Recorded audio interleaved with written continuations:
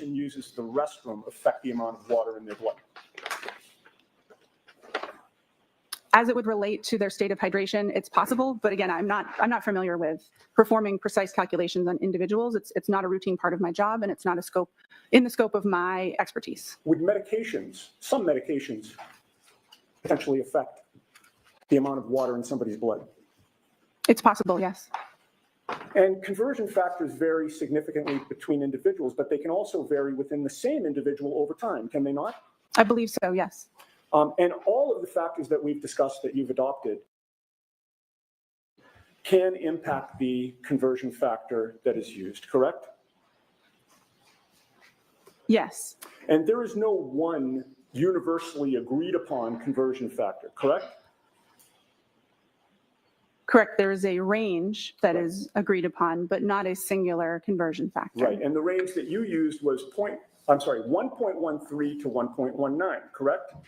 Yes. You recognize, however, that with all the factors affecting the amount of water in somebody's blood from person to person, and even within one person over time, some people can fall outside the range that you used, correct? Yes. And you recognize that some studies have shown a conversion rate from serum to whole blood can be higher than 1.19, correct? Yes. Are you aware of a study by Rainey, R-A-I-N-E-Y, reporting conversion rates as high as 1.59? Yes. And if the conversion rate is higher, that would mean that the actual blood alcohol concentration would be lower, correct? Yes.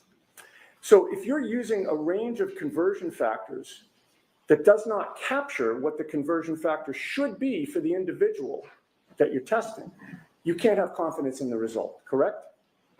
Correct. The range that is utilized is looking at studies of large groups of people to try to capture as accurately as possible most individuals in the population, but it would not cover 100% of scenarios with all the factors that you've described.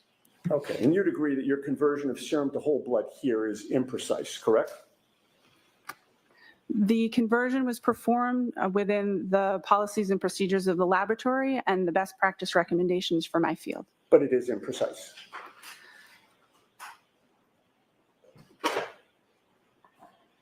Can you repeat the question? Let's move on. The conversion from serum to whole blood did not end the calculations that you needed to do in order to testify here today, correct? Correct. The conversion from serum to whole blood only translated what Ms. Reed's blood alcohol supposedly would have been, or was, I'm sorry, at the hospital at 9:08 a.m. on January 29th of 2022, correct? Yes. You were asked to try to find out what her blood alcohol level would have been 7 or 8 hours earlier, closer to midnight or sometime between midnight and 1 a.m., correct? The time utilized for my calculations was 12:45 a.m. So you started with the results that you obtained from your serum to whole blood conversion, right? Yes. Which was an imprecise calculation? Which was intending to cover the majority of population. Or was it imprecise? It followed the policies and procedures of my laboratory. What was the precise number then? Was there a precise number or was it imprecise? The range. I'm not talking about a range. I know that you'd like to say that. Was there a precise number, ma'am? The results of my report was not a single number. It is a range of numbers. Let's move on, Ms. Giannini. Yes. Then once you get that range, you have to do an extrapolation on top of that to figure out what the blood alcohol concentration would have been at 12:45, 7 or 8 hours earlier, correct? Yes. But in order, in order to do that extrapolation, you need to make assumptions about things that you do not know, correct? Yes. In terms of processing alcohol, there is an absorption phase, a plateau, and an elimination phase, correct? Yes, that's accurate and consistent with my understanding. And during the absorption phase, blood alcohol concentration can be rising, correct? Yes. And to determine whether somebody is in the absorption phase or the elimination phase, you need to know when their last drink was, correct?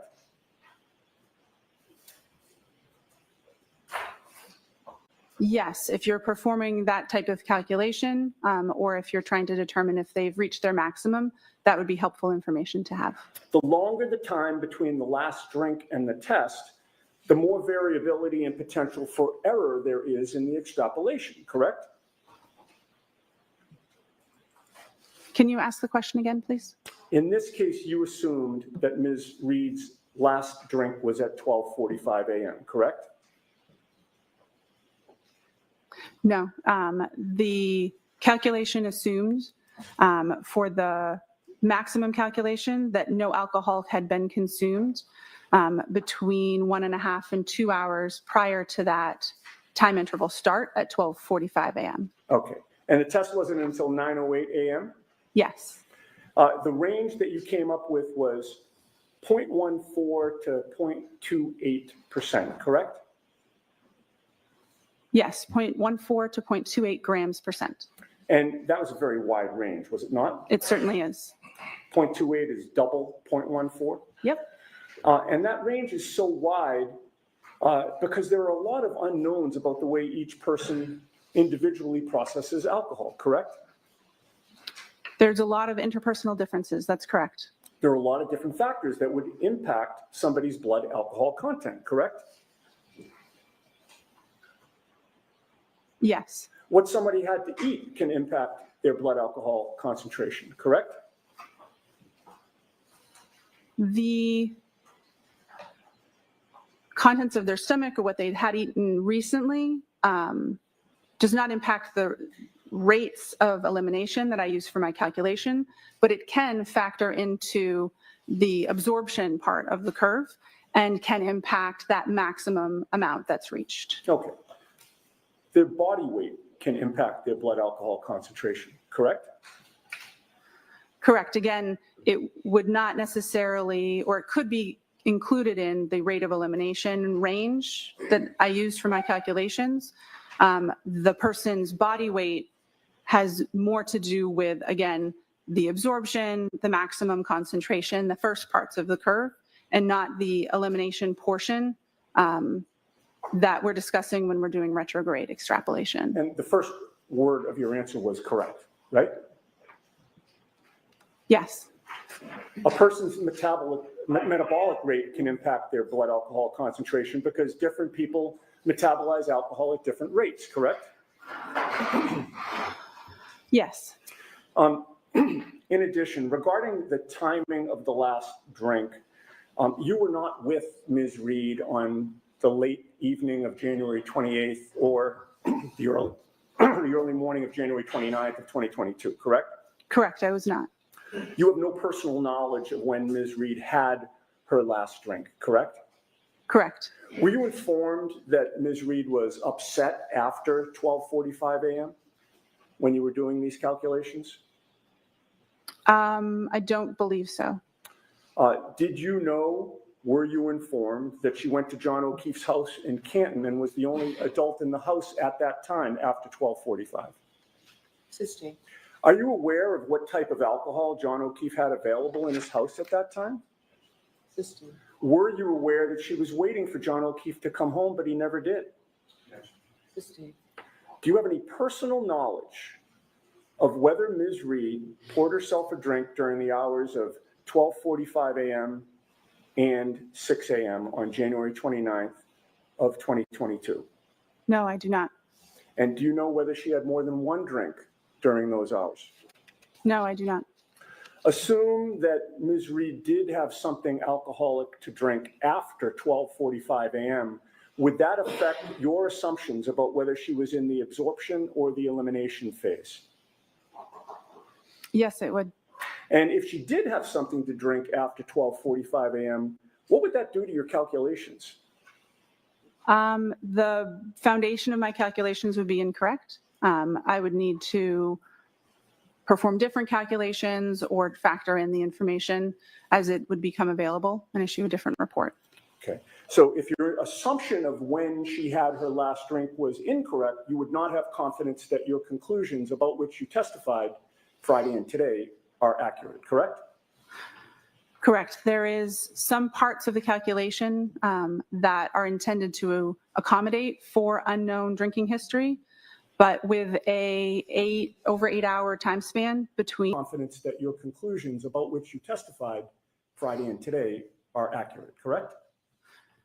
Correct. There is some parts of the calculation that are intended to accommodate for unknown drinking history, but with over 8 hour time span between the time of interest and the time that the blood sample was collected,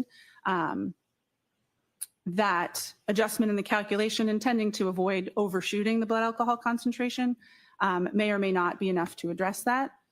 And if new, more accurate information was available, then I would need to incorporate that. And if new, more accurate information was available, then I would need to incorporate that in the discussion and calculations. Right. So in answer to my question, if your assumption about when the last drink was consumed was incorrect, you would not have confidence that your conclusions are accurate today. Correct. I'll allow it. Now, were you ever asked to determine the blood alcohol level of Brian Albert? No. Were you ever asked to determine the blood alcohol level of Brian Higgins? Sustained. Were you asked to determine the blood alcohol level of anyone except for Karen Reed in this case? I'll allow that. To the best of my knowledge, my only involvement with this case in my unit was the request to perform these calculations on this individual. Thank you. All right, Mr. Lally.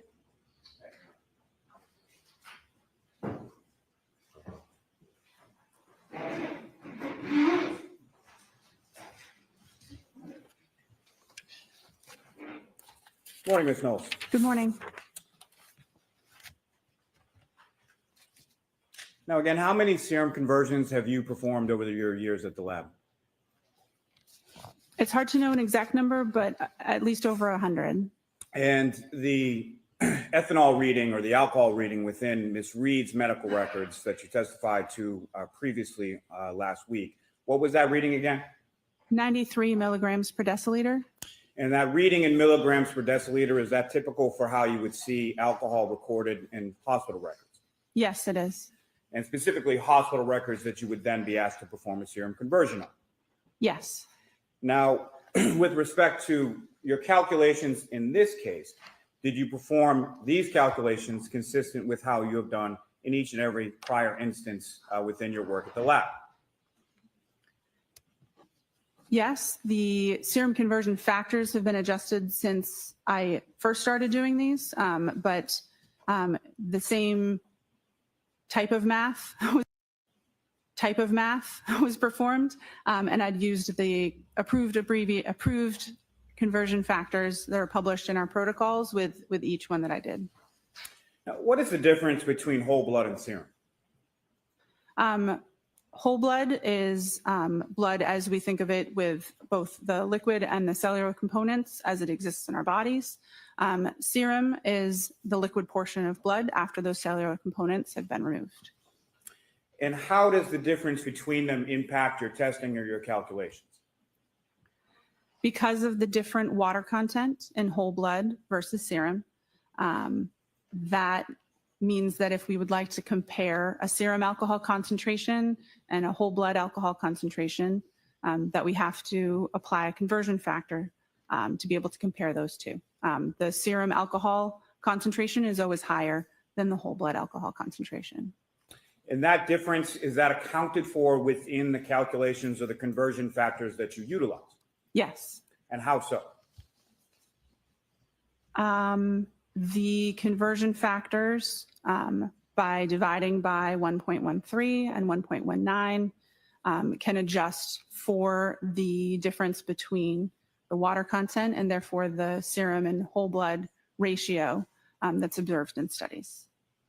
And that change in conversion factors, does that benefit the defendant in this case? Objection. I'll allow it. Or ask it differently, Mr. Lally. Sure. The change in conversion factors recently implemented in your lab and your protocols, who does that benefit?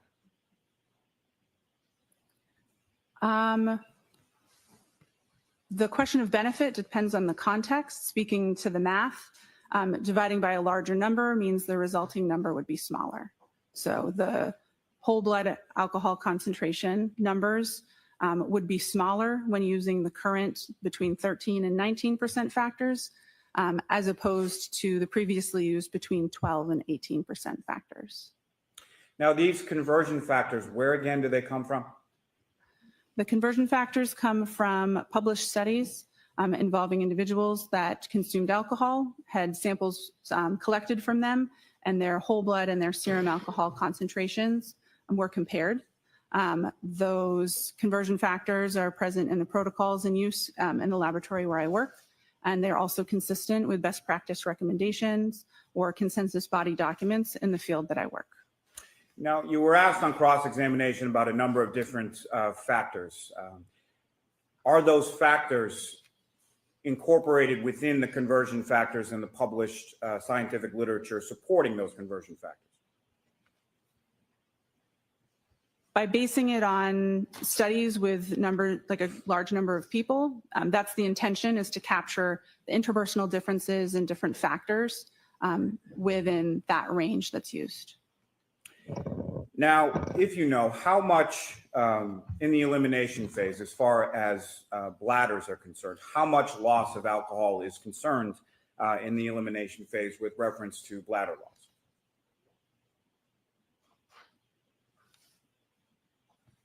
I'm sorry, can you repeat the question? I don't think I understood the Poor question. Let me phrase. rephrase. So you were asked some questions on cross-examination about how frequently someone uses the restroom in the elimination phase, correct? I believe I was, yes. Right. And do you have any idea from your training and experience as far as how much alcohol is typically lost by an individual during the elimination phase through the bladder? Do you know that? I do. Okay, you can answer it. Less than 5%. The vast majority of alcohol is eliminated from the body by an enzyme that breaks it down from alcohol into carbon dioxide and water. I can't remember exactly how much is generally eliminated, but I believe it's less than 5% of the total blood alcohol concentration. Now, you were asked about whether or not the defendant had a drink after 12:45 a.m. Do you have any evidence that the defendant did in fact have any alcohol to drink after 12:45 a.m.? System. If there was a drink at approximately 1 a.m., what kind of impact would that have on your calculations? It would depend on how much had been consumed. If any alcohol had been consumed, then it would adjust the calculations depending on that information. And what I'm asking, Ms. Knowles, is if there is a slight differential in the time of incident or last drink, how much impact would that have on the range that you're able to calculate?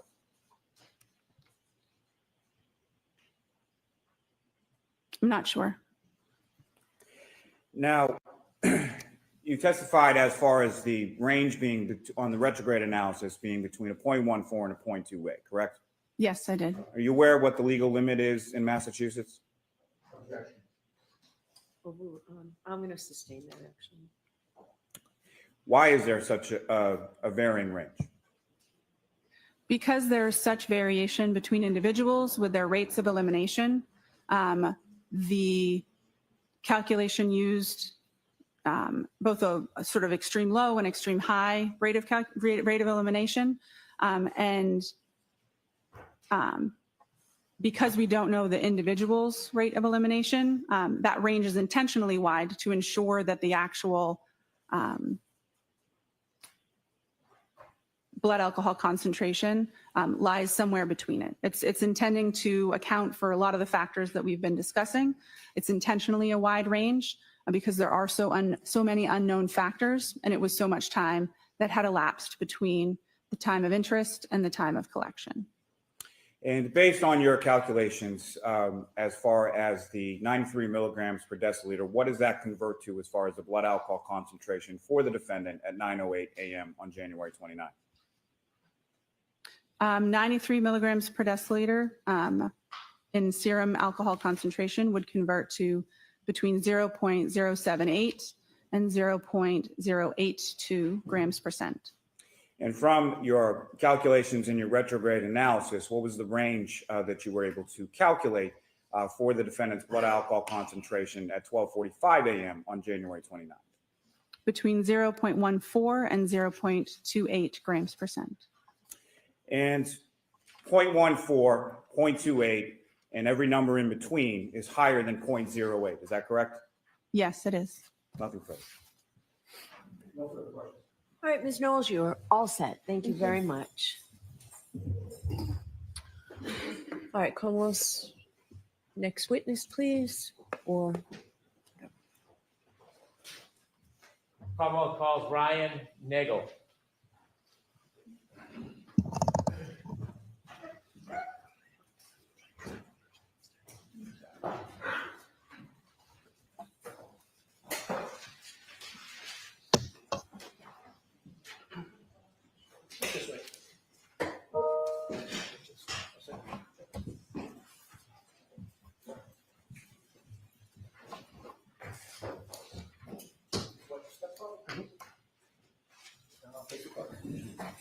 You raise your right hand. Do you solemnly swear the evidence you give the court and jury in the case now and hearing the truth, the whole truth, and nothing but the truth, so help you God? Thank you for this. good morning. May I proceed? Yes. Good morning, sir. Good morning. Could you please introduce yourself to the jury? My name is Ryan Nagel. How old are you? I'm 32 years old. What area of the city or the state do you live in? I live in Canton, Massachusetts. How long have you lived in Canton for? 32 years, my whole life. You still live in Canton? Yes, I do. Do you work in the area? I work in the city. What do you do generally? I do HVAC. Do you have any sisters? I do. I have one. What's her name? Juliana. Is she older or younger than you? She is younger. I want you to take us back to January 29th, 2022.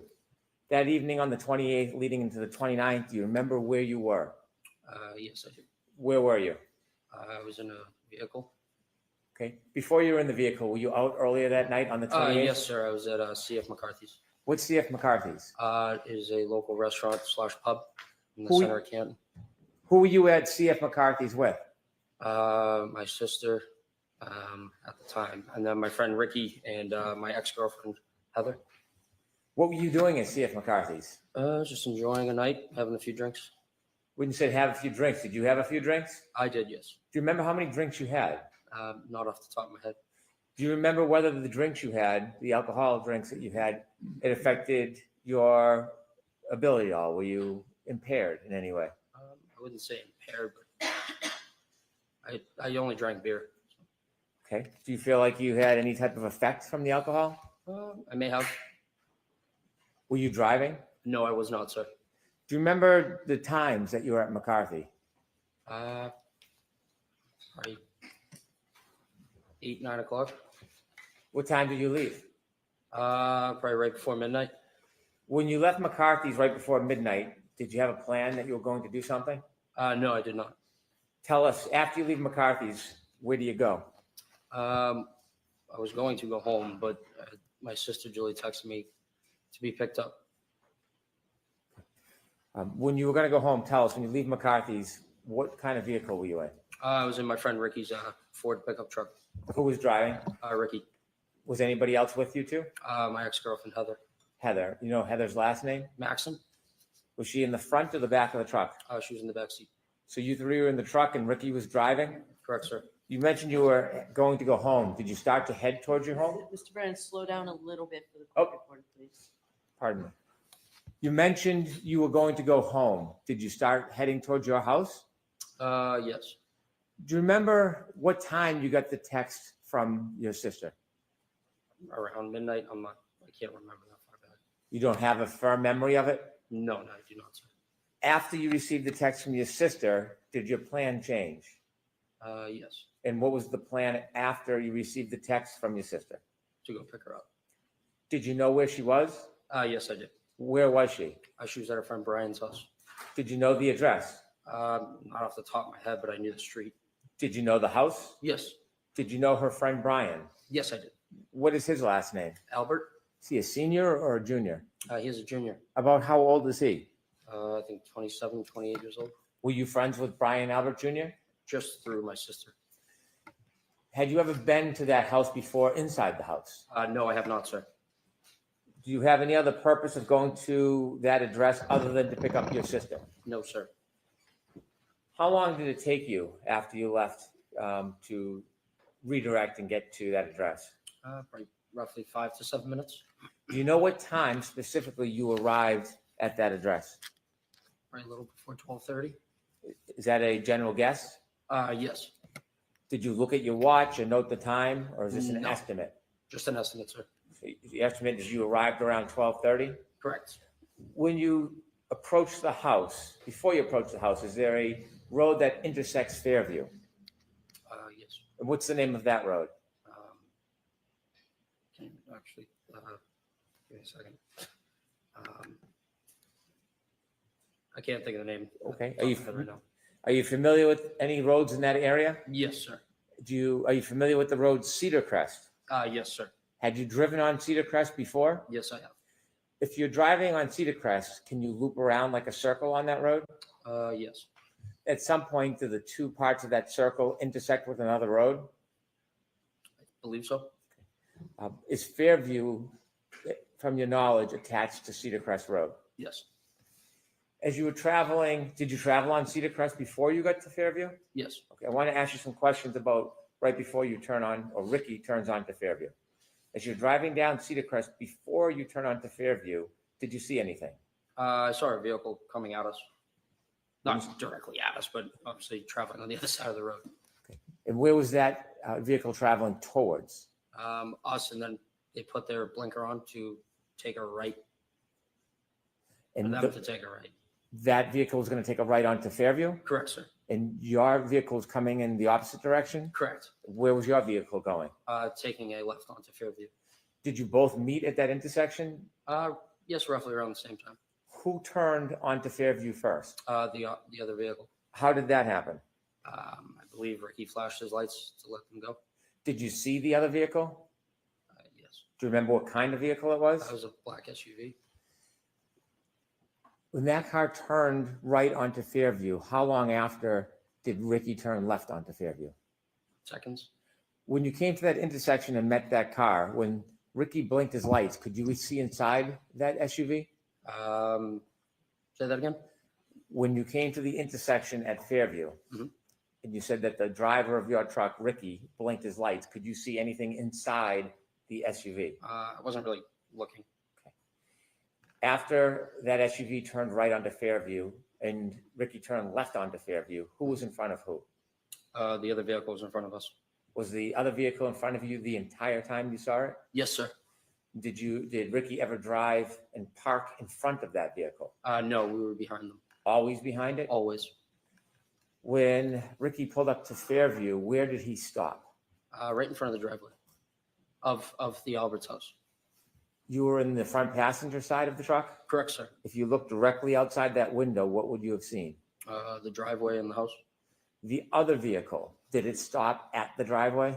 No, it was probably like a car length in front of us. So it was in front of you. Correct, sir. Did you ever see that car stop at the driveway?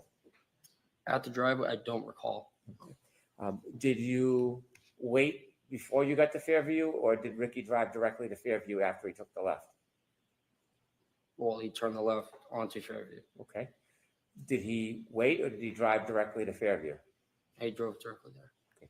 The car in front of you, did you ever see it move behind you in front of the driveway? It was in front of me the whole time. And so I'll ask the question again. Did you ever see that SUV stop at the foot of the driveway? No, but I did see the brake lights. It looked like it moved, but it wasn't. So the brake lights were on. They released them and then stopped again. So it probably moved another car length up. How many times did you see the brake lights on? Just once, sir. After you stopped at the foot of the driveway, did you keep your attention on that SUV? Not really, no. I was more concerned about my sister. So you weren't studying it? No. Were you making any notes or trying to mark its direction of travel? No. But you do know, or do you have any doubt that it was in front of you the entire time? Yes, it was. When you pulled to the driveway, did you go in to see your sister? No. What did you do? I texted her saying we're here, and she came out, opened up the door. She looks at me and Rick and said, "Hey, do you guys want to come in? For a drink or whatever." And I looked at him, looked in the back seat, asked Heather. We said, "No, we're all set. We're going to go home." And so she decided to stay. So the idea was to give her a ride home. You did not give her a ride home? Correct. We did not. Let me ask you some questions. Before your sister came out of the house, do you remember how long you waited for her? For roughly 2 minutes. In its entirety, how long was that truck parked at the foot of the driveway in front of Fairview? Like closer to 5 minutes, sir. Is that an estimate? Yes, I'm just guessing from what I can remember. Did you mark the time in any way? Look at your watch in any way? No, sir. That's your general memory? You're just roughly trying to remember. When you looked up at the house, did you see there were more than one door? Yes, there were Do you two remember? doors. Yes. Do you remember what door your sister came out of? She came out of the side door, which is to the left of the garage. Did you watch her? Yes. Where did she walk? From where to where? She walked out of that door down the driveway towards us. When she reached you, how did you have a conversation with her if you were in the truck? I opened the door, my passenger door. As you were speaking with her, were you watching anything else, or was your attention directed to your sister? Nope, just on my sister. At some point after your sister turned to go inside, did you wait for her, or did you leave right away? Or did Ricky leave right away? We waited for her to get back into the house. At any point before your sister went back in the house, did you see any lights, like dome lighting, come on inside that SUV? Yes, I did, sir. Before or after your sister went in the house? Roughly like as she was getting in the door. Before you ended your conversation with her, did you see the dome light go on in that SUV? Say that again, sorry. Before your sister left the driveway, Mhm. did you see any dome light on in the SUV? No, I wasn't looking. Your sister began to walk back to the house. What was your direction? What was your attention focused on? Mainly on her. We were pulling away from the driveway and kind of just glancing back over at Julie to make sure she got in. When your sister went back up the driveway to go in the house, when was the next point you had any chance to see the SUV? When we were passing it. When you were passing the SUV, where was it located in relation to the house, flagpole? Directly in front of the house. Was it anywhere near the flagpole as you drove by? Probably like a car length from that. A car length from the flagpole? Yes, give or take. Is that the middle, right, or left side of the house? That would be towards the left side of the house. As you drove by that SUV, what was your primary focus? My sister, sir. Like watching her get in. You were being attentive to her getting in? Correct, sir. As you watched her get in, did you glance or see anything else in your vision as you were watching your sister go into the I house? saw that there was a woman in the driver's seat of the black SUV in front of me, sitting there with her hands on the steering wheel at 10 and 2. Did you get a good enough look that you would remember who that person was, or was it too brief to It identify the was person? too brief, sir. You saw the person in the SUV with their hands on the wheel. How did you see them inside the car? Their dome light was on. Do you know how a dome light comes on in a vehicle? Yes, sir. Either you press it yourself or if there's a door open. When you had the glance or the glimpse of the woman in that SUV holding the wheel, you said 10 and 2? Correct, sir. Could you describe for us what that means? Just like a clock, just the hands on the clock, like 10 and 2.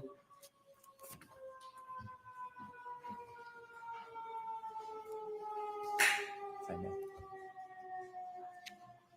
I was just waiting for the siren, Your Honor. If I could show Exhibit 3 to Mr. Nagel.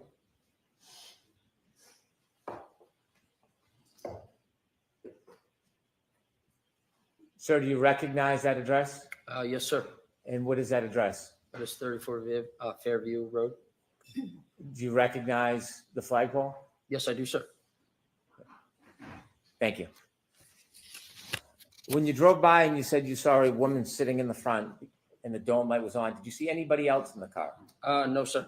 Were you looking for anybody? No, sir. Could there have been somebody else in the vehicle at that time? It could have been, yes. Could there have been someone standing outside the door? Yes, it could have been. When you saw the person, were you studying the person? No. How long of a time did you have to take a glimpse of that person? 5-10 seconds, maybe. Now, I want to ask you some questions about the entire time you were parked at the foot of the driveway until the point that you left Fairview.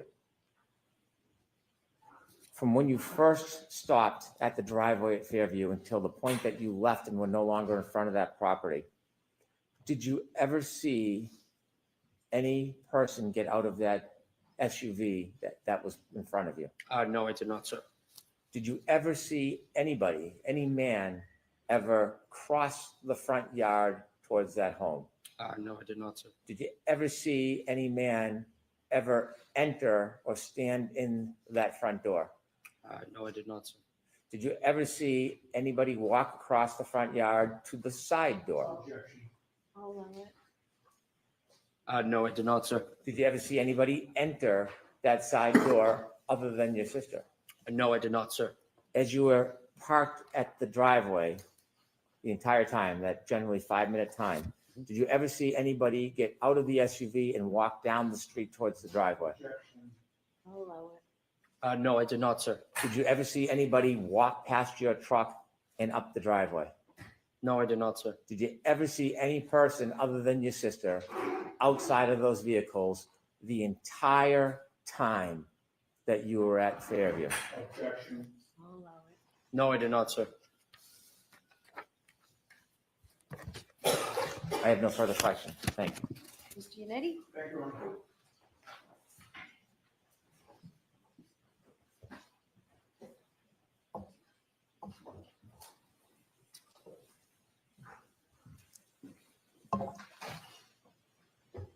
Good morning, sir. Good morning. You testified about having seen a black SUV before the vehicle that you were in entered Fairview Road at around midnight on January 29th of 2022, correct? Correct, sir. Objection, that's not facts and evidence. That's okay. The witness's answer is what matters. Is that right? Yes. You first saw that black SUV when it was coming toward your vehicle when you were on Cedar Crest, correct? I'm sorry. Let me repeat that because of the siren. You first saw that black SUV when it was coming toward the vehicle that you were in on Cedar Crest, correct? Correct, sir. Your friend Ricky D'Antano was driving at that D'Antano. time? D'Antano, sorry. D'Antano? Yes. He was driving at the Hold on. time? Correct, sir. Mr. Yannetti, thank you. Yes.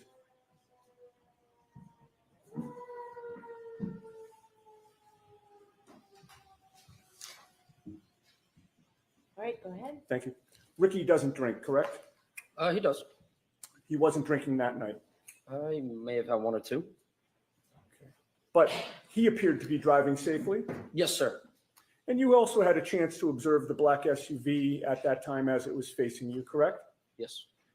When you saw it on Cedar Crest, you didn't know who was driving it at that time, correct? No, I couldn't see. But your observations of the black SUV at that time were that whoever was driving it, that person appeared to be driving safely as well, correct? Yeah, I would assume so, yes. One of the first things you noticed about the black SUV was that it was in front of you on Cedar Crest, and both Ricky's F-150 and the black SUV were basically converging on Fairview at about the same time. Yes, sir. The black SUV appeared to be going at a safe speed. Yes. It appeared to be properly staying within its lane. Yes, I would say, yeah. And when it was time for Ricky to take a left onto Fairview, he actually put on his left blinker, or not left blinker, but both his blinker, flashed his lights to signal that it was okay for the black SUV to cut in front of it, correct? Yes, sir. And he actually did have his left blinker on at that time, correct? Prior Yes, to sir. doing that? And the black SUV had its right directional on, correct? Yes, sir. And when both cars have their directionals on, indicating they're going down the same street, the black SUV did not suddenly cut in front of Ricky's vehicle until the flashing of the lights, correct? Correct, sir. Both cars appeared to be operating safely, correct? Correct, sir. And once the lights were flashed, there was nothing about the operation of that black SUV that told you that the driver appeared to be confused about what the flashing meant, correct? Correct, sir. The black SUV didn't hesitate at that time. It just proceeded onto Fairview in front of you, correct? Correct, sir. And it did so in a safe manner. Correct, sir. And the black SUV in that sense got ahead of Ricky's vehicle, correct? Correct, sir. And once you got to the Albert home, you noticed that the black SUV was parked outside the Albert home, correct?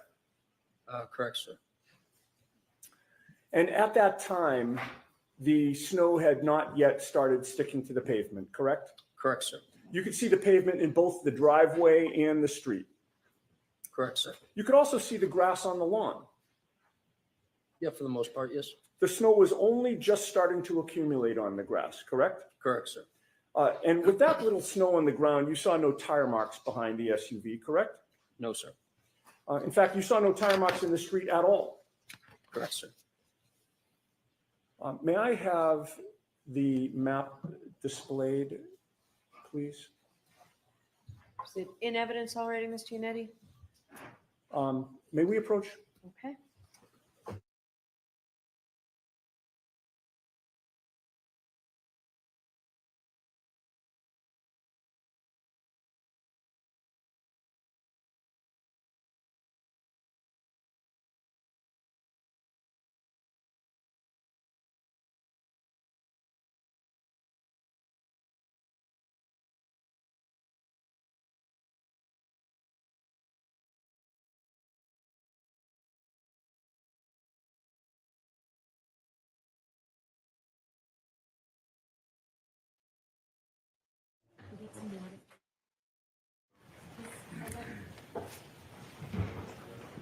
Is that okay? Thank you. Appreciate it.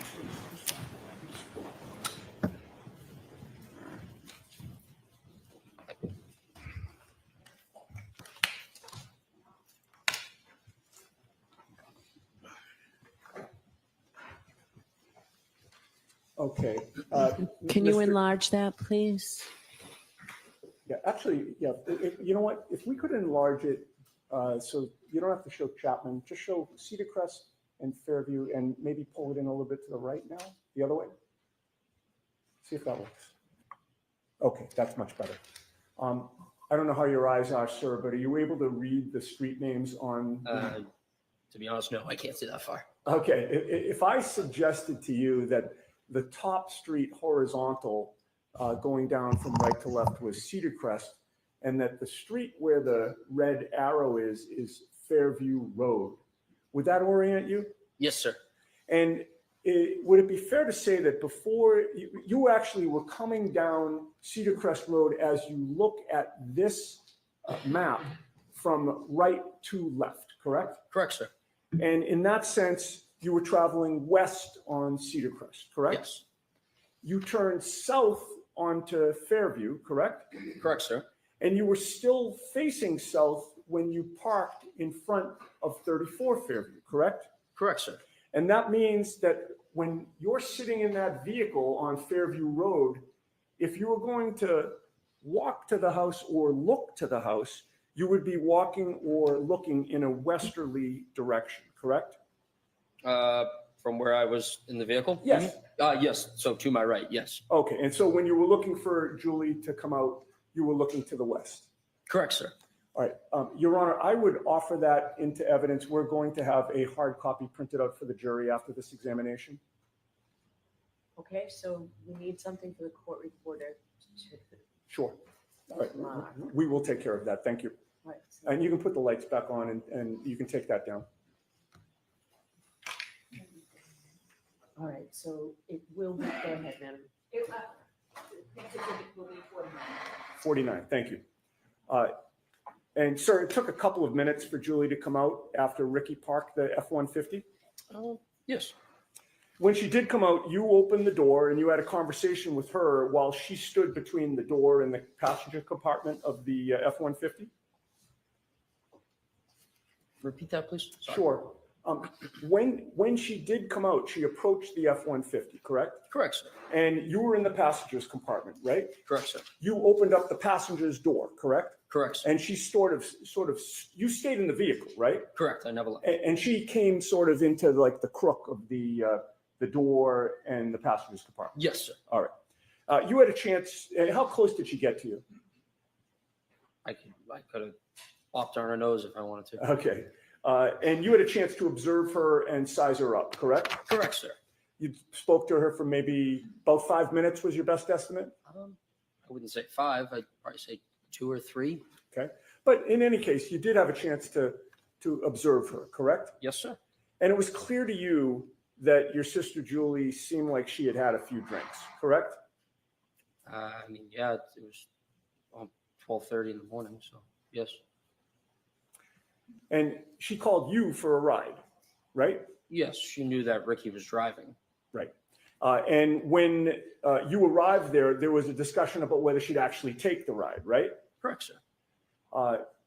If she was just going to come out and take the ride, there would have been no need for the conversation, correct? Correct. But do you recall previously testifying that you were out talking to Julie for over 5 minutes? I would not say over 5 minutes, no. Do you deny that it was about 5 minutes? Objection? I'll allow it. Do you deny it was about 5 minutes? Could have been. Okay, I'm not. fair enough. And you talked with her about whether she wanted to go in the truck and leave with you, correct? Correct, sir. You also talked about whether instead you, Heather, and Ricky would go into the house to join the gathering there. Correct, sir. There was a back and forth that you really felt was unnecessary, correct? I wouldn't say it'd be unnecessary. It's just a common question if you want to come in and have a drink. But you have testified in the past that Julie can be kind of a pain in the ass, correct? I mean, all siblings can be, yeah. In any case, Julie decides to go back inside and you decide to leave, correct? Correct, sir. Ricky did not speed up the street at that time. No. He just gradually pulled out. Correct, sir. His direction of travel took him right past the black SUV that was now in front of you, correct? Correct, sir. He passed the black SUV on the left, correct? Correct, sir. And you were in the front passenger seat at that time still, correct? Correct, sir. So you were closest to the black SUV of the people that were in your vehicle as you passed it, correct? Correct, sir. Yes. And you were closest to the driver's side of the black SUV, correct? Correct, sir. You noticed that the interior dome light was on, correct? That is correct, sir. That lit up the whole front compartment of the SUV, did it not? Yes. It lit up the driver's seat and the passenger's seat, correct? All I could see was the driver at the time. Sir. Understood. But the light wasn't just shining just on the driver. It wasn't pointed at the driver. I would say they were both lights that go down on both seats, correct? They were on. Yes. Okay. Yes. So you could see both seats in the front driver's I compartment. couldn't correct? see past the woman. Well, you only saw one I only person. saw a woman. Sorry to interrupt you. Yes. No problem. It allowed you to see into that front compartment. Yes. And you saw one person inside the car at that time. Correct, sir. It was a woman with long hair in the driver's seat, correct? Correct, sir. And she looked like she was alone. Yes. You didn't see anybody else in the SUV. No, I did not, sir. You certainly didn't see a 6'1" man in the SUV in the passenger seat, correct? Correct, sir. In fact, you saw that the passenger seat was empty. Correct.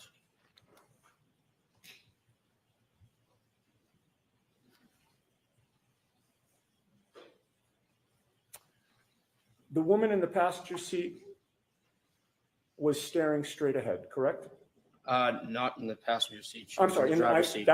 thank you for catching that. The woman in the driver's seat was staring straight ahead. That is correct, sir. You didn't see her lips moving as if she were talking, correct? Wasn't looking for that. But Just you happened to did- see a woman figure with her hands like this. Facing straight. Correct, sir. You had no music on in Ricky's truck at that time, correct? No, sir. Ricky had turned the music down when Julie came out so that you could actually speak to her, correct? That is correct, sir. And when you got close to that SUV while you were passing it, you didn't hear any arguing there, correct? Correct. You didn't hear any yelling, correct? No, I did not. You didn't hear any screaming? No, I did not. You heard no noises within that SUV at all? No, I did not, sir.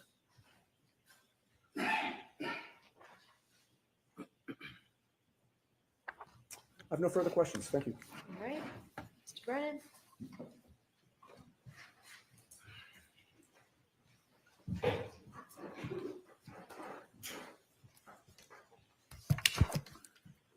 Sir, you mentioned you were at that address around 12:30, That is correct, sir. and you offered us that you were there for about 5 minutes. Yes? You know the exact time you left? No. Not off the top of my head right now, no. Was it around that time? Yes, sir. Would it be fair to say you don't have certainty whether it was 12:35, 12:32, 12 o'clock? It's probably before 12:35, roughly between 12:30 and 12:35. You could still see the ground, given the Yes. weather. Yes, sir. Was there snow starting to fall? Just starting? Had you been outside earlier that night? Yes, sir. In the ground that you could see, do you know how hard it was? Say that again? The sir? ground. Ground, yes. Do you know if it was soft or hard? Like the road? The ground, the grass, the lawn. Oh, I don't know. I mean, it was a cold night, so I mean, I assume it's hard. Around that time, around 12:30 when you left, Mhm. Was there inches of snow? No, there was On the not ground? inches of snow, no. I could still see the grass coming through the snow. I mean, it's just like a coating. You could still see the bare ground. Correct, sir. When you saw that SUV in front of you for the time that you were there, that 5 minutes, did you ever, and you said that you saw brake lights at times, Mhm. did you ever see at that point missing parts of its taillights? No, sir, I wasn't observing the vehicle like that. When the taillights were on, when the brakes were on, what color was the glow? Red, sir. Did you ever see a missing piece where it was white instead of red? No, sir. Over near the flagpole where you saw this SUV, did you see any human being, any person lying on the ground near the flagpole? No, sir. When you drove by the SUV, you said you couldn't see past the woman. Could you see inside the SUV when you drove past? Repeat yourself. When you drove past the SUV, you saw a woman in the driver's seat. Yes, that is correct. You didn't see anybody else. No. Do you know if anybody else was in that SUV? Could have been. I'll allow it. It could have been.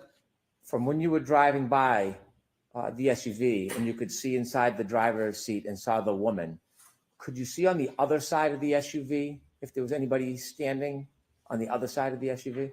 No, sir. Was there anything obstructing your view as you drove by and saw the woman to prevent you from seeing on the other side of the SUV? The woman and the vehicle itself. You mentioned that there was a dome light on in the SUV. Yes, sir. Was the driver's side door open No, when you sir. drove by? No, sir. It was closed. Could I have Exhibit 16, please?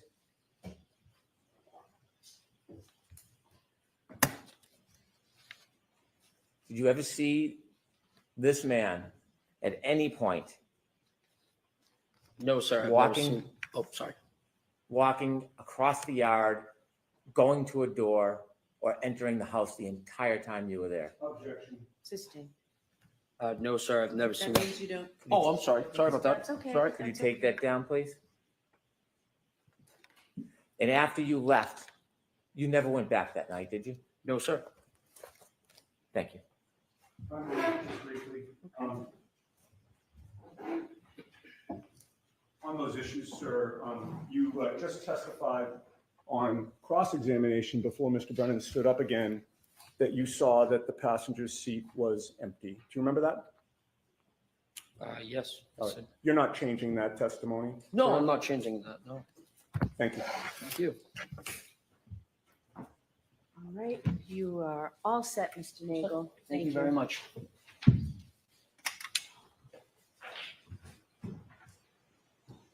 Your next witness, Mr. Brennan. Thank you, Your Honor. Commonwealth calls Heather Mason.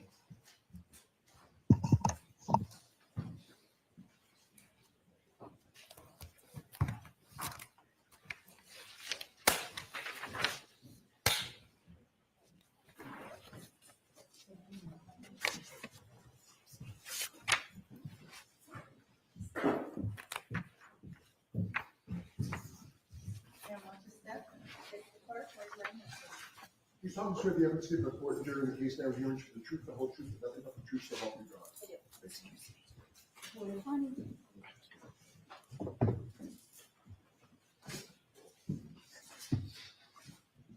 Whenever you're ready. Thank you, Your Honor. Good morning, ma'am. Good morning. Could you please introduce yourself to the jury? Hi, I'm Heather Maxon, Maxon. How old are you? I'm 31. Do you live in the area? I do. How long have you lived in the area for? My whole life. Do you know a person by the name of Ryan Nagel? Yes. And how do you know him? I dated him a few years back. I want to have you take us back a few years to Sure. January 28th, during January 29th, 2022. Do you remember that evening? Yep. Where were you earlier that evening on January 28th, 2022? We were at Ryan's parents' house, just hanging out. Whose parents? Ryan's. Right. Were you with anybody else besides Ryan and his parents? Eventually, we met up with friends Where? at local restaurants. Did you end up at one restaurant or bar in particular at the end of the night? We were first at CF McCarthy's, and then we went over to the hillside. Were you drinking? Yes. Do you remember about how many drinks you had? No.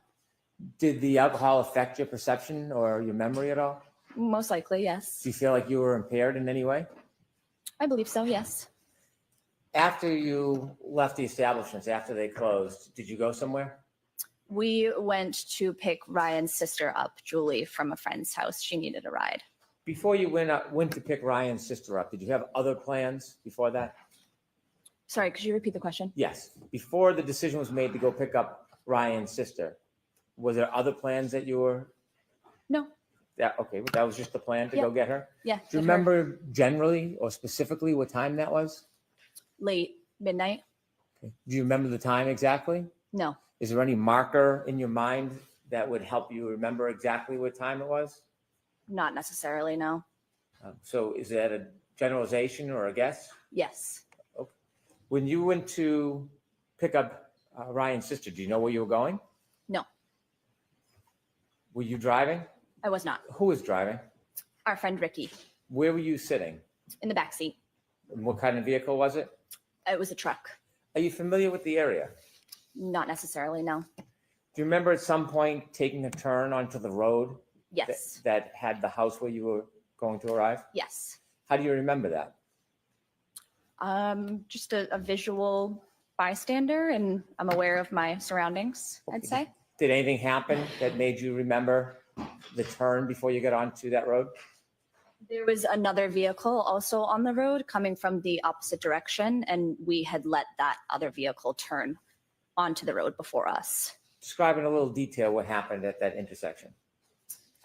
So I don't recall the name of the street that we were on before we took the left onto the street that the house was located. But the car coming from the opposite direction was taking a right onto the same street. So we had somewhat yielded to the car coming from the opposite direction to have let them take a turn onto the street before us. Did you see if the driver of either vehicle gave any indication to the other vehicle who should go first? I don't necessarily recall, but I'm assuming maybe I don't want you to assume. That's Oh, okay if you don't okay. recall. Sure. Who turned first onto the road, Ricky or the other car? The other vehicle. The other vehicle, do you know what type of vehicle it was? It was a big, like a SUV, a bigger car. The SUV turned before you? Yes. Before or when the SUV turned, did you get to see inside the vehicle? I did see inside the vehicle, Could yes. you describe for the jury what you remember seeing? I saw a male and a female inside the car. Where was the female? Female was driving and the male was in the passenger seat. Was the male in the front passenger seat? Yes. Were you able to recognize either the female driving or the male in the front passenger seat? Recognize? Yes. I'm not sure if I understand the Did question. you know who they were? No. Strangers? Yeah. When they turned and then Ricky turned after them, how far ahead of Ricky were they? Maybe 100 feet. Could you see them the entire time? No. When you drove to Fairview, how long did it take after the turn? A couple minutes. It took a couple minutes to get from Cedar Crest to Fairview? Oh, That's Maybe. okay. Yeah, I'm not sure. Okay. When you arrived at Fairview, where did Ricky stop? Outside the house on the street. Do you remember where on the street in relation to the driveway? No. The other vehicle, the SUV, was it in front of you or behind you when you stopped? It was in front of us. When it was in front of you, did you notice anything about the vehicle? No. Did you notice anything about its lights? No. Did you see whether the interior light, the dome light, was on or off? I did as we were leaving. Before you left, No. did you ever see that dome light come on? No. Did you notice anything about the brake lights? No.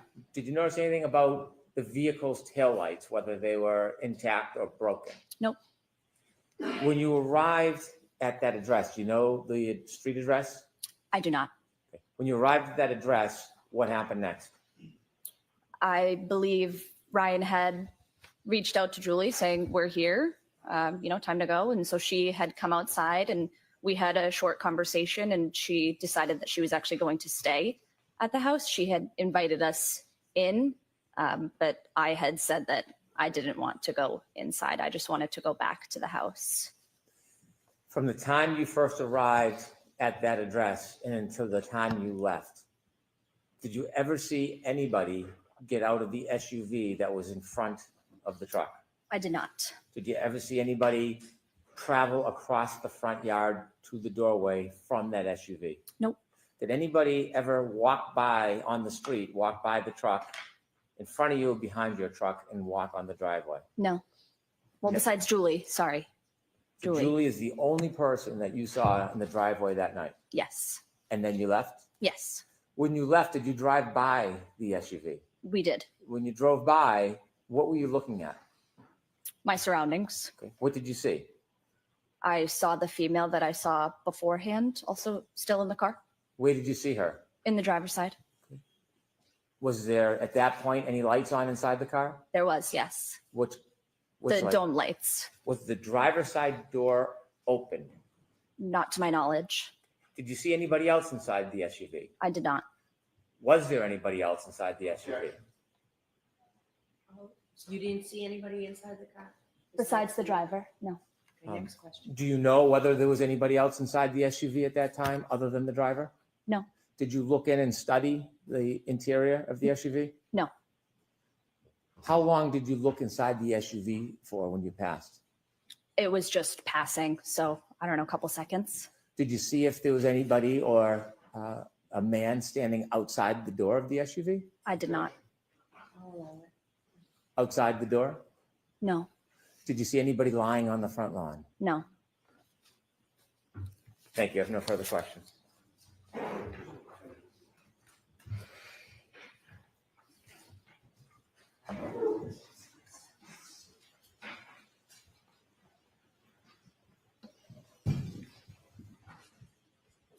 Good morning, ma'am. Good morning. Before Ricky turned onto Fairview Road, you saw the SUV in front of Ricky's truck, facing it, taking a right-hand turn in front of you, correct? Correct. And at that point, you had an unobstructed, good look at the driver and the front passenger, correct? Correct. And you could see that there was a female driving and a male in the front passenger seat at that time. At that time, yes. Now, ultimately, Ricky's car took a left after the other SUV took a right, correct? And eventually, when you reached the house where Julie was, you saw that that SUV was in front of that house, parked now further down ahead of you, correct? Correct. And it took Julie a couple of minutes to come out of the house? I'd say so, yeah. Do you recall whether there was any conversation at that time between you, Ricky, and Ryan? Possibly. I don't recall or remember what, but most Okay. likely, yes. And you don't remember whether you were participating in a conversation or what was discussed? Not necessarily, no. You had your cell phone with you that night? I did. Like many of us, is your cell phone something that you tend to check when you're bored or there's a break in a conversation or you're not actively engaged in a discussion? For sure.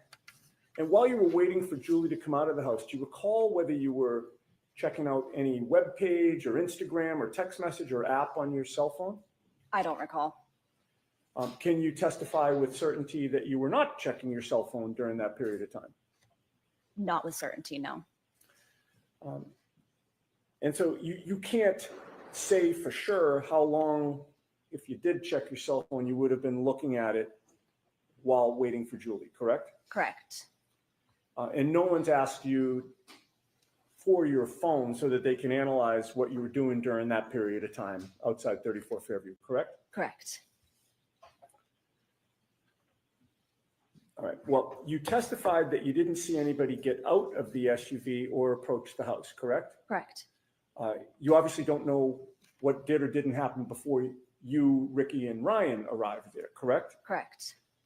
While you were parked near the driveway, you weren't thinking that you had to watch the SUV every second in case you were later asked to describe what was going on with that vehicle, correct? Correct. And that SUV was the same vehicle that you recognize as previously having a female driving and a male in the passenger seat, correct? Correct. And as far as you know, you didn't know either of them at that time? No. Fair to say that what they were doing was their business and you weren't particularly interested in what they were doing, correct? Correct. You were there to pick up your boyfriend's sister, correct? Yes. It was late and you were tired. Very much so, yes. You'd had a good amount to drink. Mm-hmm. You did not want to continue to drink and socialize, correct? Correct. Fair to say you were looking forward to ending the night at that point? Yes. And so you were more focused on hopefully getting Julie in the car so you could leave than anything that was going on in the SUV, right? Yeah, exactly.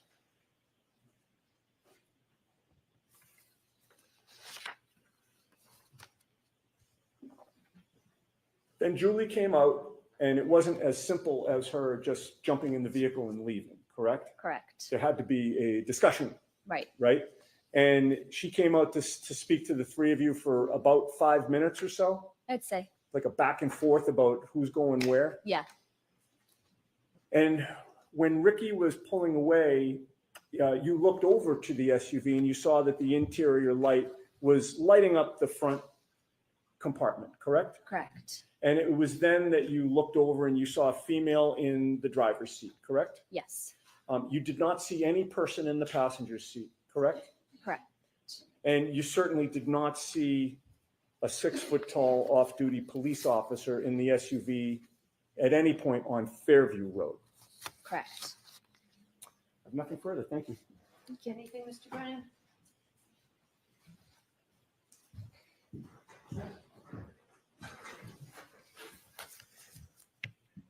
When Ricky was speaking to Julie and you were in the back cabin of the truck, what direction were you facing? I don't recall. Were you paying attention to the conversation with Julie? I was probably in and out of the conversation, yes. Were you facing the direction of the house in the SUV or were you facing the opposite direction? I don't think I was facing the opposite. When you were in the cabin of the car and Ricky was having a conversation with Julie, did you ever see anybody other than Julie come in or out of the house? No. I'll allow it. No further questions. Thank you. May we approach briefly?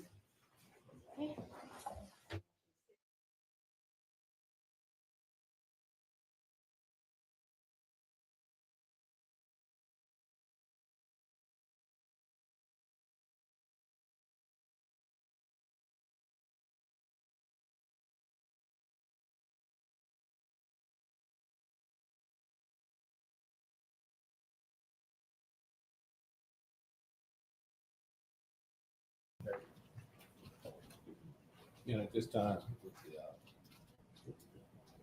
I'd like to renew my motion for acquittal. I think that the court has heard the motion that we did at the end of the state's case. That motion for acquittal is only strengthened by the fact that we've had a presentation that shows that by abundance of evidence, not only has the state failed to meet its burden of proof in regards to Tadarius being, proof is all pointed towards innocence for Tadarius being. Based on that, I would ask that this court would consider my motion for acquittal. All right, Mr. Nagel. On behalf of Demetrius Haley, we renew the motion for judgment of acquittal pursuant to Rule 29. Incorporate the arguments made at the state of closed proof. Ask the court to take this case from the jury. It's rarely done. The rule's there for a reason. The court has the authority, and this is the appropriate case to do. Your Honor, I would adopt what Mr. Perry and Mr. Stingel just said regarding Rule 29, the rarity of it and the fact that you've now heard extensive proof from the defense, who had no burden of proof of any sort. But when you couple that with character witnesses, the undisputed, unrefuted, uncontradicted character witnesses, and what the law is in Tennessee regarding the strengthening of presumption of innocence, measured against the standard of can a reasonable juror find beyond a reasonable doubt into a moral certainty that Justice Smith committed any of these crimes, I would say, just as Mr. Stingel said, this is the right case for Rule 29, judgment of acquittal. In order, if nothing else, for purposes of justice, Tennessee law, and at the same time, that's what the 13th juror does. It avoids the idea of a jury getting back there and being misled, confused, compromised verdicts, something that is not reliable. Your Honor's been here for this entire trial, and it's heard all the proof. And I would ask that you grant Justice Smith's motion for acquittal. State response. Your Honor, for the same reasons as before, we believe we had jury questions. I understand the defense has arguments and things, but we have jury questions properly for the jury, and we believe it should go to the jury on all counts. Listening to the motions that have been presented by the defense in this matter and incorporating the reasoning that the court had previously gave, the court does acknowledge that the state has, or the defense has presented proof and as far as their theories, but the court does not believe that the proof that's been presented negates the proof that has previously been presented. So looking at the evidence that has been presented thus far, in this case, the court believes that there is sufficient proof with regard to Mr. Tadarius being Demetrius Haley and Justin Smith to allow the jury to take this matter for their consideration, having looked at the evidence in the light most favorable to the state as required by law. So the court will deny the motion at this time, and we will proceed with the charging of the jury. With regard to the jury instructions, defense, do you all have any proposed instructions to include present argument? Your Honor, I submitted an instruction regarding flight, and I stand on the submission that has been made. I had the language catered. I know it's a unique motion, and I know that this is a different case. Normally, that flight instruction goes towards the guilt of a defendant. In this particular case, the flight instruction goes to the presence of mind and the mind of the alleged victim and the motivation to have put up the type of struggle that he did in this case. And it also goes towards the fact that, number one, those sworn officers had a duty to try to apprehend this fleeing suspect. Number two, that they had a duty that did not cease until the alleged victim put his hands in handcuffs and submitted to the handcuffing and allowed the officers to pat him down for safety reasons. Based on that, I believe that the instruction regarding flight in a case where we are asserting, and I think that the proof bears out, that he fled on 3 different occasions. Number 1, from the blue lights at 385 in Riverdale. Number 2, from the first scene, Ross and Rains. Number 3, from the eye contact that was made between in the attempt to have a conversation with Tadarius Bean, who was making said communication based off of the description issued in the BOLO. And based on those things, we think that we're entitled to that flight instruction. Judge, Mr. Haley joins in the request for that instruction, adopts everything Mr. Perry said on behalf of Mr. Bean. And I would just add briefly that it's very important that the officers are responding to resistance as trained. And the presence of the psilocybin mushroom, presence of the stolen ID, the presence of the stolen credit cards or debit cards, can be in the mind of Tyre Nichols when he flees on those 3 occasions. That is something that is appropriate to consider, and it is a factor that the jury can and should be able to consider in determining Mr. Nichols' state of mind, his actions, and the propriety of these defendants, Mr. Haley specifically, the propriety of the force that he used on the use of force continuum. I would join in what Mr. Perry and Mr. Stingle said, and I would add that we have video evidence that's been presented to the jury of what Mr. Nichols was doing in 6705 Ridgecrest, which is part of the flight. Statement beyond response. For the same reasons that we stated before, we'd ask Your Honor to deny it. And again, this is not a request that the defense be allowed to argue the things that were stated. This is a request for the flight instruction. And the flight instruction is very specific and refers to inferences to be made against a defendant and is inappropriate in this case. So listening to the arguments with regard to the inclusion of a flight instruction, the court agrees with the state as far as the court does not and will not deny the defense from their making an argument with regard to what they believe the state of mind was, what the actions required of the officers that night. But with regard to the flight instruction, which is included in the Tennessee Pattern of Jury Instruction 42.18, that specific instruction, which reads, the flight of a person accused of a crime other than evading arrest is a circumstance which, when considered with all the facts of the case, may justify an inference of guilt. Flight is the voluntary withdrawal of oneself for the purpose of evading arrest or prosecution for the crime charged.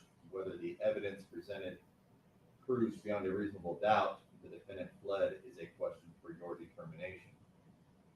It goes on to say that if flight is proved, the fact of flight alone does not allow you to find that the defendant is guilty of a crime alleged. However, since flight by a defendant may be caused by a consciousness of guilt, you may consider the fact of flight, if flight is so proven, together with all the other evidence when you decide the guilt or innocence of the defendant. This instruction specifically is in regard to the defendant and the actions of the defendant and the inference of guilt based off of the potential flight. And so the court will deny the request of a flight instruction and allow that to be argued by the attorneys. Any additional instruction? Your Honor, on behalf of Demetrius Haley, I have filed the written proposed defense theory. I will, as soon as I get a chance, put it in case caption and respectfully submit it and file that for the record. But what I had submitted by email has been filed with the court. I would ask that it be included as Demetrius Haley's theory in contention. The state has a theory in contention. It's the indictment. It's been read, and it will be in the jury room. This is Demetrius. Demetrius Haley contests the indictment, has introduced evidence, and this submitted instruction is his theory and contention. I believe that the Tennessee Court of Criminal Appeals in State versus Cozart, citing State versus Phipps, which have been furnished, they say that the defendant is entitled to have every issue of fact raised by the evidence and material to his defense submitted through proper instructions to the jury, as well as, upon request, an instruction which outlines the defense theory of his case. While it is not, and it is that authority that I suggest that this is appropriate.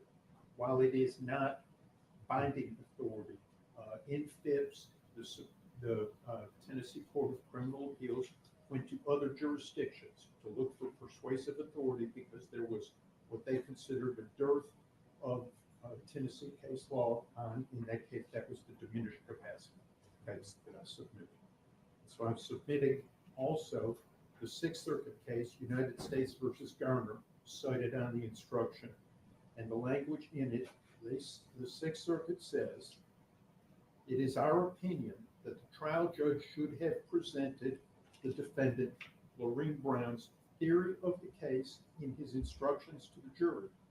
In a criminal case, it is reversible error for a trial judge to refuse to present adequately a defendant's theory of defense. The trial judge was not required to adopt the language suggested by a defendant in the court's instructions. However, when a theory of defense finds some support in the evidence and in the law, a defendant is entitled to have some mention of that theory in the instructions, even when the supporting evidence is weak or of doubtful credibility. Its presence requires an instruction on the theory of defense. I skipped the internal case sites there. Your Honor, there's evidence to support the theory that Mr. Haley has submitted. What has been submitted is not argumentative. It is simply a statement of facts in evidence that tend to negate the state's theory of the indictment.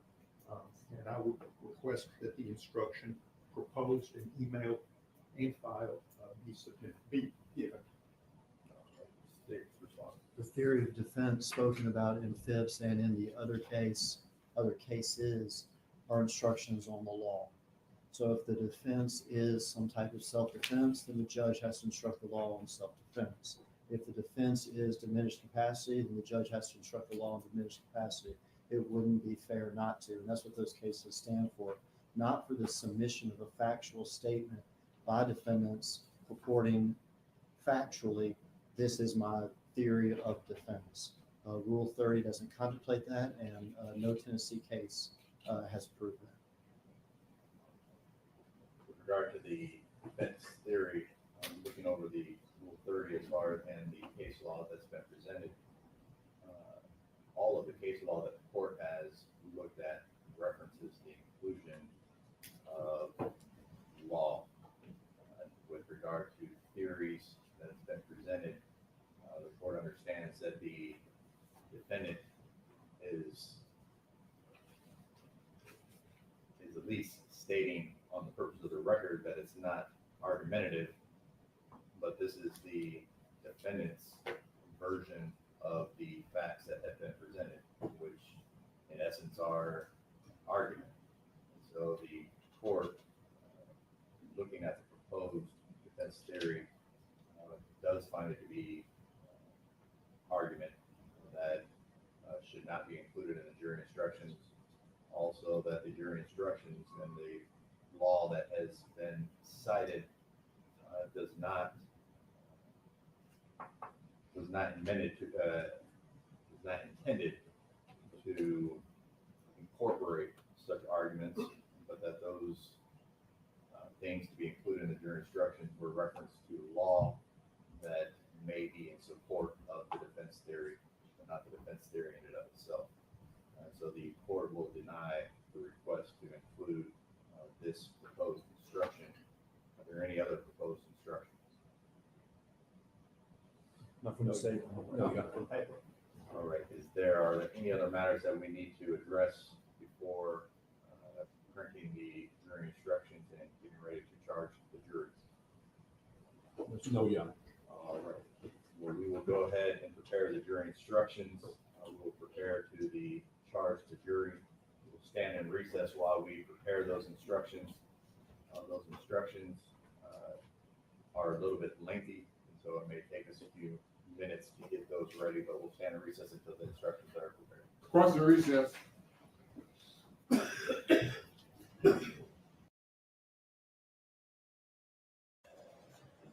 Mr. Brennan, your next witness. The Commonwealth calls Katie McLaughlin. Sorry, Kristen.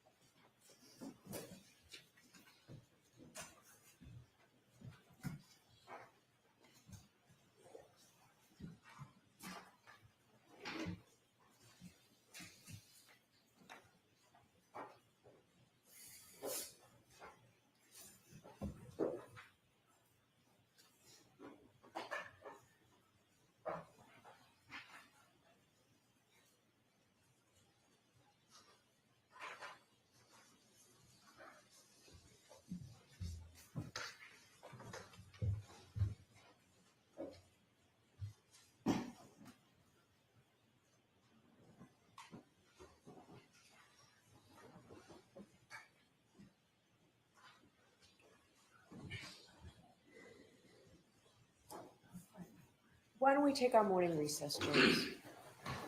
Take 20 minutes. All rise.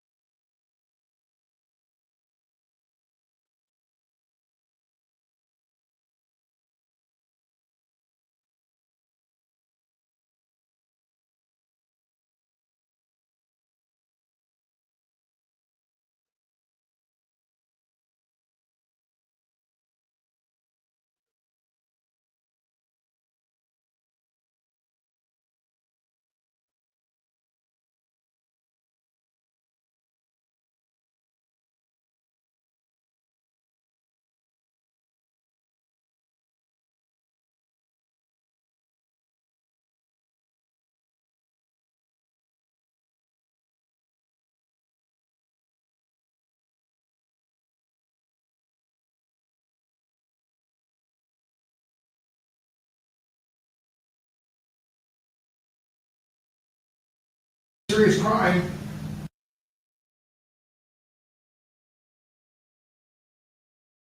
that was not possible because right there, because that's the second. And Brian Childs is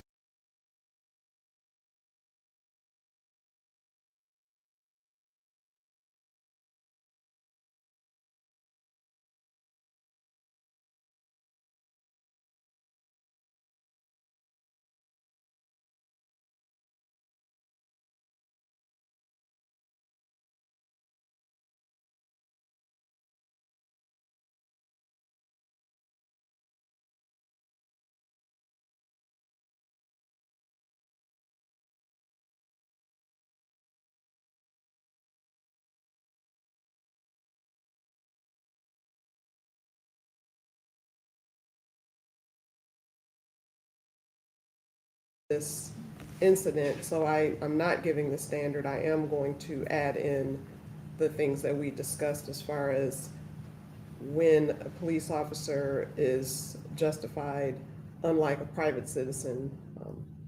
And I do intend to give the instruction as changed to reflect that. So I do agree with you that the standard use of deadly force in self-defense instruction would not be appropriate under these circumstances. And yes, Your Honor, just to clarify, this instruction that we have is a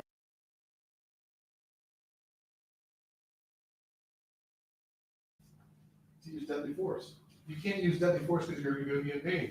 There's no instruction. You can use deadly force when you think you're going to be killed or you're going to be seriously injured.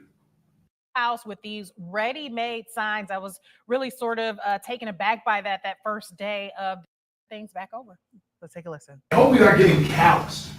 And callousing is the fact that how many times do we watch a video of another person, Patrick, dying over and over and over again? It wasn't TV. It's not movies. This is a real man, a human being, who was shot in the back of the head back in April of 2022. We watch it over and over. He's got a family. He's got loved ones. So I hope we're not callous. It's just something we see because we somewhat get immune to somebody dying over and over and over again. And we try and take a rational kind of look at it. And I think the other thing, when you look at it, it's a serious crime, but it's got one of the more simple elements, if you will. Because it boils down to just a few elements. There's a lot of the crimes you're not aware of, but elements are what we have to prove beyond a reasonable doubt. And so when it starts off, we talked about over and over again, this is the first element. Patrick died because of a gunshot wound to the head that the defendant did to him. And so the other part is, yes, this is also about him, about what he did. Because Patrick is no saint. I'm not going to sit here and argue Patrick was a saint. He was drunk driving. He was resisting. He was driving without a driver's license. None of those are executable offenses. There are ways to deal with it. It's just because he committed a felony. He could commit 20 felonies. He could have had other felonies. It doesn't mean he deserved to die or he has to die. That's for juries. That's for other things down the road. The other thing is, yeah, I'm not going to sit here and say he's a horrible person. Yeah, he's got a great family. We heard about how he's an All-American, grew up in Grand Rapids. Yeah, that's wonderful. That's great. It's also fairly relevant.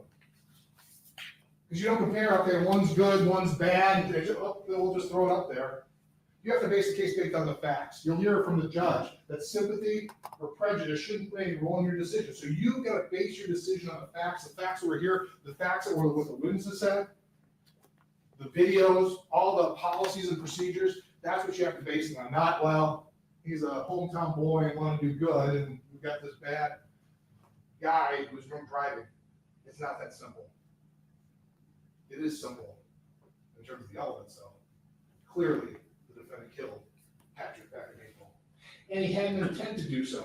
Because part of the instruction you hear, there's maybe 3 different states of mind. But I'm going to stop at the first one. There's an intent to kill. And the intent to kill, please don't get wrapped up. Nobody's saying that when we left that morning that he intended to kill somebody. When he fired the shot, he intended to kill. That is clear when you put a bullet in the back of somebody's head.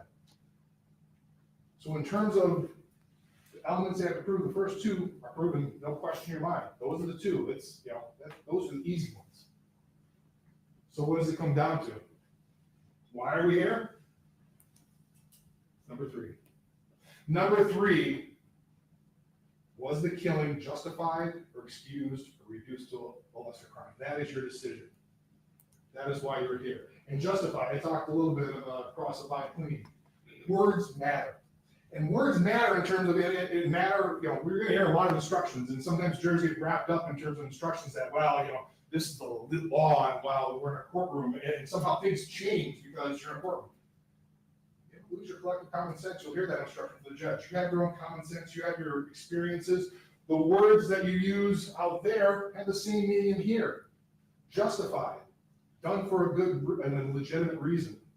Excused, removing the something you had to do. You're excused from school. You have a duty to go to school. You're excused from school. You're removed. So what is the duty here? You have the duty not to kill somebody unless it's a really darn good reason. That's the duty you have here. That's the duty any of us have here. There's no difference between a police officer or a civilian. You can't take a life without a darn good reason. So when you start looking at that, when you start getting into the evidence, I think there's maybe also a little bit of confusion in terms of the law. What is the law? Okay, what is the law, and the law impacting the policy? Because you've heard that there's the policy of GRPD. You have to follow the law.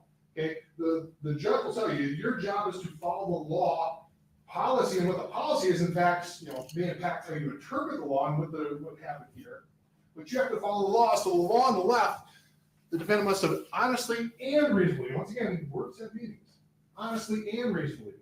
It can be two different things. You kind of think of the same thing, but you can have an honest belief, but it's not reasonable, right?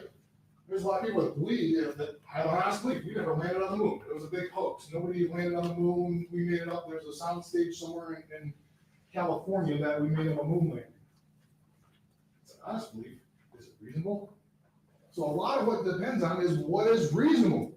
And what is reasonable is also defined, and there's two, you'll see the same thing. You have the policy of GRPD is not vastly different from what the law is. You kind of take a look at the reasonable person understanding the circumstances, looking at the totality of the circumstances, looking at everything that happened. What led up to that decision to fire that shot? You have to take in everything from the start. The evidence to the court and jury in the case down here is the truth, the whole truth, and nothing but the truth, so help you God. I'm sorry. Good morning.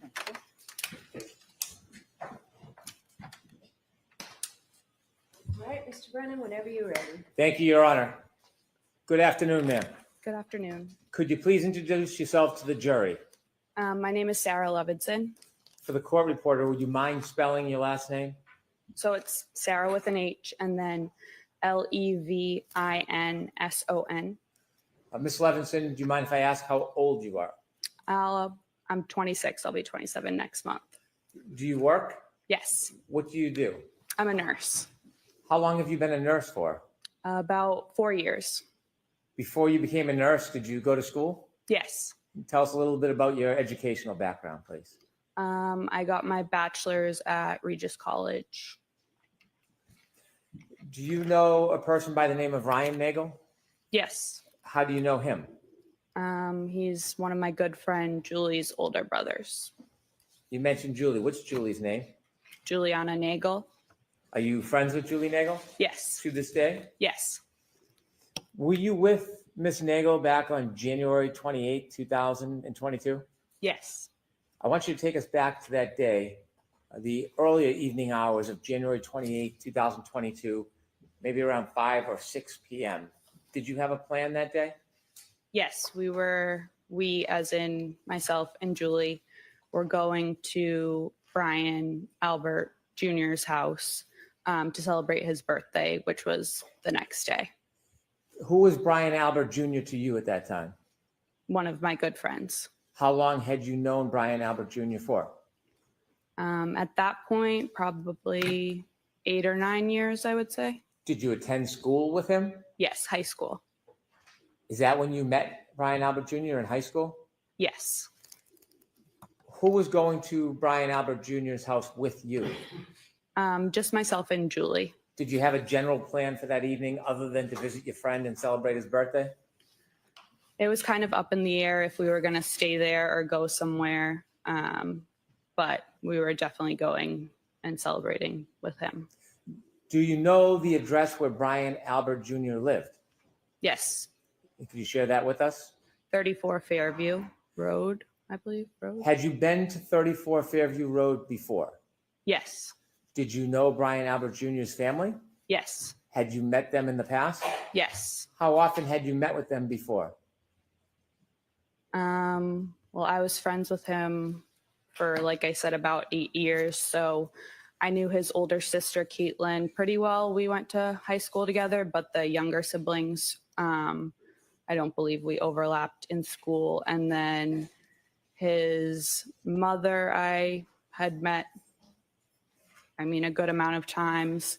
And then his father, too, I would say. How many times would you estimate you had been over 34 Fairview prior to the night of January 28, 2022? Over the years, maybe like 20. I don't know. Do you remember what time you arrived at 34 Fairview Road on that evening? It was between 7 and 8 o'clock at night. Who did you go with? Myself and Julie Nagel. Could you tell us how both you and Julie Nagel got from where you were living, your home, to 34 Fairview? Yes, Julie's dad drove us. When you first get to 34 Fairview Road, before you walk in the front door, what's the weather like outside? It was cold, but it wasn't raining or snowing or anything. No snow on the ground? No, When you walked in the door, did you go in the side door or the front door? the side door. Okay, take us through walking into the house. What do you see? So we walked through the side door, and then it's their like family room, they call it, with like the TV and everything. And then at the back of the family room is like a sliding glass door out into their porch. And then if you turn left, it's like the kitchen / dining room.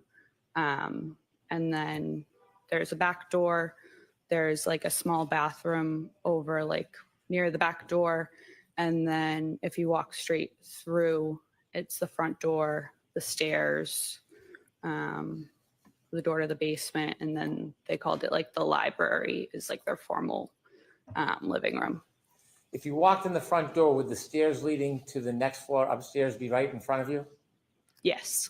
If you were going to go downstairs, would you walk around that staircase to the back side of it? I don't believe the back, but the side. Okay. You mentioned you walked in the side door near the garage. When you walk in the side door, you're in a living room, did you say? Yeah, their family room, they call it. Yeah. Can you walk into the garage from the family room, or do you need to go back outside to get into the garage? No, you would have to go back outside. So there's no door in that family room that leads directly to the garage? No. After you walked into the family room, did you stay there or did you go somewhere? We stayed there for a little bit, like 10, 15 minutes probably. Tell me who's in the house when you get there. It's Brian Jr., his mother, Nicole, his sister, Caitlin, and then his aunt, Julie. What do you do? I think we were just sitting on the couch, hanging out, waiting to see what the plan was, to see like when other people were going to show up. Did other people arrive or did people leave before other people arrived? Brian's mom, sister, and aunt left before anyone else arrived. Do you know generally around what time his aunt and mother and sister left? We got there, like I said, between 7 and 8, and they probably left within 20 minutes of us getting there. Okay. So I can't say for sure. When his sister and mother and aunt left, was there just a time when it was you, Julie, and Brian Albert Jr. alone? Yes. Were you doing anything other than watching TV? Were you eating, drinking? I don't think we were eating yet because we ordered later on Okay. food. but we might have been drinking. Tell us what happens over the course of the next couple hours. So at some point, probably between like 8 and 9, 4 other girls showed up. So Courtney Alba came by herself, and then Catherine Judy, Emily Fabiano, and Mary Kent all came together. Are those friends of Brian Jr.'s? Yes. Did you know who all of them were? Yes. Were you friendly with them? Some of them, yes. We were all friendly, but not friends. That makes sense. So what's the atmosphere like when the visitors come? Celebratory, light, joyful. It was fine. Were people drinking alcohol? Yes. Okay. And at some point, did you order food? Yes. And did anybody else come at that point? Any other friends or family? No. Did one of Brian Jr.'s cousins come at some point? Yes. Is that later? Yes. So over the course of the next couple hours, eating and drinking, anything significant happen? No. Any arguments, any tension, any problems? No. Was it a positive night? Yes. At some point, did anybody else come to the house? Later on, yes. Okay, about what time? Around midnight. So before midnight, it's a group of young people having a party? Yes. Any trouble? No. Did the friends of Brian Albert Jr., the 4 women, did they leave before midnight? Yes. What time did they leave? Between, I would say, 11 and 11:30. Did they arrive and leave as a group, or did they arrive and leave separately? The 3 girls that I mentioned that came together, Catherine, Emily, and Mary, all left together. And then Courtney left, I believe, before them separately. I want you to tell us generally where were you spending most of your time that night, the eating and the drinking and the party? In the kitchen/dining room area. Is there a table in the kitchen? Yes. Were you sitting at a seat at that table? At that point, we were more around the island, but later on, yes, I had a seat at the kitchen table. If you're in the kitchen seated at the table, can you see outside? Not really. If I looked through the windows above the sink of the kitchen, I guess I could if it was light out. And then the windows to the front of the house had a little half curtain, I don't know what it's called, thing on it. So I could see above that, but not. If you were to walk to the windows in the living room area, what area was it, did you say, the half windows were? The dining room. If you were to walk to those windows, could you see outside? Yes. Would you be able to see the driveway? Yes. Flagpole? Yes. Street? Yes. The door, do you remember the front door, if it was solid or glass? They have a storm door that's glass and then a solid regular door. If you opened up the solid door and looked, could you see through the glass door to the front yard? Yes. At any point, did you have a chance to look outside that night? No. If you're in the living room, the kitchen, can you see where the basement access is? Yes. Can you see the backyard door? Yes. You mentioned that the visitors, the young woman that came to see Brian Jr. left. After they left, did somebody else come to or arrive at Fairview? After they left, yes. And who was that? It was Brian's father. His name is also Brian. Mr. Higgins. Brian's mother came back, his sister Caitlin, and then his aunt Jennifer and his uncle Matt. If I can just step back just a little time before the adult group showed up. Yes. Did any other of Brian Jr.'s cousins come to Fairview? Yes. And who was that? Colin, but he showed up before the girls left. He showed up before the group of young women left? Yes. How long did you see him stay for? Probably half an hour, 45 minutes. Did you get a chance to speak to him? Yes. Did the mood change at all in the house? No. When the adults came to the house, do you know about what time that was? Around midnight. You mentioned that you saw Brian Albert. Is that Brian Albert Jr.'s father? Correct. And his mother's name? Nicole. You also mentioned a person by the name of Brian Higgins. Did you know him from before that night? No. Did you meet him that night? Yes. Are you now familiar with who he is and what he looks like from that night? Yes. There was somebody else you said, Brian Jr.'s aunt and uncle? Yes. And then his sister, His aunt and uncle, what are their names?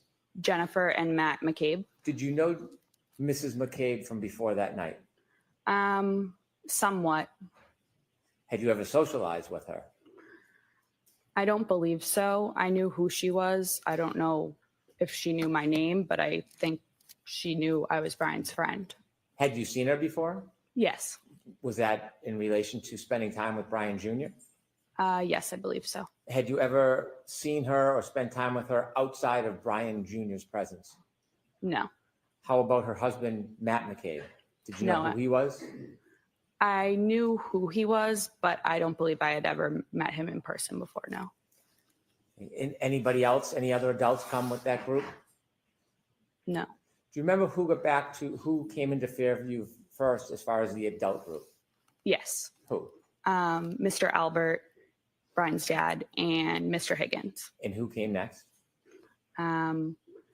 Next, I think they all kind of walked in together. Caitlin, Nicole, Jennifer, and Matt.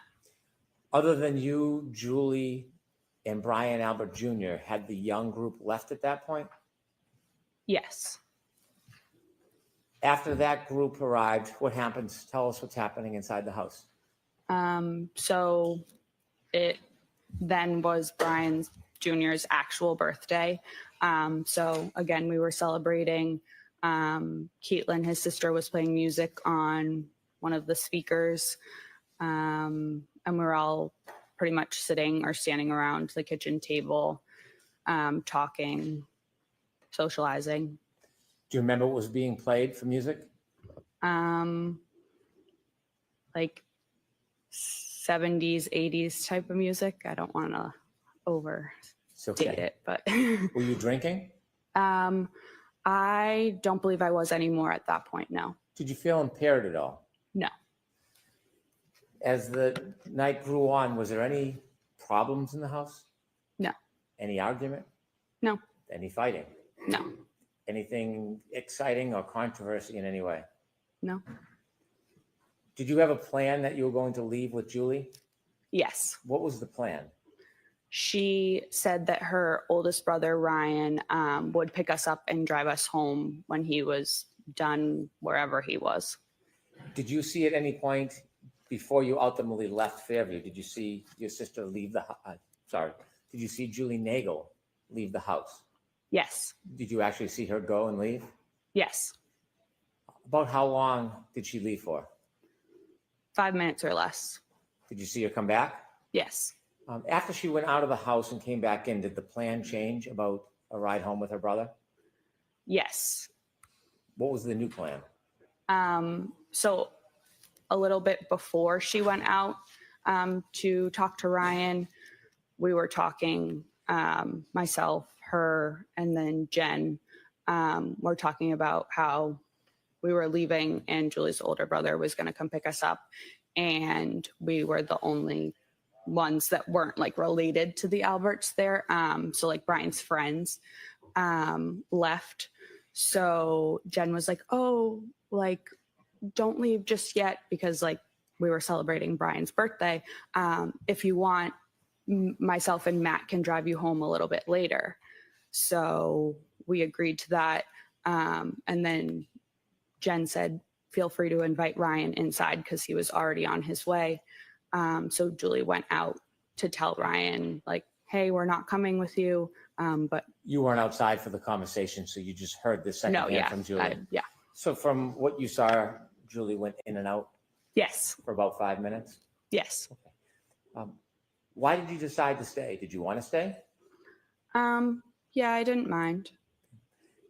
Did the night continue after Julie came back in and spoke to her brother? Yes. Was the mood any different than it had been the entire night? No. anything extraordinary or remarkable happen inside that house? No. After Julie went out and spoke to her brother and came back in the house, did anybody else come inside the house other than everybody who was already there celebrating Brian Jr.'s birthday? No. Did you ever see another man or woman you didn't know come into that house? No. At some point, there was a decision that you would leave, I suppose? Yes. What time do you think you left generally? Between 1:30 and 2 in the morning. Do you have a specific time? Did you look at your watch? Did you know a certain time you left? No, I believe it was closer to 1:30 because I believe I was home by 2, but I can't say for sure. When you left, tell us what the weather was like when you went outside. Was it the same as when you came in? No, it was snowing. What was the conditions like? Had they changed, the wind or temperature? Yes. Yeah, it was colder. How much snow was on the ground at that point when you left? Like, I don't know, a dusting, or I could still see like some little pieces of grass like sticking out of it. But it was pretty much like the walkway and everything was white.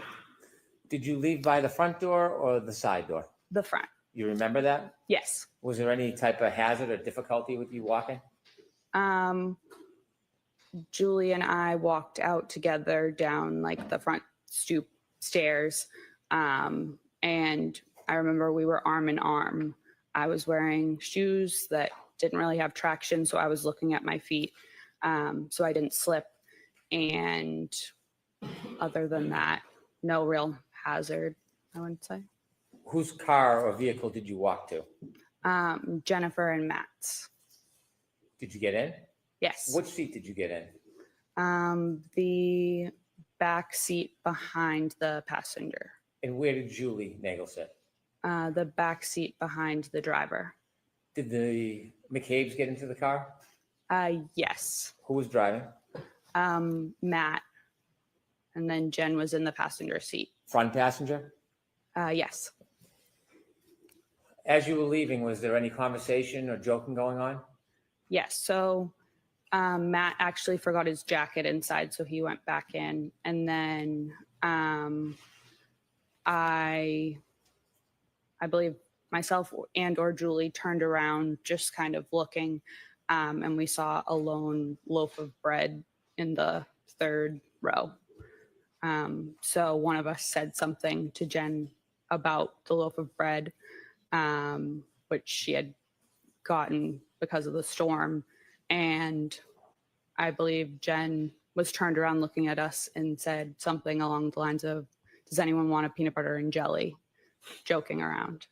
Do you remember that moment, having the conversation about the bread? Yes. It stands out? Yes. As you drove out of Fairview, you were in the McCabe vehicle was in the driveway? Yes. Did it back out or go out forward? No, backed out. When it backed out and began to drive away, what side of the vehicle was closest to Fairview?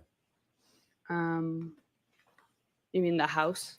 Yes. Was Okay. it I'm sorry. Was the passenger side of the McCabe vehicle closest to 34 Fairview, the house, or was it the driver's side? The passenger. When you drove, did you drive towards the flagpole? Yes. And during those moments when you were, or Mr. McCabe was driving towards the flagpole, was that the time you were having conversations about the bread, or was that a different time? That was a different time. What was happening as you were driving past that area or in front of the house? I believe maybe I was on my phone, and then Julie said something. Did you ever look out the window near the front yard, near the flagpole area? Not like at the front yard, but a little ways up the street. Yes. Next to 34 Fairview, up the street is 32 Fairview? I believe so, yes. When you looked out the window, the first time you looked out the window, what were you facing in relation to 32, 34 Fairview? What could you see? There's like a little bit of woods in between the two houses, so it was the trees. Did you notice anything that stood out? No. Ultimately, did you get home that night?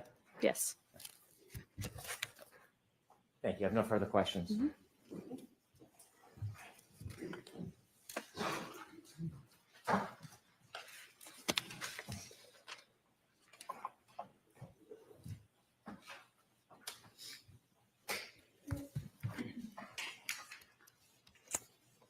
Good morning, Ms. Levinson. Good morning.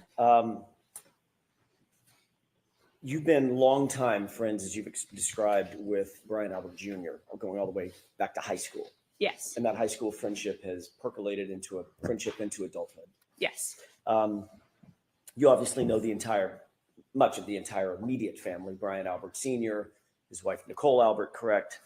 Yes. You know his uncle, Chris Albert. Yes. You're familiar with his wife, Julie Albert. Yes.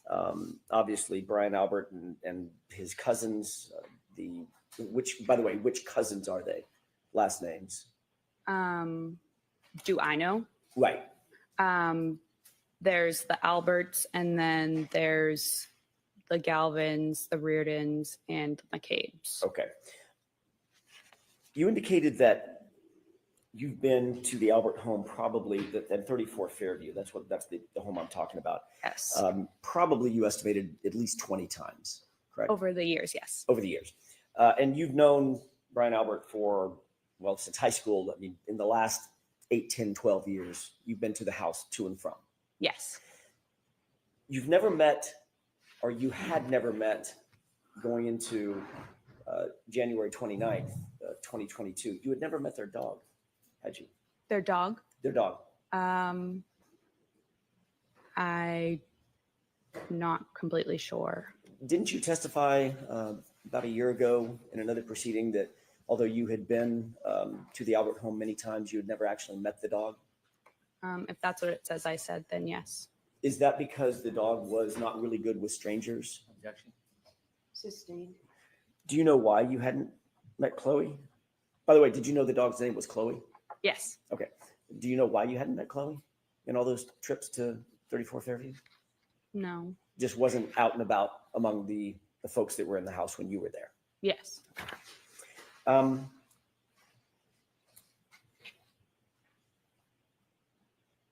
When you left 34 Fairview, I want to follow up very briefly on a couple of things that you said just before Mr. Brennan sat down under questioning by him.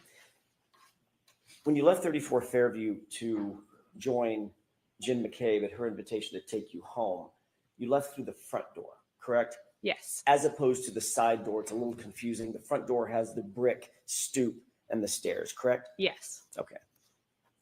Is that the door that you normally would leave through, or did you normally leave through the side door, come and go through the side door? What was your more ready habit and practice? Probably the side door. Okay. When you left through that front door, there was nothing obstructing your view as you walked out, correct? Correct. You could see to the left, the driveway. You could see to the right, over toward the flagpole. Nothing obstructing anything, correct? Correct. There was a light dusting of snow at that time when you left, just after, what time was it? 12:45, 1? Probably 1:30, 1:30. 1:45. Yeah. Got it. So you leave at 1:30. There's still just a light dusting of snow on the ground. Yes.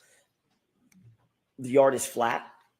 Yes. You could see all the way out to the flagpole. Yes. You didn't notice anything unusual at that time when you looked out toward the flagpole walking out of that front door?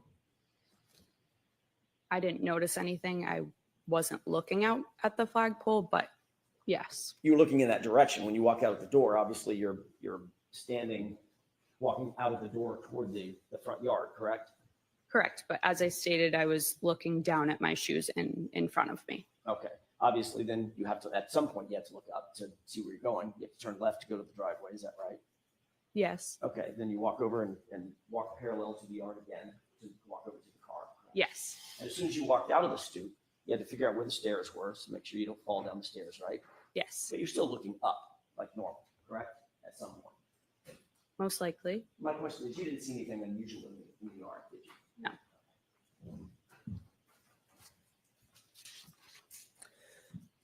The front yard was at least relatively, I know it was dark out, Ms. Levinson, it was relatively lit by the interior windows as well as lights on the outside of the house. Yes.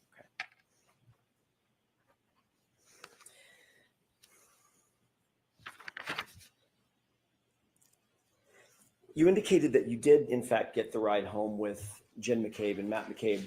Who brought up giving you a ride home? Is it Jen? Yes. And she also mentioned it, did she mention it in your presence to Julie as well? About the ride home? About the ride home? Yes, in my presence. Okay. You said that Matt McCabe was driving, but before he got in the car, he realized he had forgotten his jacket and went back in, correct? Yes, I don't know if he had gotten in the car and then got out, or he just opened the door, but yes. He was at the car at least. Yes. So he had exited, by definition, he had to have exited, pardon me, the house through the front door as you did to go out to the car the first time? Yes. And then he got to the car, then he realized he forgot his jacket, walked back toward the front door, went back in the main door? Correct, yes. And you saw that? Yes. Then once he retrieved or fetched his jacket, he then walked back out that same front door down the stoop, looking out over the lawn and then over to the car, correct? I didn't see him walk back out, but I mean, probably. I don't want to say yes for sure because I wasn't watching him at that point. Understood. No reason to believe that he would have used a different door. Correct, yeah. Okay.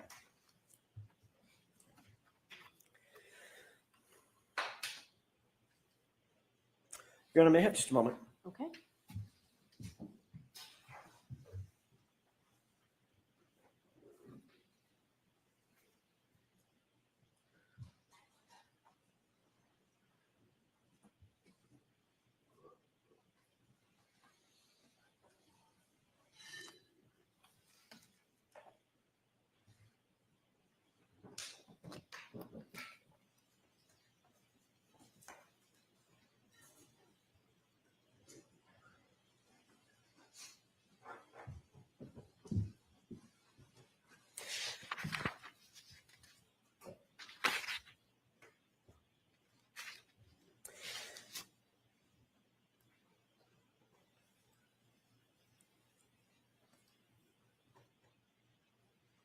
You were contacted ultimately by law enforcement to provide an interview, correct? Yes. That was not until October of 2022. Is that right? Yes. A couple of quick questions about that.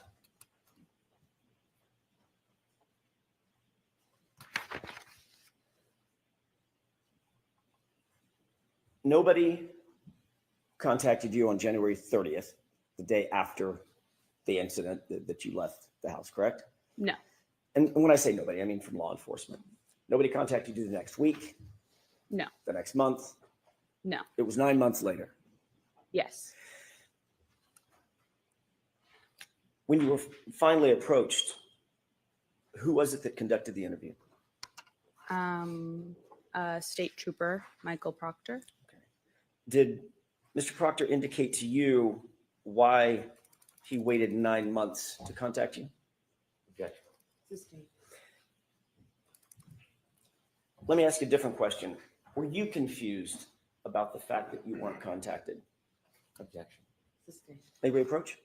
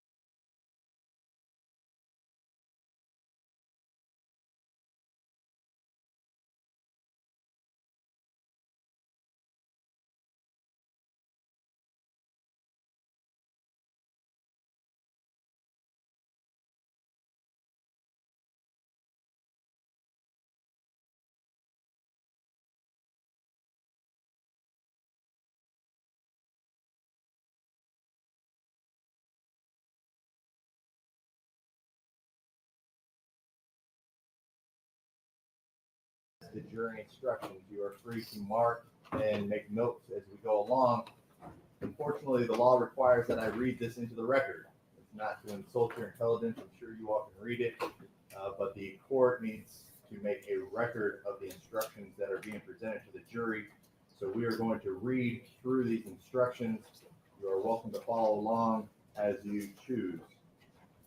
State of Tennessee versus Tadarius Bean, Demetrius Haley, Justin Smith, indictment number 2300241. These three defendants, Tadarius Bean, Demetrius Haley, and Justin Smith, are being tried at one time. But it must be remembered by you, the jury, at all times, that even though the defendants are being tried together, they are separate and distinct and must be treated as such by the jury. When the word defendant is used in these instructions, it applies equally to Tadarius Bean, Demetrius Haley, and Justin Smith, unless otherwise stated. Likewise, whenever the singular of a word is used in these instructions, it may be taken equally to mean the plural. The first count of indictment 2300241 charges the defendants Tadarius Bean, Demetrius Haley, and Justin Smith with the offense of second-degree murder. Embraced and included are the lesser included offenses of facilitation, second-degree murder, voluntary manslaughter, facilitation, voluntary manslaughter, aggravated assault resulting in death, facilitation, aggravated assault resulting in death, reckless homicide, facilitation of reckless homicide, criminally negligent homicide, and facilitation, criminally negligent homicide. The second count charges the defendants Tadarius Bean, Demetrius Haley, and Justin Smith with the offense of aggravated assault, acting in concert. Embraced and included are the lesser included offenses of attempted aggravated assault, facilitation of aggravated assault, reckless aggravated assault, facilitation, reckless aggravated assault, reckless endangerment, assault, and attempted assault. The third count charges the defendants Tadarius Bean, Demetrius Haley, and Justin Smith with the offense of aggravated kidnapping with bodily injury. Embraced and included are the lesser included offenses of attempted aggravated kidnapping, facilitation of aggravated kidnapping, kidnapping, attempted kidnapping, facilitation of kidnapping, false imprisonment, and attempted false imprisonment.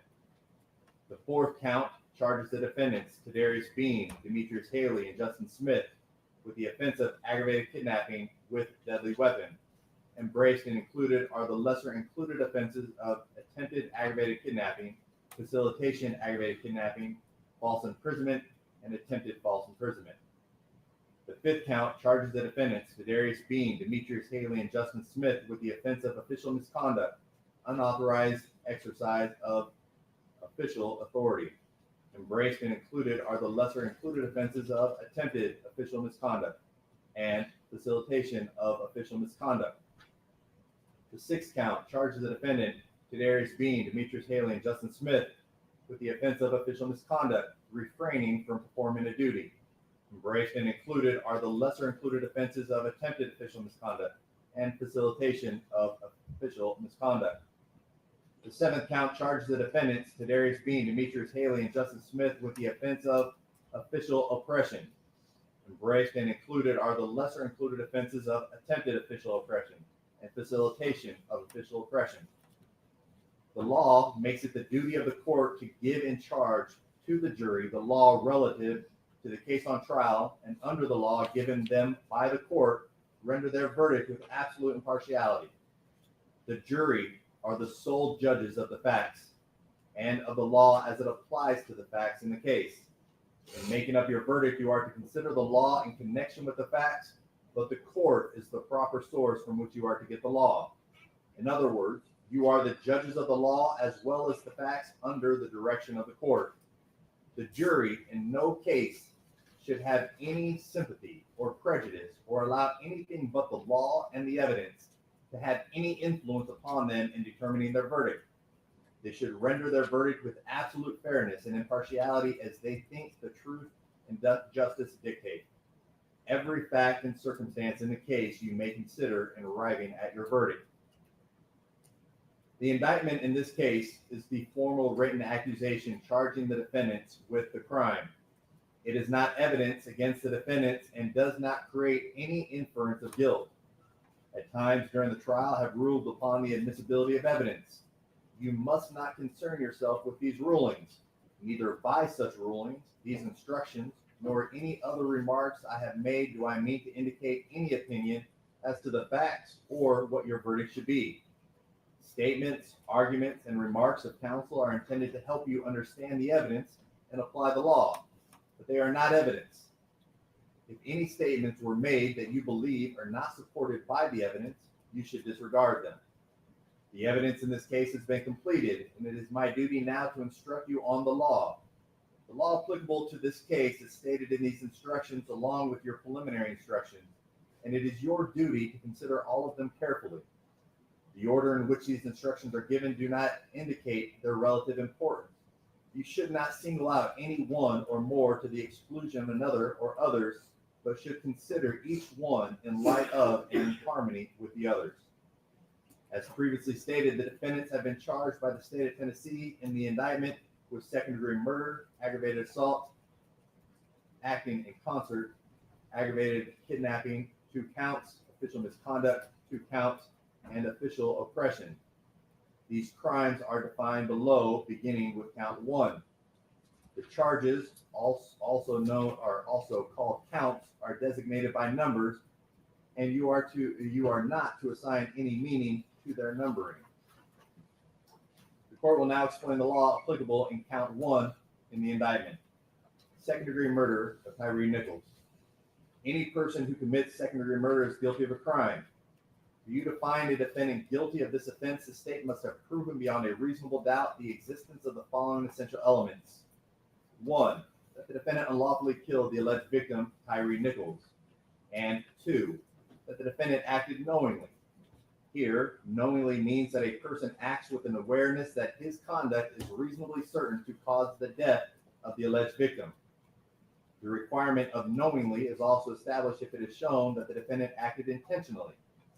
Here, intentionally means that a person acts intentionally when it is the person's conscious objective or desire to cause the death of the alleged victim.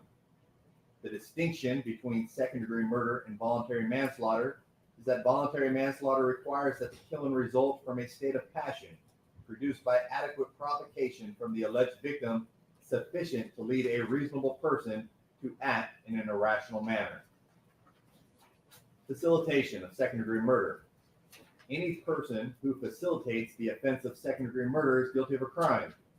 For you to find a defendant guilty of this offense, the state must have proven beyond a reasonable doubt the existence of the following essential elements. 1, that the defendant knew that another person intended to commit second-degree murder, but did not have the intent to promote or assist the commission of the offense or to benefit in the proceeds or result of the offense.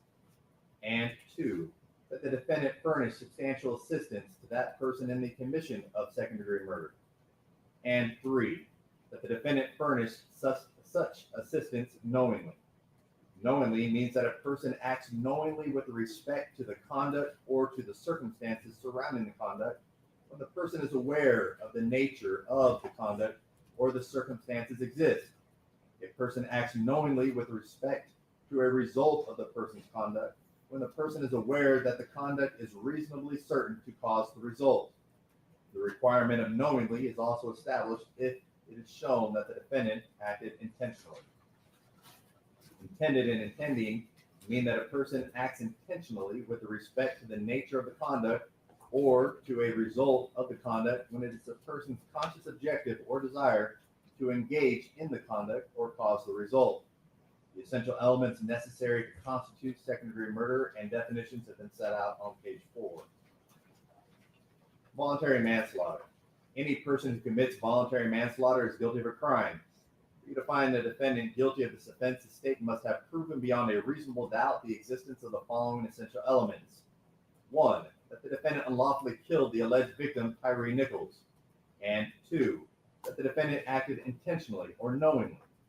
And 3, that the killing resulted from a state of passion produced by adequate provocation from the alleged victim sufficient to lead a reasonable person to act in an irrational manner. Intentionally and knowingly have previously been set out in these instructions. Passion means any of the human emotions known as anger, rage, sudden resentment, terror, or similar emotions, which render the mind incapable of full reflection. Facilitation of voluntary manslaughter. Any person who facilitates the offense of voluntary manslaughter is guilty of a crime. For you to find a defendant guilty of this offense, the state must have proven beyond a reasonable doubt the existence of the following essential elements. 1, that the defendant knew that another person intended to commit a voluntary manslaughter, but did not have the intent to promote or assist the commission of the offense or to benefit in the proceeds or result of the offense. And 2, that the defendant furnished substantial assistance that the person to that person in the commission of voluntary manslaughter. And 3, that the defendant furnished such assistance knowingly. Knowingly, intended, and intending have previously been defined in these instructions. The requirement of knowingly is also established if it is shown that the defendant acted intentionally. The essential elements necessary to constitute voluntary manslaughter and the definitions have been set out on page 7. Aggravated assault, act resulting in death. Any person who commits the offense of aggravated assault resulting in death is guilty of a crime. For you to find a defendant guilty of this offense, the state must have proven beyond a reasonable doubt the existence of the following essential elements. 1, that the defendant intentionally or knowingly caused bodily injury to Tyre Nichols. And 2, that the act resulted in the death of another. Bodily injury includes cut, abrasion, bruise, burn, or disfigurement, physical pain or temporary illness, or impairment of function of a bodily member, organ, or mental faculty. Knowingly and intentionally have previously been defined in these instructions. The requirement of knowingly is also established if it is shown that the defendant acted intentionally. Facilitation of aggravated assault resulting in death. Any person who facilitates the offense of aggravated assault resulting in death is guilty of a crime. For you to find a defendant guilty of this offense, the state must have proven beyond a reasonable doubt the existence of the following essential elements. 1, that the defendant knew that another person intended to commit an aggravated assault resulting in death, but did not have the intent to promote or assist the commission of the offense or benefit from the proceeds or results of the offense. And 2, that the defendant furnished substantial assistance to that person in commission of the aggravated assault resulting in death. And 3, that the defendant furnished such assistance knowingly. Here, knowingly, intended, intending have previously been defined in these instructions. The requirement of knowingly is also established if it is shown that the defendant acted intentionally. The essential elements necessary to constitute aggravated assault resulting in death and definitions have been set out on page 9. Reckless homicide. Any person who commits the offense of reckless homicide is guilty of a crime. For you to find a defendant guilty of this offense, the state must have proven beyond a reasonable doubt the existence of the following essential elements. 1, that the defendant killed the alleged victim, Tyre Nichols. And 2, that the defendant acted recklessly. Recklessly means that a person acts recklessly with respect to circumstances surrounding the conduct or the result of the conduct when the person is aware of but consciously disregards a substantial and unjustifiable risk that the alleged victim will be killed. The risk must be of such a nature and degree that its disregard constitutes a gross deviation from the standard of care that an ordinary person would exercise under all the circumstances as viewed from the accused person's standpoint. The requirement of recklessly is also established if it is shown that the defendant acted intentionally or knowingly. Here, intentionally and knowingly have previously been defined in these instructions. Facilitation of reckless homicide. Any person who facilitates the offense of reckless homicide is guilty of a crime. For you to find the defendant guilty of this offense, the state must have proven beyond a reasonable doubt the existence of the following essential elements. 1, that the defendant knew that another person intended to commit a reckless homicide but did not have the intent to promote or assist the commission of the offense or to benefit in the proceeds or result of the offense. And 2, that the defendant furnished substantial assistance to that person in the commission of reckless homicide. And 3, that the defendant furnished such assistance knowingly. Here, knowingly, intended, and intending have previously been defined in these instructions. The requirement of knowingly is also established if it is shown that the defendant acted intentionally. The essential elements necessary to constitute reckless homicide and definitions have been set out on page 11. Criminally negligent homicide. Any person who commits criminally negligent homicide is guilty of a crime.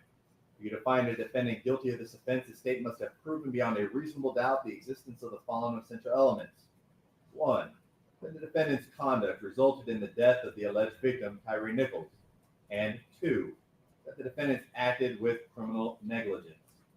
Criminal negligence means that a person acts with criminal negligence when the person ought to be aware of a substantial and unjustifiable risk that the alleged victim will be killed. The risk must be of such a nature and degree that the failure to perceive it constitutes a gross deviation from the standard of care that an ordinary person would exercise under all the circumstances as viewed from the accused person's standpoint.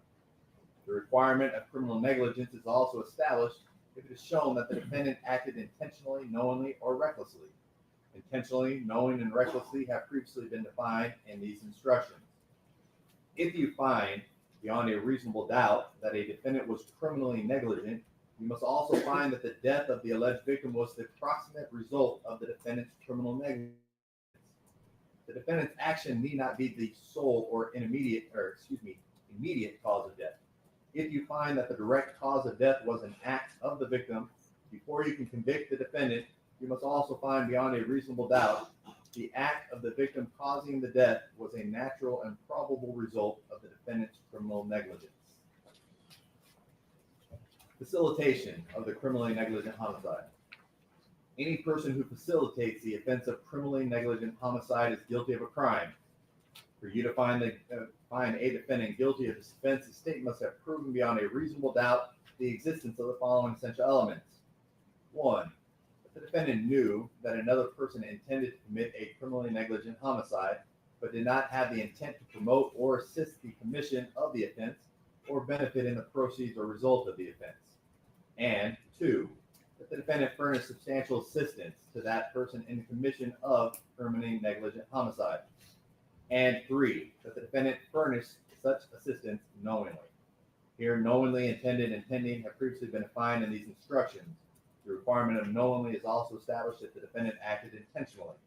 The essential elements necessary to constitute criminally negligent homicide and definitions have been set out on page 13.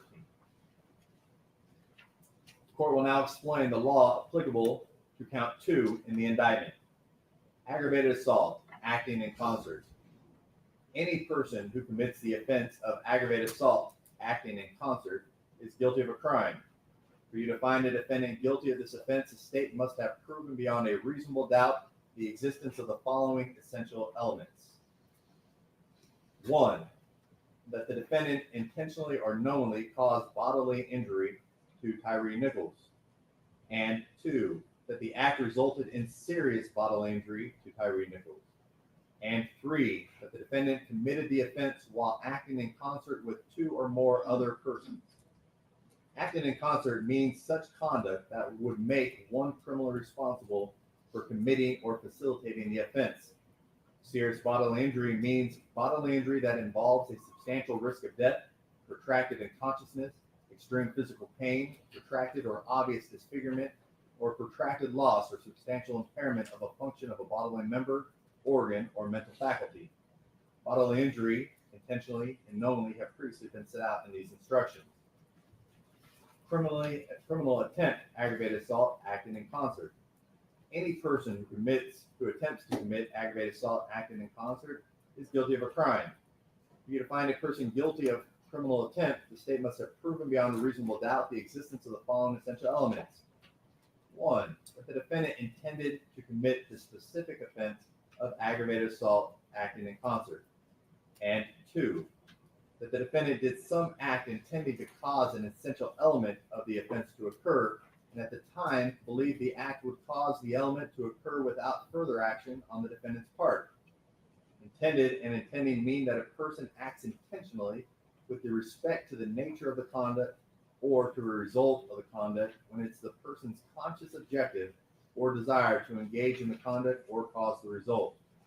The essential elements necessary to constitute aggravated assault, acting in concert, and definitions have been set out on page 15. Facilitation of aggravated assault acting in concert of Tyre Nichols. Any person who facilitates the offense of aggravated assault acting in concert is guilty of a crime. For you to find a defendant guilty of this offense, the state must have proven beyond a reasonable doubt the existence of the following essential elements. 1, that the defendant knew that another person intended to commit an aggravated assault acting in concert, but did not have the intent to promote or assist the commission of the offense or to benefit in the proceeds or result of the offense.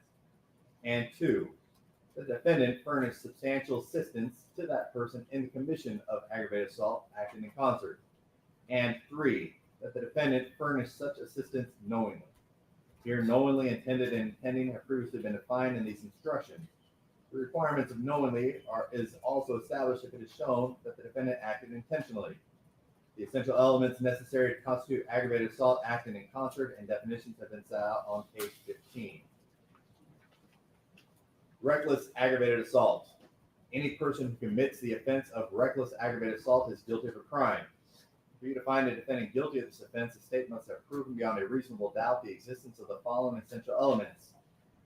1, that the defendant recklessly caused bodily injury to Tyre Nichols.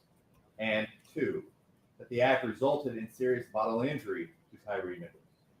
And 3, that the defendant committed the offense while acting in concert with 2 or more other persons.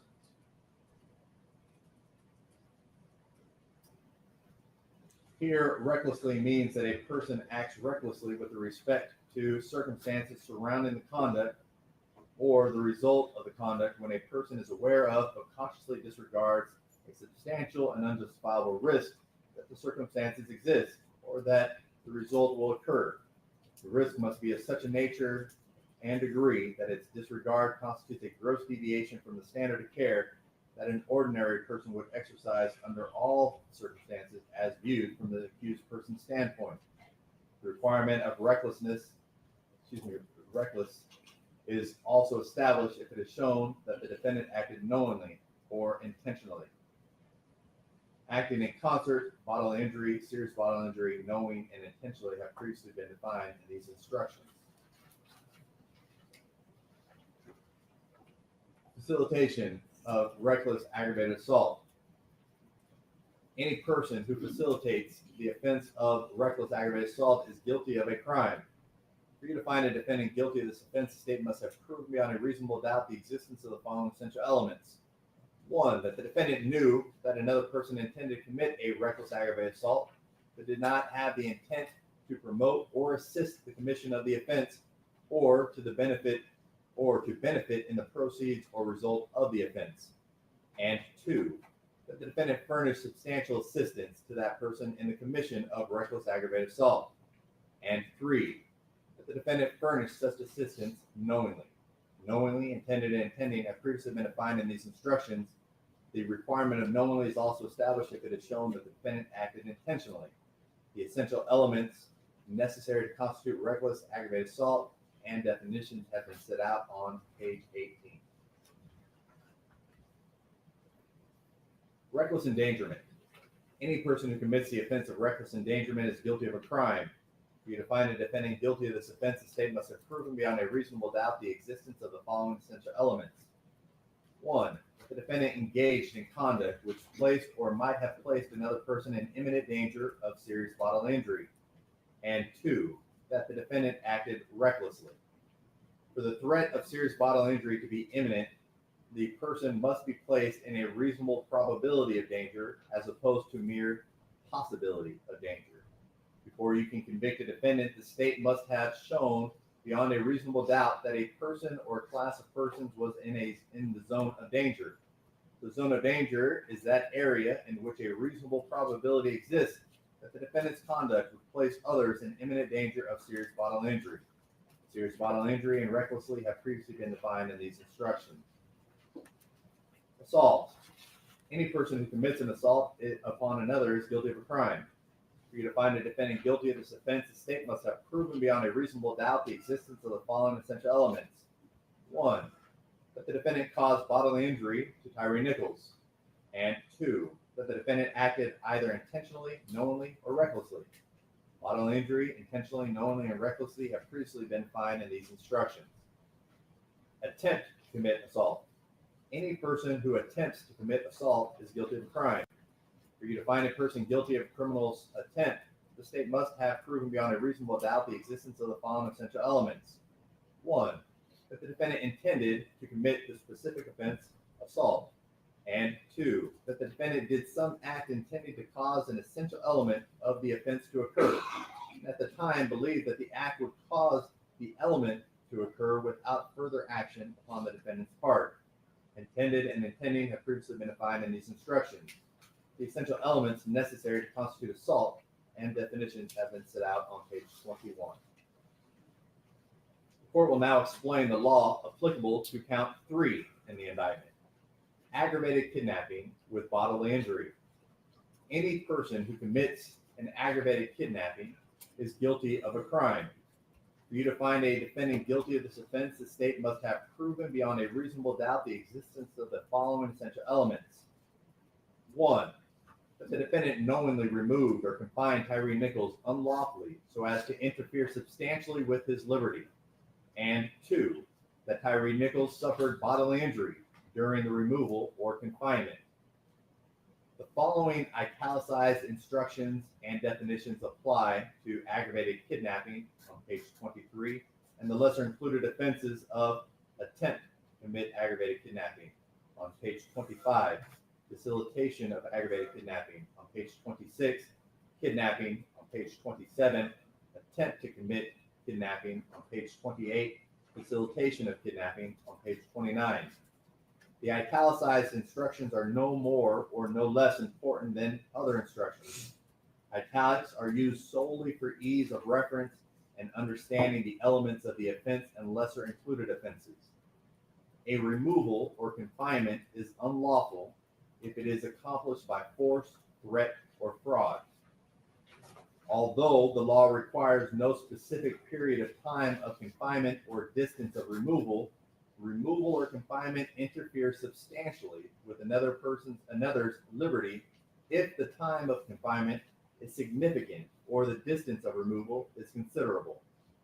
To find the defendant guilty of this offense, you must also find beyond a reasonable doubt that the removal or confinement was to a greater degree than that necessary to commit the alleged offenses of second-degree murder as charged in count 1, aggravated assault acting in concert as charged in count 2, official misconduct as charged in counts 5 and 6, and official oppression as charged in count 7.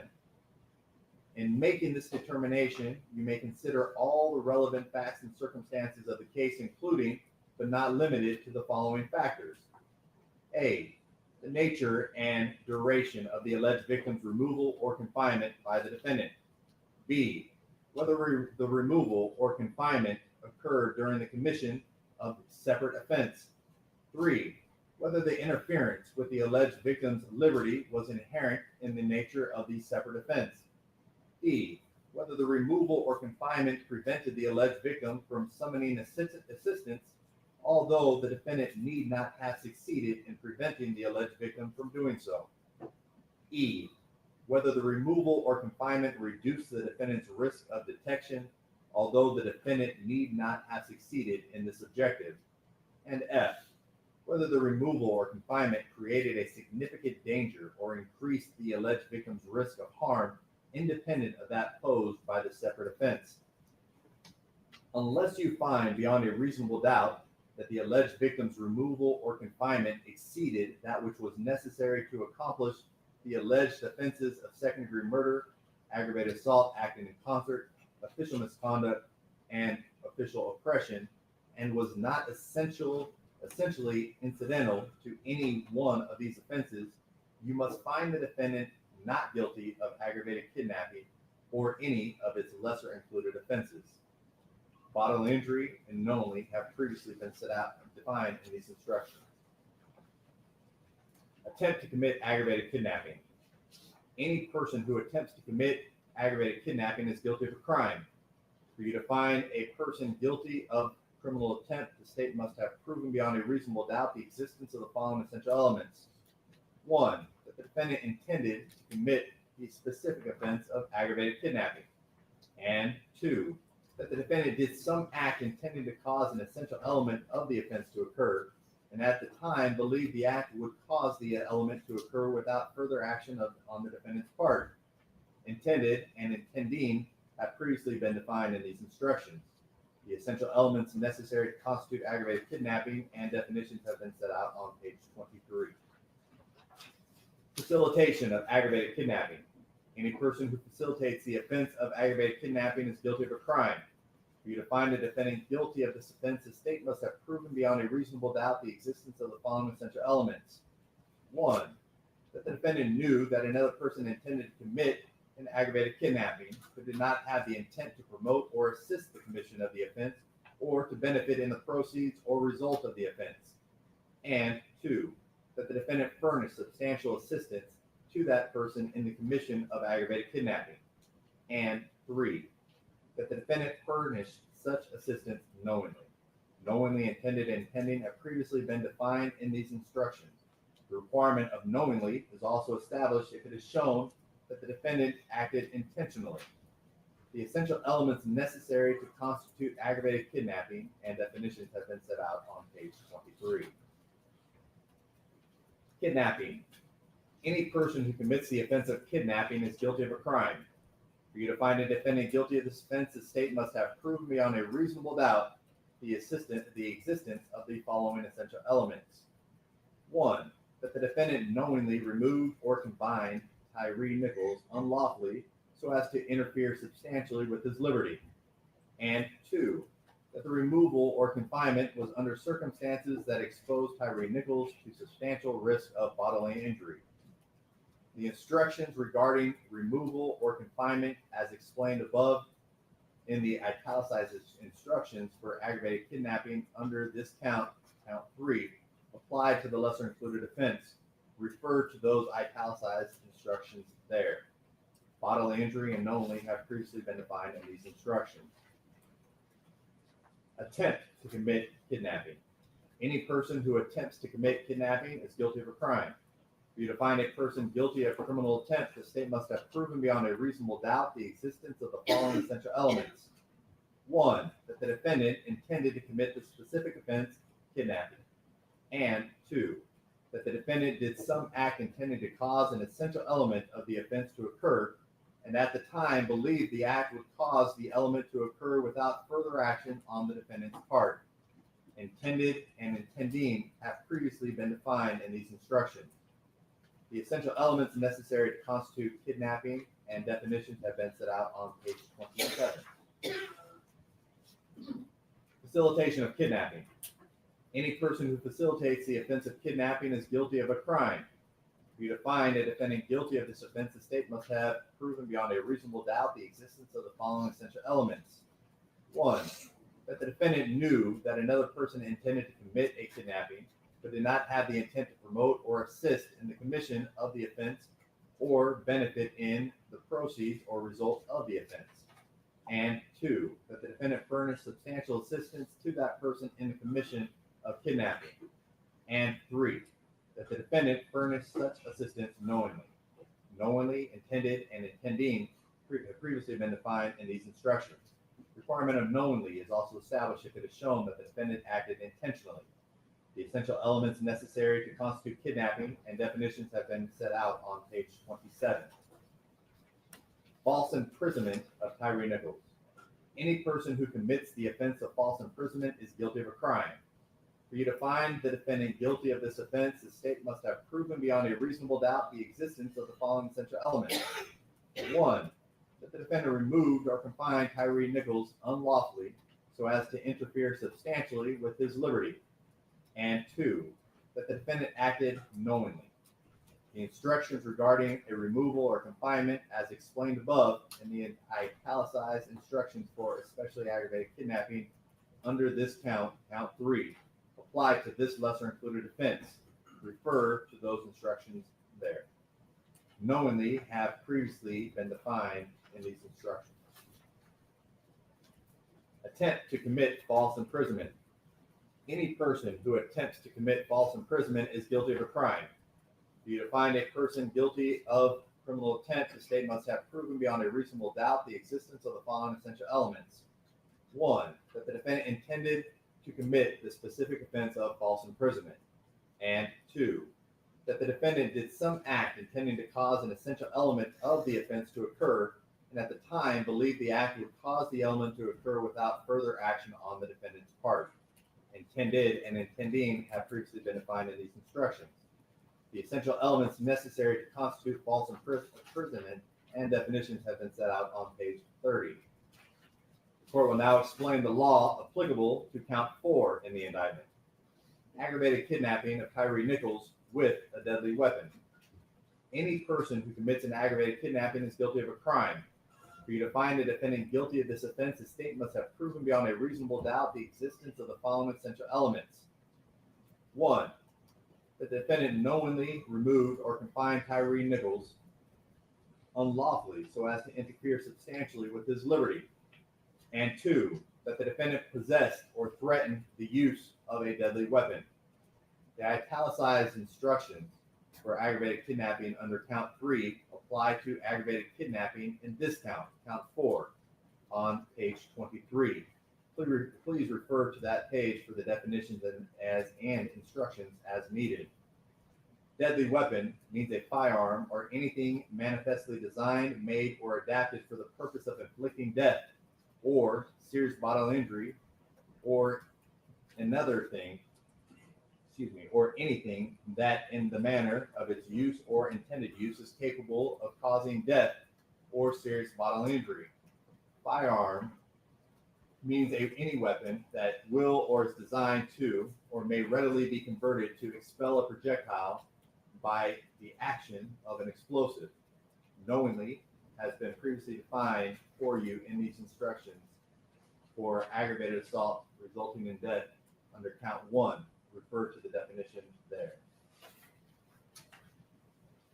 Attempt to commit aggravated kidnapping. Any person who attempts to commit aggravated kidnapping is guilty of a crime. For you to find a person guilty of criminal attempt, the state must have proven beyond a reasonable doubt the existence of the following essential elements. 1, that the defendant intended to commit the specific offense, aggravated kidnapping. And 2, that the defendant did some act intending to cause an essential element of the offense to occur, and at the time believed the act would cause the element to occur without further action on the defendant's part. Intended and intending have previously been defined in these instructions. The italicized instructions for aggravated kidnapping under count 3 apply to aggravated kidnapping in this count 4, on page 23. Please refer to that page for the definitions and instructions as needed. The essential elements necessary to constitute aggravated kidnapping and definitions have been set out on page 32. Facilitation of aggravated kidnapping. Any person who facilitates the offense of aggravated kidnapping is guilty of a crime.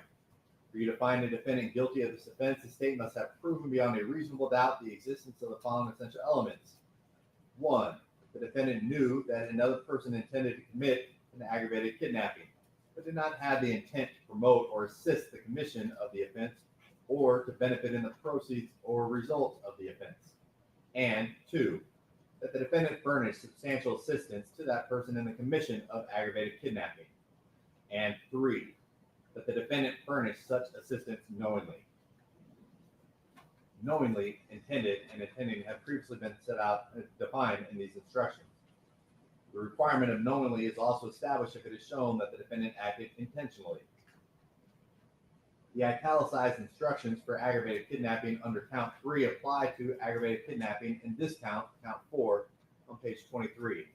Please refer to that page for definitions and instructions as needed.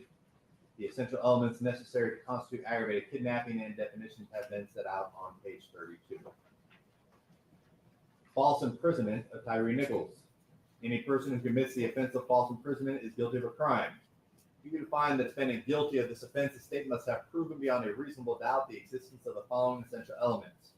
1, that the defendant removed or confined Tyre Nichols unlawfully so as to interfere substantially with his liberty. And 2, that the defendant acted knowingly. The instructions regarding a removal or confinement as explained above in the italicized instructions for especially aggravated kidnapping under this count 3, on page 23 apply to this lesser included offense. Refer to those instructions there. Knowingly has previously been defined in these instructions. Any person or attempt to commit false imprisonment.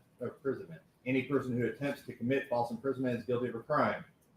For you to find a person guilty of criminal attempt, the state must have proven beyond a reasonable doubt the existence of the following essential elements. That is, should be number 1. 1, that the defendant intended to commit the specific offense of false imprisonment. And 2, that the defendant did some act intending to cause the essential elements of the offense to occur, and at the time believed the act would cause the element to occur without further action on the defendant's part. Intended and intending have previously been defined in these instructions. The essential elements necessary to constitute false imprisonment and definitions have been set out on page 35. The court will now explain the law applicable to count 5 in the indictment. Official misconduct, unauthorized exercise of official power. Any public servant who commits the offense of official misconduct is guilty of a crime. For you to find a defendant guilty of this offense, the state must have proven beyond a reasonable doubt the existence of the following essential elements. 1, that the defendant acted as a public servant. And 2, that the defendant committed an act relating to the defendant's office or employment that constituted an unauthorized exercise of official power. And 3, that the defendant acted knowingly or intentionally. And 4, that the defendant acted with the intent to obtain a benefit or to harm another. Act and acted means a bodily movement, whether voluntary or involuntary, and includes speech. Intent, intentionally, and knowingly have previously been defined in these instructions. Public servant means a person elected, selected, appointed, employed, or otherwise designated as one of the following, even if the public servant has not yet qualified for office or assumed the duties: an officer, employee, or agent of government. Attempt to commit official misconduct. Any person who attempts to commit official misconduct is guilty of a crime. For you to find a person guilty of criminal attempt, the state must have proven beyond a reasonable doubt the existence of the following essential elements. 1, that the defendant intended to commit the specific offense of official misconduct.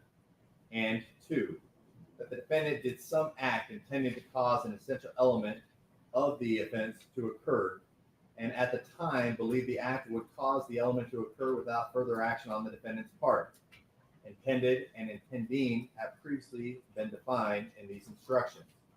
The essential elements necessary to constitute official misconduct and definitions have been set out on page 37.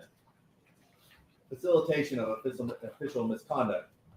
Any person who facilitates the offense of official misconduct is guilty of a crime.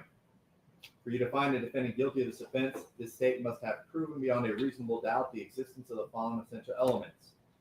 1, that the defendant knew that another person intended to commit an official misconduct, but did not have the intent to promote or assist the commission of the offense or to benefit in the proceeds or result of the offense. And 2, that the defendant furnished substantial assistance to that person in the commission of official misconduct. And 3, that the defendant furnished such assistance knowingly. Knowingly, intended, and intending have previously been defined in these instructions. The requirement of knowingly is also established if it is shown that the defendant acted intentionally. The essential elements necessary to constitute official misconduct and definitions have been set out on page 37. The court will now explain the law applicable to count 6 in the indictment. Official misconduct, refraining from performing a duty. Any public servant who commits the offense of official misconduct is guilty of a crime.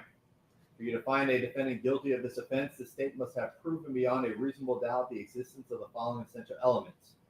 1, that the defendant acted as a public servant, and 2, that the defendant refrained from performing a duty that was imposed by law or that was clearly inherent in the nature of the office or employment, and 3, that the defendant acted knowingly or intentionally, and 4, that the defendant acted with the intent to obtain a benefit or to harm another.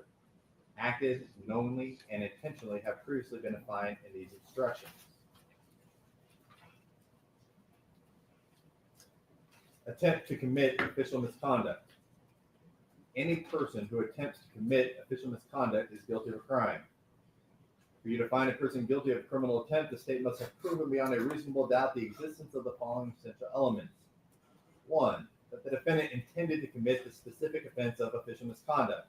And 2, that the defendant did some act intending to cause an essential element of the offense to occur, and at the time believed that the act would cause the element to occur without further action on the defendant's part.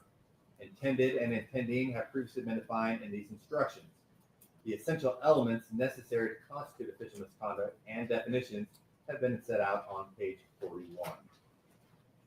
Facilitation of official misconduct. Any person who facilitates the offense of official misconduct is guilty of a crime. For you to find a defendant guilty of this offense, the state must have proven beyond a reasonable doubt the existence of the following essential elements. 1, that the defendant knew that another person intended to commit official misconduct, but did not have the intent to promote or assist the commission of the offense or to benefit in the proceeds or result of the offense. And 2, that the defendant furnished substantial assistance to that person in the commission of official misconduct. And 3, that the defendant furnished such assistance knowingly. Here, knowingly, intended, and intending have previously been defined in these instructions. The requirement of knowingly is also established if it is shown that the defendant acted intentionally. The essential elements necessary to constitute official misconduct and definition have been set out on page 41. The court will now explain the law applicable to count 7 in the indictment, official oppression. Any public servant who commits the offense of official oppression is guilty of a crime. For you to find a defendant guilty of this offense, the state must have proven beyond a reasonable doubt the existence of the following essential elements. 1, that the defendant was a public servant acting under color of office or employment.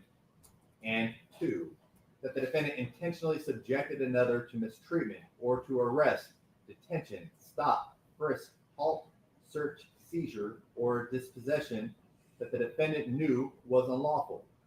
Intent, intentionally, and knowingly, and public servant have previously been defined in these instructions. The public servant acts under color of office or employment if the servant acts or purports to act in an official capacity or takes advantage of such actual or purported capacity. Attempt to commit official oppression. Any person who attempts to commit official oppression is guilty of a crime. For you to find a person guilty of criminal attempt, the state must have proven beyond a reasonable doubt the existence of the following essential elements.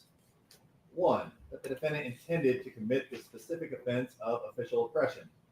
And 2, that the defendant did some act intending to cause an essential element of the offense to occur, and at the time believed the act would cause the element to occur without further action on the defendant's part. Intended and intending have previously been defined in these instructions. The essential elements necessary to constitute official oppression and definitions have been set out on page 44. Facilitation of official oppression. Any person who facilitates the offense of official oppression is guilty of a crime. For you to find a defendant guilty of this offense, the state must have proven beyond a reasonable doubt the existence of the following essential elements. 1, that the defendant knew that another person intended to commit an official oppression, but did not have the intent to promote or assist the commission of the offense or to benefit in the proceeds or result of the offense. And 2, that the defendant furnished substantial assistance to that person in the commission of official oppression. And 3, that the defendant furnished such assistance knowingly. Knowingly, intended, and intending have previously been defined in these instructions. The requirement of knowingly is also established if it is shown that the defendant acted intentionally. The essential elements necessary to constitute official oppression and definitions have been set out on page 44.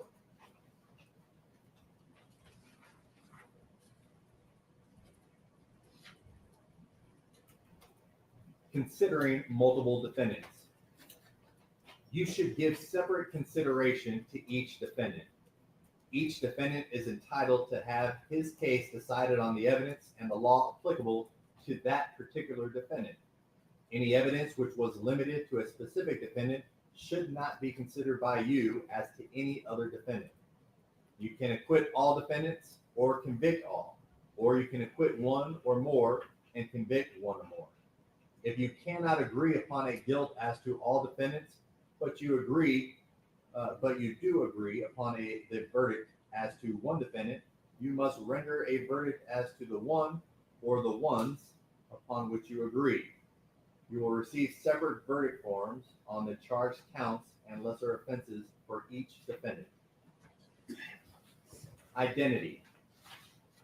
One of the issues in this case is the identification of the defendant as the person who committed the crime. So the state has the burden of proving identity beyond a reasonable doubt. Identification testimony is an expression of belief or impression by the witness, and its value may depend upon your consideration of several factors. Some of the factors which you may consider are: 1, the witness's capacity and opportunity to observe the offender.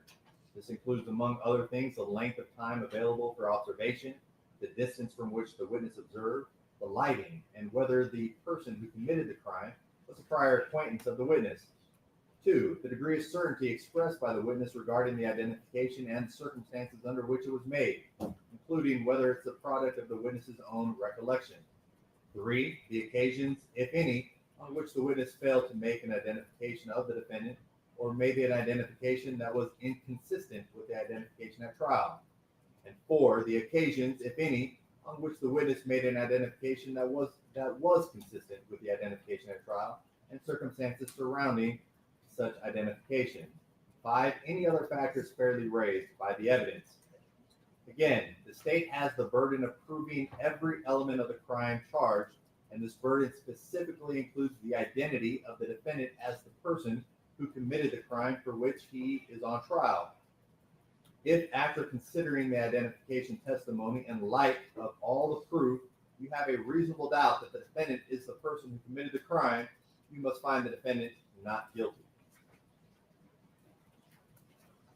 Evidence, direct and circumstantial. The guilt of any defendant, as well as any fact required to be proved, may be established by direct evidence, by circumstantial evidence, or by both combined. Direct evidence is defined as evidence which proves the existence of the fact and issue without inference or presumption. Direct evidence is those parts of testimony admitted in court which refer to what happened and was testified to by witnesses who saw or heard what happened firsthand. If witnesses testified about what they themselves saw or heard, they presented direct evidence. Circumstantial evidence consists of proof of collateral facts and circumstances which do not directly prove the fact and issue, but from which that fact may be logically inferred. Circumstantial evidence is all the testimony and exhibits which give you clues about what happened in an indirect way. It consists of all evidence which is not direct evidence. When the evidence is made up entirely of circumstantial evidence, then before you would be justified in finding any defendant guilty, you must find that all the essential facts are consistent with the hypothesis of guilt, as that is to be compared with all the facts proved. The facts must exclude every other reasonable theory or hypothesis except that of guilt, and the facts must establish such a certainty of guilt of a defendant as to convince the mind beyond a reasonable doubt that the defendant is the one who committed the offense. Do not assume that direct evidence is always better than circumstantial evidence. According to our laws, direct evidence is not necessarily better than circumstantial evidence. It is not necessary that each particular fact should be proved beyond a reasonable doubt if enough facts are proved to satisfy the jury beyond a reasonable doubt of all the facts necessary to constitute the crime charged. Before a verdict of guilty is justified, the circumstances taken together must be of conclusive nature and tendency, leading on the whole to a satisfactory conclusion and producing in effect a moral certainty that the defendant and no one else committed the offense. Presumption of innocence. You enter upon this investigation with the presumption that each of the defendants are not guilty of any crime, and this presumption stands as a witness for them unless it is rebutted and overturned by competent and credible proof. It is, therefore, incumbent upon the state, before you can convict any defendant, to establish to your satisfaction, beyond a reasonable doubt, that the crime charged in this indictment has been committed, that the same was committed within the county of Shelby and the state of Tennessee before the finding of the indictment, and that the defendant or defendants committed the crime in such a manner that would make them guilty under the law here defined and explained to you. Burden of proof. The state has the burden of proving the guilt of the defendant beyond a reasonable doubt, and this burden never shifts, but remains on the state throughout the trial of the case. The defendants are not required to prove their innocence. Reasonable doubt. Reasonable doubt is that doubt created by an investigation of all the proof in the case and an inability after such investigation to let the mind rest easily upon the certainty of guilt. Absolute certainty of guilt is not demanded by the law to convict of any criminal charge, but moral certainty is required, and that certainty is required as to every element of proof needed to constitute the offense. Credibility of witnesses. You are the exclusive judges of the credibility of witnesses and the weight to be given to their testimony.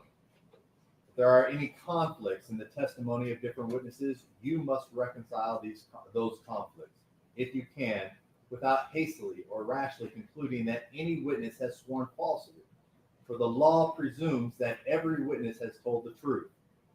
It is your job to decide what the facts of this case are. When you cannot reconcile the statements of different witnesses, then you must decide which witness or witnesses you believe and how important you think the witness's testimony was. You do not have to accept or reject everything a witness said. You are free to believe all, none, or part of any person's testimony. In deciding which testimony you believe, you should rely on your own common sense and everyday experience. There is no fixed set of rules or judging whether you believe a witness, but it may help you to think about these questions. 1. Was the witness able to see and hear clearly? How long was the witness watching or listening? Was anything else going on that might have distracted the witness? 2. Did the witness seem to have a good memory? 3. How did the witness look and act while testifying? Did the witness seem to be making an honest effort to tell the truth, or did the witness seem to evade the questions? 4. Has there been any evidence presented regarding the witness's intelligence, respectability, or reputation for truthfulness? 5. Does the witness have any bias, prejudice, or personal interest in how the case is decided? 6. Did the witness have a motive to testify truthfully or to testify untruthfully? 7. Have there been any promises, threats, suggestions, or other influences that affected how the witness testified? 8. In general, does the witness have any special reason to tell the truth or any special reason to lie? 9. All in all, how reasonable does the witness testimony seem when you think about all the other evidence in the case? Sometimes the testimony of different witnesses will not agree, and you must decide which testimony you accept. You must think about whether the disagreement involves something important or not, and whether you think someone is lying or is simply mistaken. People see and hear things differently. Witnesses may testify honestly, but simply be wrong about what they thought they saw or remembered. It is also a good idea to think about which testimony agrees best with the other evidence in the case. However, you may conclude that a witness has deliberately lied about something that is important or to how you decide the case. If so, you may choose not to accept anything that witness said, On the other hand, if you think the witness lied about some things but told the truth about others, you may simply accept the part you think is true and ignore the rest. Expert witness. During the trial, you heard the expert testimony of TBI agent Derek Miller, who was described to us as an expert in the field of digital forensic examiner. You also heard the expert testimony of Dr. Marco Ross, who was described to us as an expert in the field of forensic pathology. You also heard the expert testimony of Dr. Jane Turner, who was described to us as an expert in the field of forensic pathology. You also heard the expert testimony of Miss Samantha Spencer, who was described to us as an expert in the field of forensic biology through DNA analysis. You also heard the expert testimony of Mr. Jared Zwicky, who was described to us as an expert in the field of defensive tactics, human factors, deadly force, police training, video and digital analysis. You also heard expert testimony of Mr. John Tisdale, who was described to us as an expert in the field of police policy and use of force. You also heard the expert testimony of Mr. Don Cameron, who was described to us as an expert in the field of police training, standards, and use of force. The rules of evidence provide that if scientific, technical, or other specialized knowledge might assist the jury in understanding the evidence or in determining a fact and issue, a witness qualified as an expert by reason of special knowledge or experience may testify and state their opinions concerning such matters and give reasons for their testimonies. Merely because an expert witness has expressed an opinion does not mean, however, that you are bound to accept this opinion. The same as with any other witness, it is up to you to decide whether you believe this testimony and choose to rely upon it. Part of that decision will depend on your judgment whether this witness's training and experience is sufficient for the witness to give the expert opinion that you heard. You must decide whether the witness's opinions were based on sound reason, judgment, and information. You are to give the testimony of an expert witness such weight and value as you think it deserves, along with all the other evidence in the case. Impeaching a witness. A witness may be impeached by proving that the witness made some material statements out of court which are at variance with the witness's evidence on the witness stand.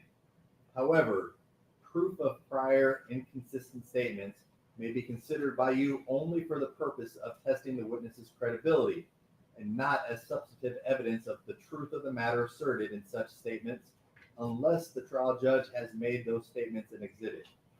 Further, a witness may be impeached by a careful cross-examination involving the witness in contradictory, unreasonable, and improbable statements. However, immaterial discrepancies or differences in the statements of witnesses do not affect their credibility unless it should plainly appear that some witness has willfully testified falsely. When a witness is thus impeached, the jury has the right to disregard the witness's evidence and treat it as untrue, except where it is corroborated by other credible testimony or by the facts and circumstances proved on the trial. Criminal responsibility for the conduct of another.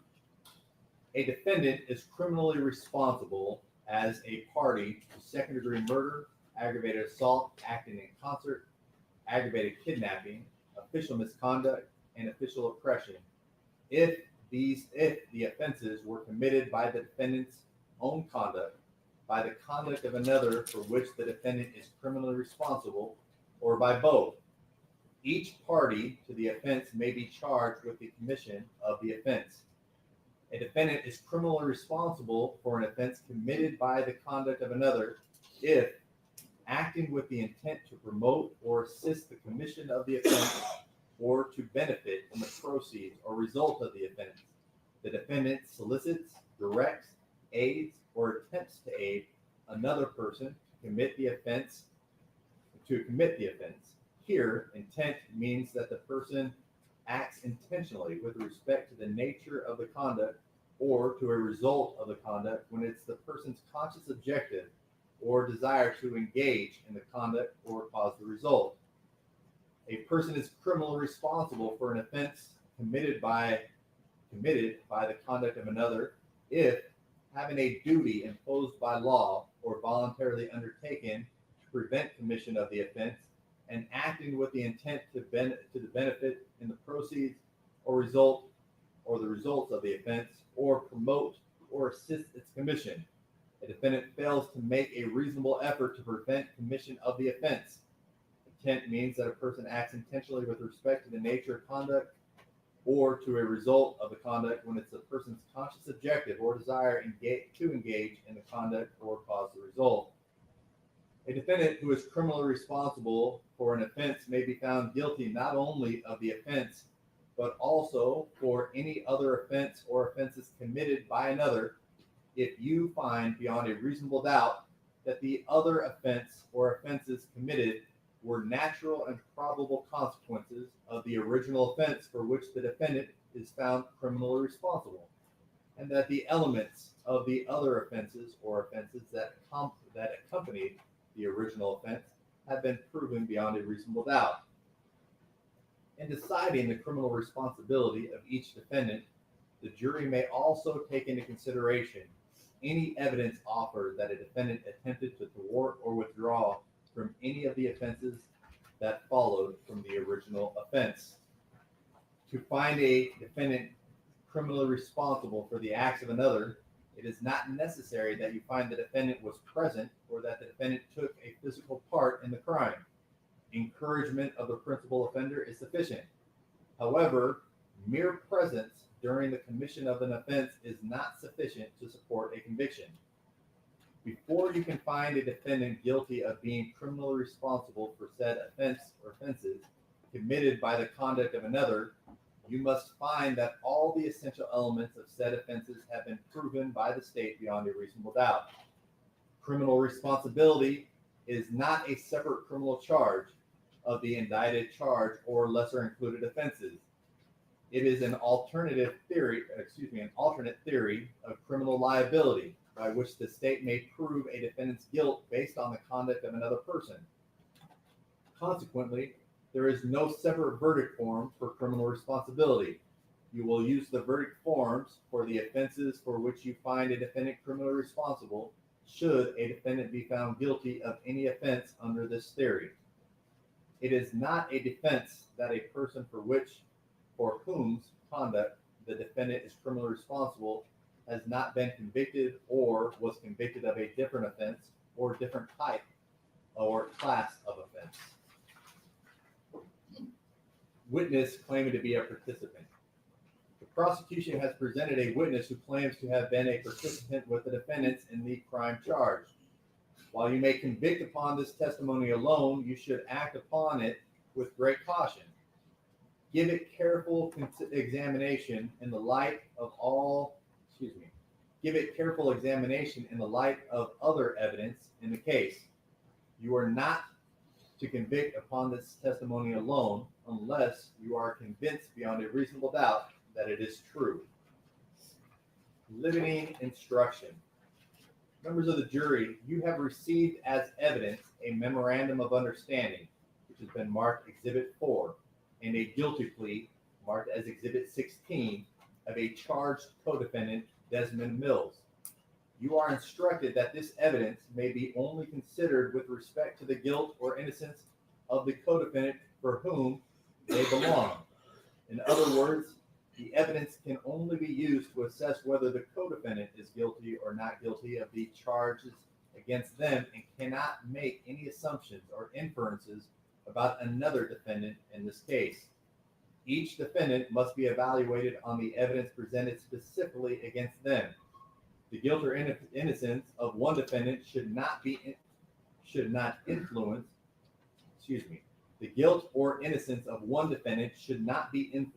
by a co-defendant's statements or any actions or statements attributed to them. You should assess the evidence against each defendant independently. Do not allow a co-defendant's statements to influence your judgment or deliberations regarding another defendant in this case. Evidence of good character. Evidence of good character has been offered on behalf of the defendants Tadarius Bean and Justin Smith. This is to be considered by the jury along with all the other evidence in the case to determine if there is a reasonable doubt about the defendant's guilt. A person of good character may violate the law, but a person of good character is less likely to violate the law than one of bad character. If you find the defendant's character to be good, such may be considered for purpose of strengthening his presumption of innocence. If you find the defendant's character to be good, it may stand as a witness on his behalf, and you should consider it along with all the other evidence in determining whether the defendant is guilty or not guilty. Defendants not testifying. The defendants, Tadarius Bean, Demetrius Haley, and Justin Smith, have each not taken the stand to testify as a witness, but you shall place no significance on this fact. Each defendant is presumed innocent, and the burden is on the state to prove the defendant's guilt beyond a reasonable doubt. No defendant is required to take the stand on his own behalf, and his election not to do so cannot be considered for any purpose against him, nor can any inference be drawn from such fact. Cause of death. Before a defendant can be convicted of any degree of homicide, the state must have proven beyond a reasonable doubt that the death of the deceased was proximately caused by the criminal conduct of the defendant, by the conduct of another for whom the defendant is criminally responsible, or both. The proximate cause of death is that cause which, in a natural and continuous sequence, unbroken by independent intervening cause, produces the death and without which the death would not have occurred. A defendant's conduct need not be the sole or immediate cause of death. The acts or omissions of two or more persons may work concurrently to proximately cause the death. In such a case, each of the participating acts or omissions is regarded as a proximate cause. It is not a defense that the negligent conduct of the deceased may have been a proximate cause of the death. However, it is a defense to homicide if the proof shows that the death was caused by an independent intervening act or omission of the deceased or another which a defendant in the exercise of ordinary care could not reasonably have anticipated as likely to happen. However, if in the exercise of ordinary care a defendant should reasonably have anticipated the intervening cause, that cause does not supersede the defendant's original conduct, and the defendant's conduct is considered the proximate cause of death. The sequence of events or the particular injury doesn't need to be foreseeable. It's only necessary that the death falls within the general field of danger which a defendant should have reasonably anticipated. If some other circumstances cause the victim's death unrelated to the defendant's action, that would be a defense to homicide unless the circumstances was the natural result of the defendant's acts. There is evidence in this case that the deceased required medical attention as a result of injuries that may have been unlawfully inflicted by a defendant, and that such treatment itself may have contributed to the death of the deceased. If you find this evidence to be true, then you must determine whether the medical treatment is of such a character as to relieve the defendant of the responsibility for the death. One who unlawfully and seriously injures another to the extent that medical attention is required bears the risk that improper treatment may result in death of the injured person. If a defendant unlawfully and seriously injures the deceased, he is not relieved of responsibility unless the treatment was performed in a grossly negligent and unskillful manner, and unless it was the sole cause of the death. If you find that a defendant's acts, if any, did not unlawfully cause or contribute to the death of the deceased, or if you have a reasonable doubt about this proposition, then you must find the defendant not guilty. Jury notes.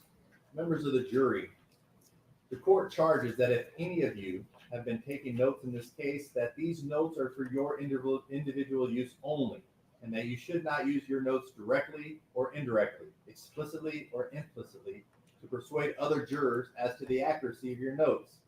They should not be shown to others, nor compared, nor referred to in any way as authority, but should be used privately only by you as an aid to your individual memory. Multiple counts, finding on each required. The crime charged in each count of the indictment is a separate and distinct offense. You must decide each charge separately on the evidence and the law applicable to it. The defendant may be found guilty or not guilty of any or all of the offenses charged. Your findings as to each crime charge must be stated in your verdict. Unanimous verdict. The verdict must represent the considered judgment of each juror. In order to return a verdict, it is necessary that each juror agree thereto. Your verdict must be unanimous. It is your duty as jurors to consult with one another and to deliberate with a view to reaching an agreement, if you can do so without violence to individual judgment. Each of you must decide the case for yourself, but do so only after an impartial consideration of the evidence with your fellow jurors. In the course of your deliberations, do not hesitate to re-examine your own views and change your opinion if convinced it is erroneous. But do not surrender your honest conviction as to the weight or effect of evidence solely because of the opinion of your fellow jurors or for the mere purpose of returning a verdict. Deliberation, order of consideration as to defendant Darius Bean, Demetrius Haley, and Justin Smith. In deciding your verdict for each count, you shall first consider the offense charged in the indictment. If you find the defendant guilty of that offense beyond a reasonable doubt, you should return a verdict of guilty for that offense. If you unanimously find the defendant not guilty of that offense or have a reasonable doubt of the defendant's guilt of that offense, you shall then proceed to consider whether or not the defendant is guilty of the next lesser included offense in the order from greatest to least within each count of the indictment. You shall not proceed to consider any lesser included offense until you have first made a unanimous determination that the defendant is not guilty of the immediately preceding greater offense, or you unanimously have a reasonable doubt of the defendant's guilt of that offense charged in the indictment. If you have a reasonable doubt of the guilt of the defendant as to all offenses charged and included in that count of the indictment, you shall return a verdict of not guilty for that count of the indictment. Verdict form, count 1, second-degree murder. We, the jury, find the defendant Darius Bean, only checking one box. First charge for your consideration, the indicted charge, guilty of second-degree murder. Lesser included offenses in the order of consideration, should the jury find the defendant guilty, would be facilitation of second-degree murder, guilty of manslaughter, guilty of facilitation of voluntary manslaughter, guilty of aggravated assault resulting in death,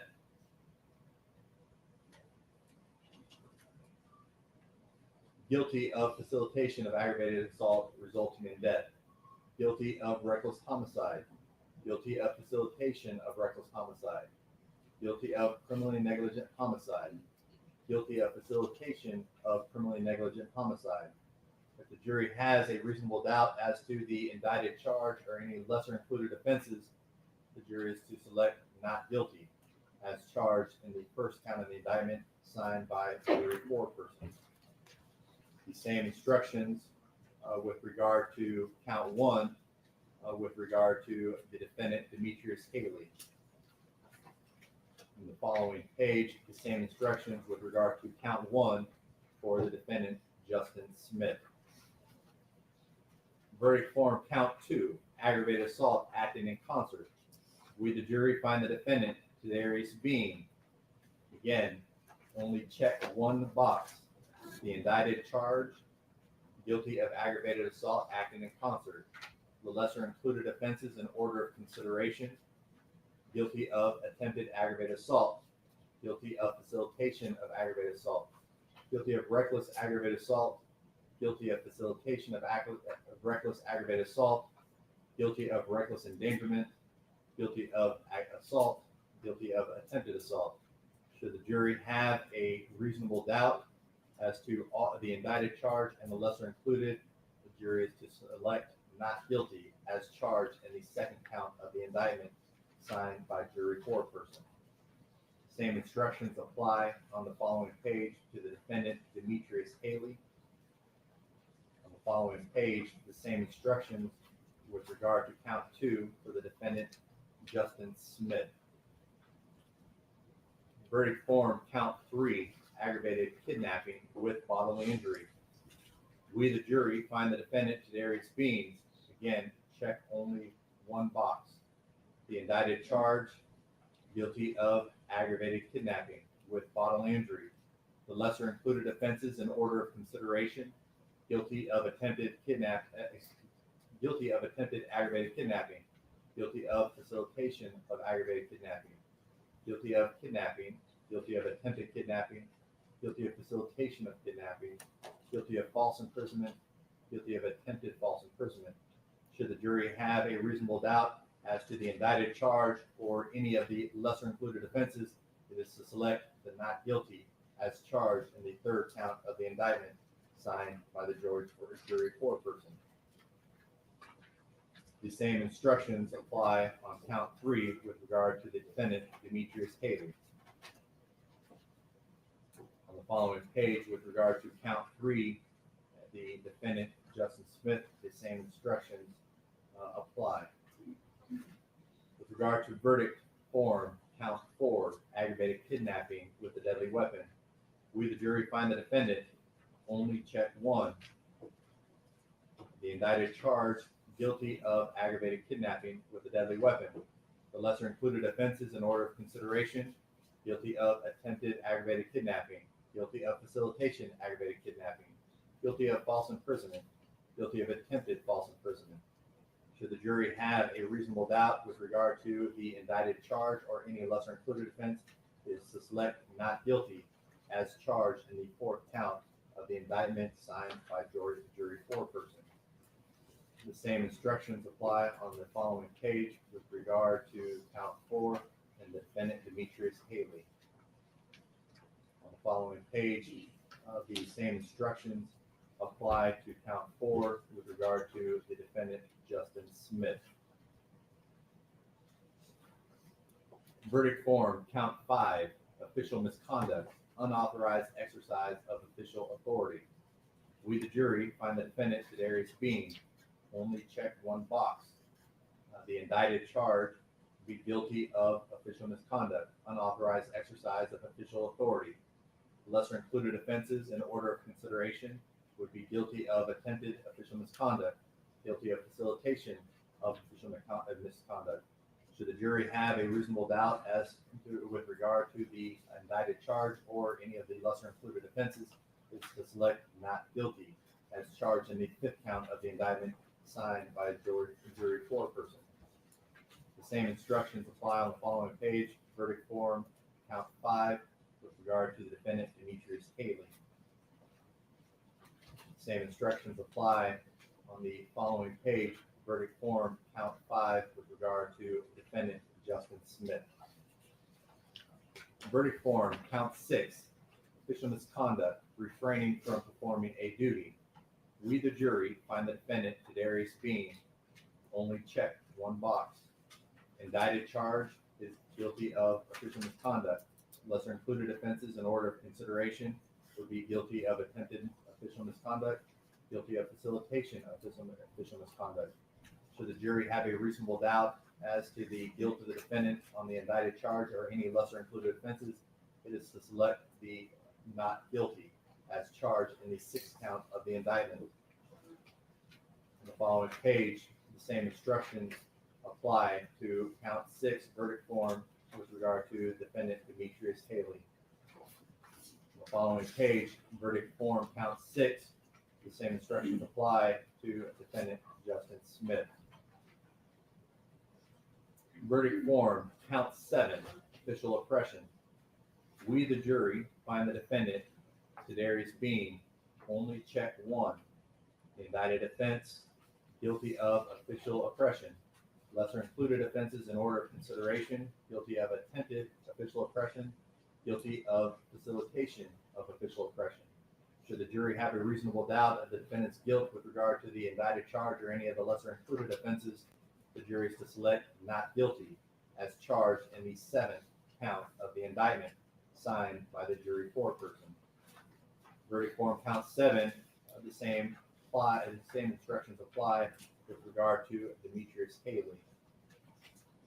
On the following page, verdict form count 7, the same instructions apply with regard to defendant Justin Smith. During your deliberations, you must not communicate with or provide any information to anyone by any means about this case outside the jury deliberation room. If a question arises during the deliberations, first go back and review your jury instructions, as the majority of your answers to the jury questions are found in there. If the question remains and/or you need further instructions, please print your question on a sheet of paper and have the foreperson sign it and give to the deputies. I will read your question and I may call you back into the courtroom to try to help you. But more times than not, the court's answer will be to look back at your jury instructions. Please understand that I may only answer questions about the law and cannot answer questions about the evidence. You will write your verdict clearly as to the indictment on the inside of the jacket as instructed on the previous pages and have one of the names of the sign as the verdict on the verdict as foreperson. Take the case, consider all the facts and circumstances fairly and impartially, and report to the court such verdicts as truth dictates and justice demands. Now, ladies and gentlemen, you have now received the law. You've heard and received all the proof, yet it's still not time for the deliberation.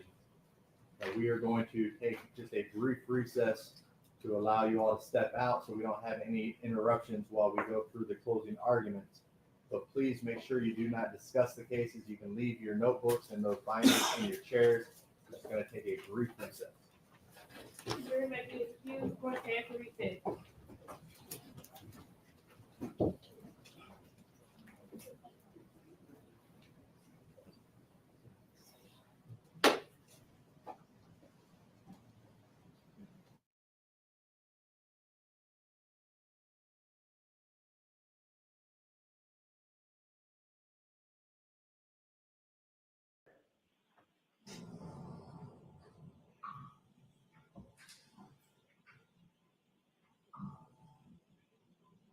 Pause it.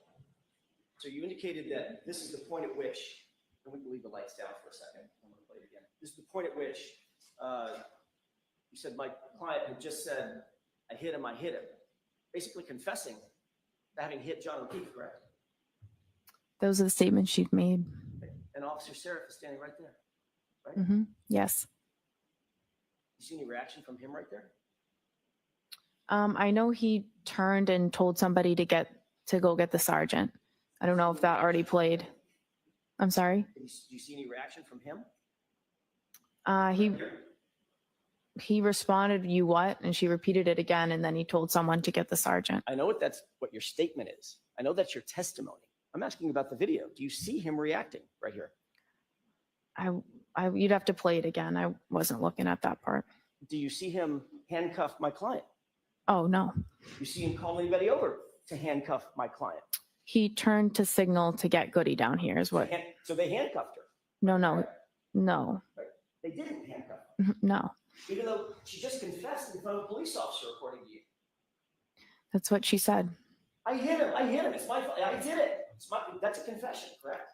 She said, I hit him. And Officer Seraph just stands there and my client walks away, correct? You'd have to talk to Officer Seraph about that. Oh, we have. You should. Mr. McLaughlin, Objection. Okay, so let's move on. Mr. Jackson, I'm not rushing you, but how much longer do you think you'll be? Not long. Okay, so, I can wrap it in a couple of minutes. okay. toward the end of this video. Your Honor. It says- Are you playing it again or should we put the lights on? If we can play it again. Okay. Continue.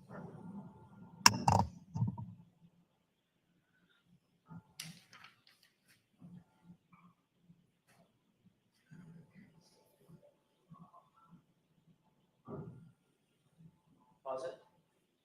You appear to be writing something down, I could be. and according to you, you're writing on your glove. Yes. Okay. What kind of glove? Just a regular latex glove that we use on the ambulance. You didn't have a notepad? I probably did. Sometimes it's easier to just write it down on your glove. Right. Did you write I hit him on your No, I did not. Go ahead and play it.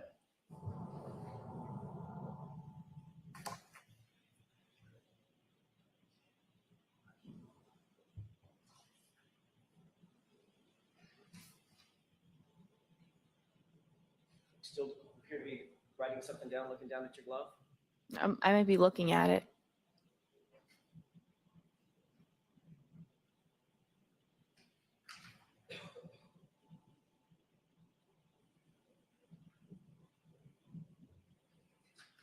Pause it. Is this also an example of my client being overly hysterical and frantic? Oh, I wasn't paying attention to her. You can have the lights up.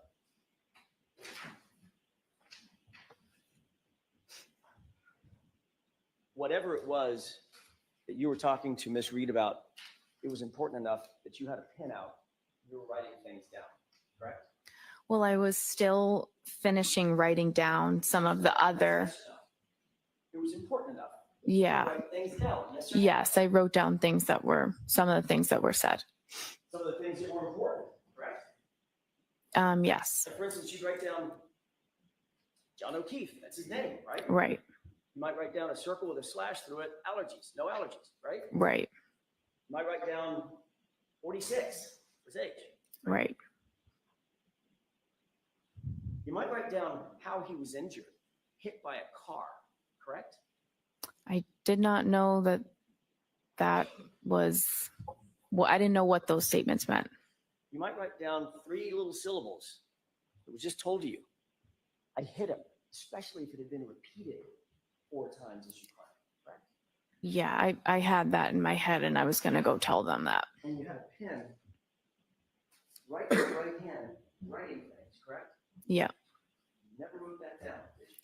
I wasn't going to write that statement down on the glove. I remembered that and I went back to the ambulance and told them.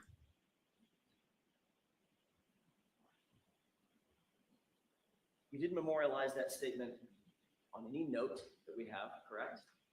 No. You didn't memorialize that statement on any glove that you were wearing, correct? No. Whatever you wrote down on that glove, where is that now? Yeah, I don't have it, obviously. I don't know how obvious it is. What'd you do with it? You just scratch everything out and you throw out the glove. Just threw it away. Mm-hmm. Is that right? Mm-hmm. Is Yes. that yes? Yes. So we don't know what was actually on or not on that glove, do we? I didn't write those words down on that glove. As we stand here, we don't know what was or wasn't on that glove. Name, date of birth, no meds, no history, no allergies. And then I wasn't writing that statement down on the glove. I went back to the ambulance and just reported it. And importantly, it was important enough, as you say, to go back and report the statement, but not important enough to write it down with that pen that's very conveniently in your right hand, correct? It's not about importance.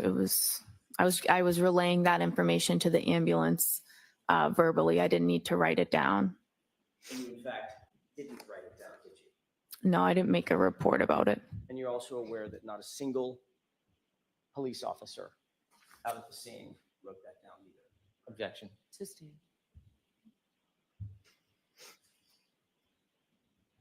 That's all I have. Mr. Brennan, can you do a redirect in 5 minutes? I can. Okay.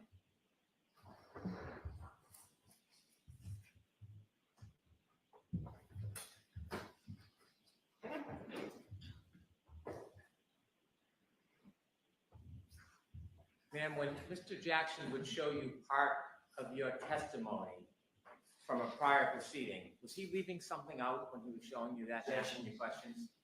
Sustained. When he asked you about whether you knew Caitlin Albert, and you said you went to high school with her, did you immediately then answer questions describing that relationship? Correct. Watch the phone.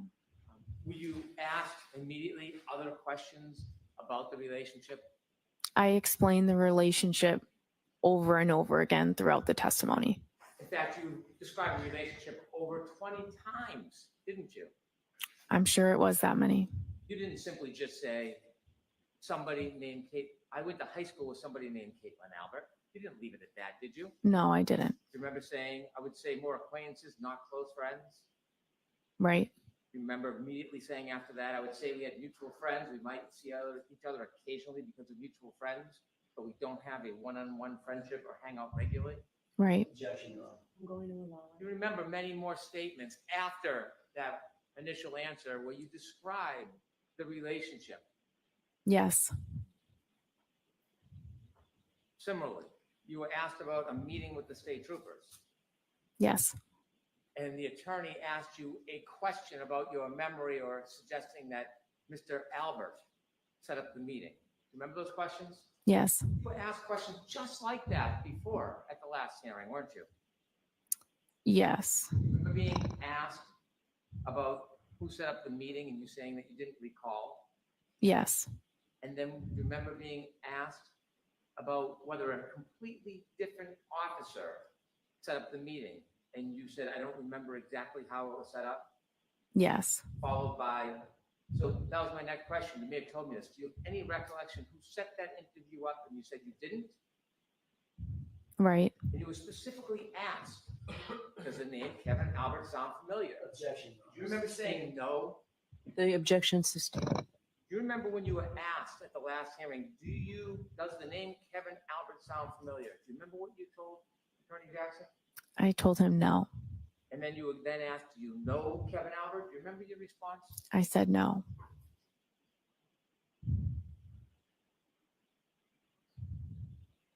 When you were there trying to help the gentleman that was on the ground, did you know this would become a homicide investigation?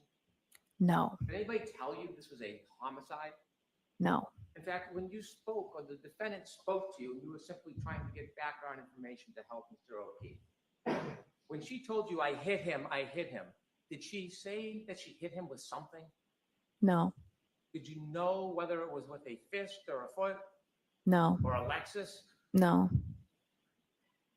You mentioned this was not part of your role to investigate. Why didn't you persist? Why didn't you follow up and ask more questions about that statement? What about the situation and the dynamics caused you not to ask questions? Sustained is to the.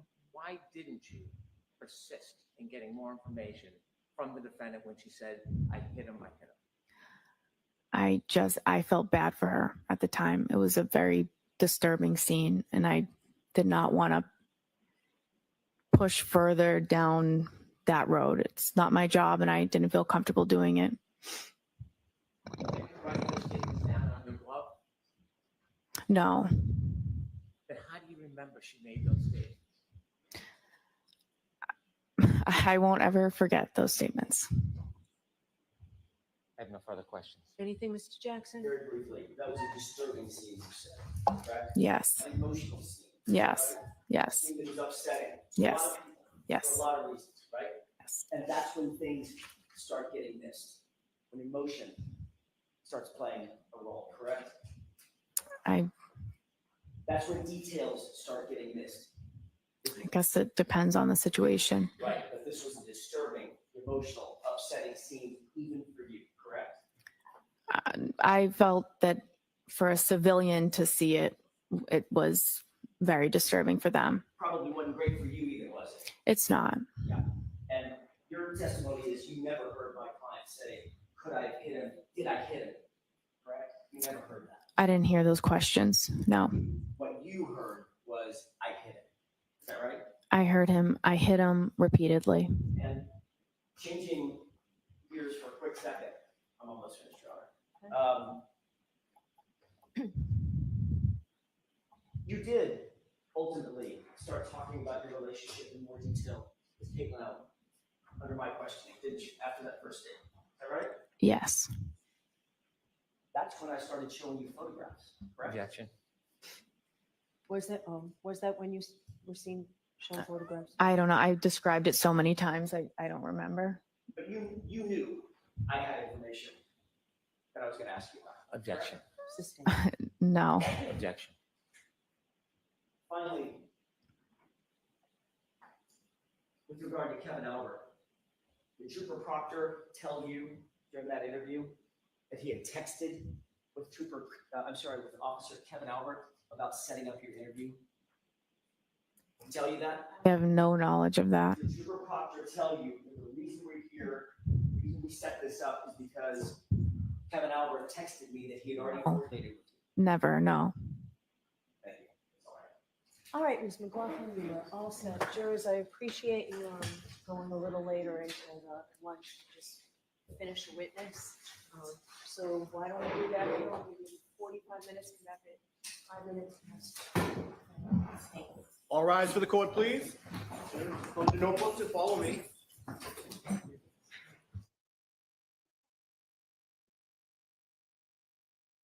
Start to finish.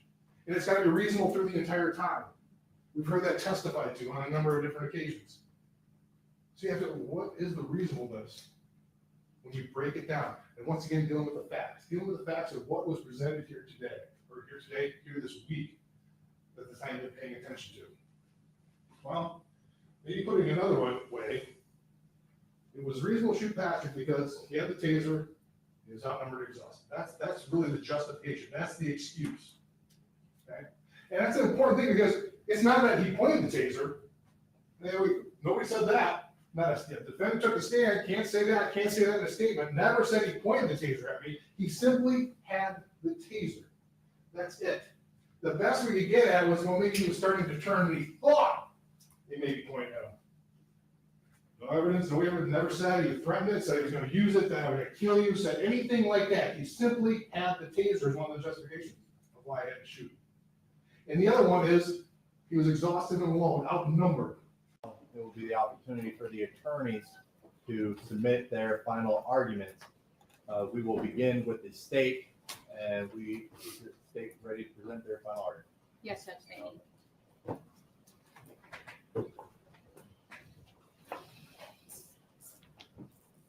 Sesame chicken. Do y'all remember?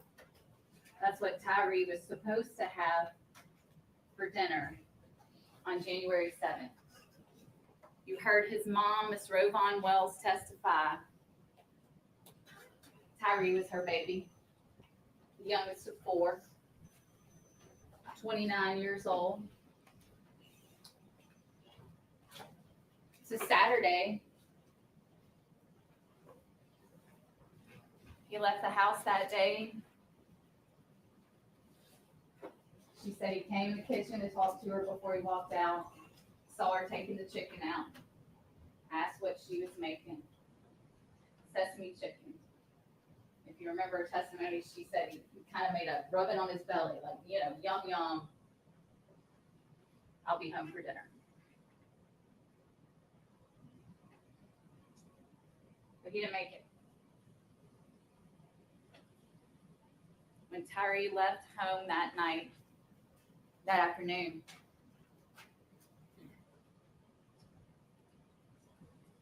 "29 years old, that house on Castlegate." That's what Tyre looked like.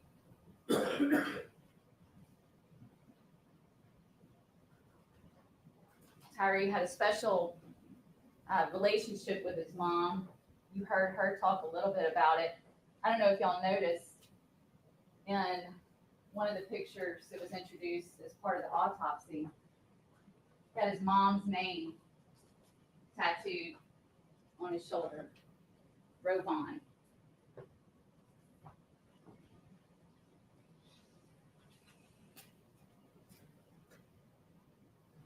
Tyre left that afternoon, and he never made it home for dinner because he came into contact with these officers. the next time Ms. Rovon saw her son, he was in the hospital in the wee hours of January 8th. And this is what he looked like.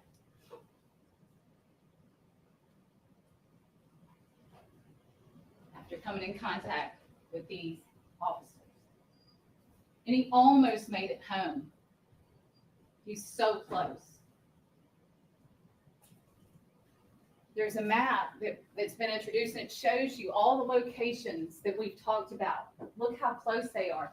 You heard Ms. Rovon testify that to get to the scene where all this happened, just basically 80 feet from her front door. And at that first stop, that chaotic stop, when there's so much screaming and so much chaos, one of the things you hear Tyre say is, "I'm just trying to go home." He's just trying to get home to his mom's house. But he doesn't make it because he comes in contact with these officers.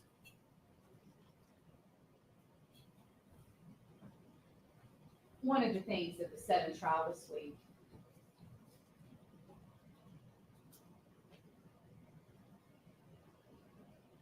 when Officer Mills was testifying.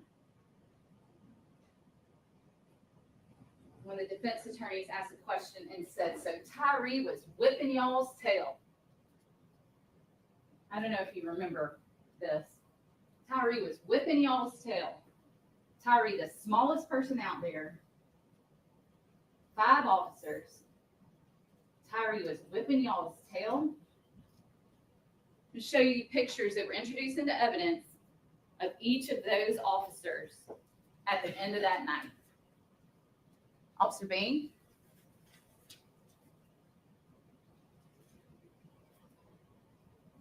Officer Emmett Martin.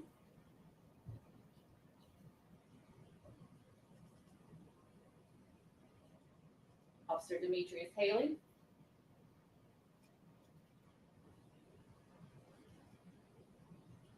Officer Justin Smith.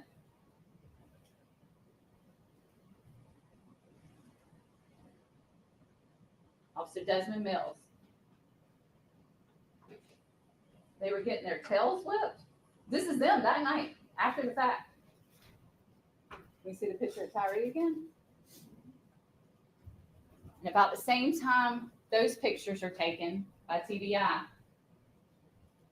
Mr. Rodney Wells, Tyre's stepdad, takes this picture at St. Francis Hospital.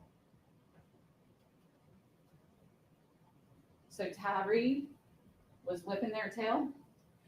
That's what they want you to believe? I know y'all seen a ton of video this week. When you go back to deliberate, you'll have that video. You'll be able to watch any part of it that you want. You'll be able to zoom in. You'll be able to slow it down. And I'm going to show you some video again. And I ask you to listen to things and watch things, but with certain intent, looking for certain things, okay? You've seen it all, but now we kind of have to put the pieces together. And the first thing I want you to do, and this is different than we've done all week. I'm gonna play a portion of Bean's body-worn camera. And I'm gonna just set it up a bit, y'all have seen it. Bean is the officer who's riding with Officer Mills. Officer Mills testified he sees someone matching the description in the rear view. They kind of do a U-turn, and then you see Officer Bean jump out of the car and start sprinting towards Tyre. And if y'all remember, as Officer Bean gets to Tyre and tackles him to the ground, shortly thereafter, his body-worn camera, which is worn here on the front of the chest, falls off. So we continue to hear the audio, but the camera's facing down, so it goes black. But you can hear the audio. And I want you to watch and listen with me in just a few moments to that clip.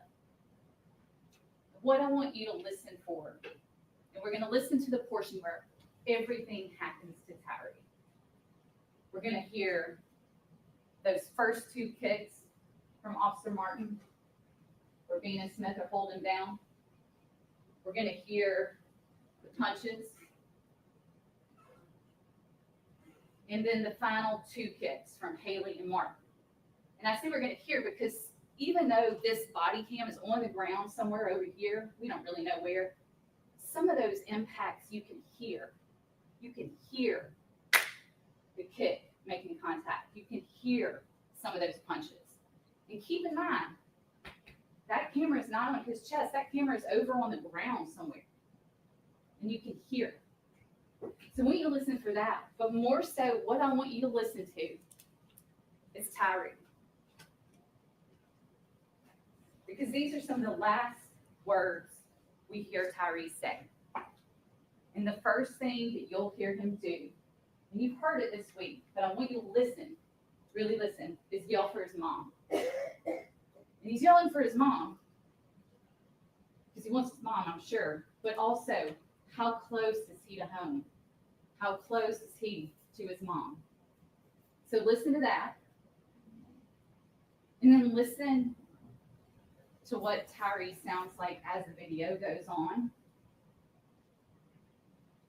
Moaning, pain, but listen all the way through. And if we can have the lights turned off and we'll play that video.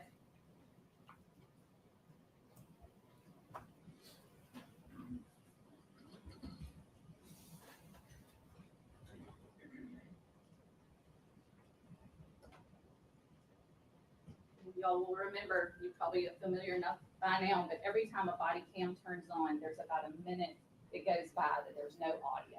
And then after a minute, the audio pops on.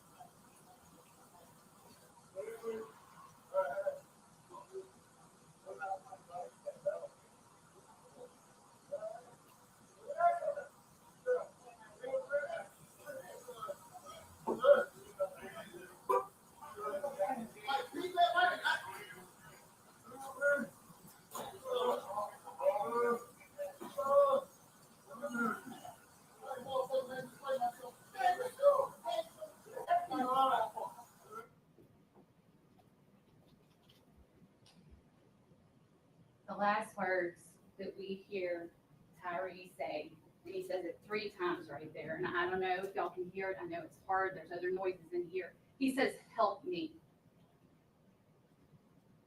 Help me. 3 times. You know what happens right after that 3rd time he says, help me? Defendant Haley runs in and kicks him, and then Emmett Martin kicks him again. And those are the last words we hear from Tyre. Help me. And who is supposed to help him? Those guys. They've got a duty to help him. And they don't. No one helps him.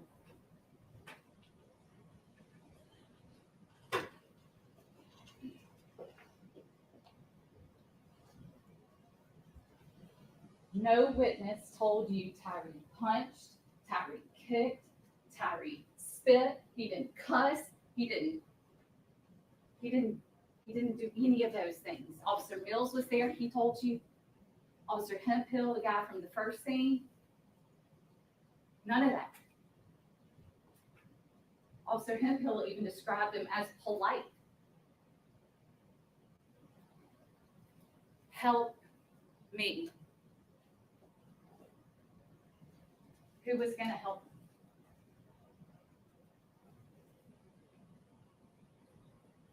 When he's laying on the ground right there, when you hear him say, help me, resisting or surviving, trying to survive. Did y'all hear that first kick that we called the soccer kick? You could hear it make contact in that video. You can hear that kick. Resisting or surviving.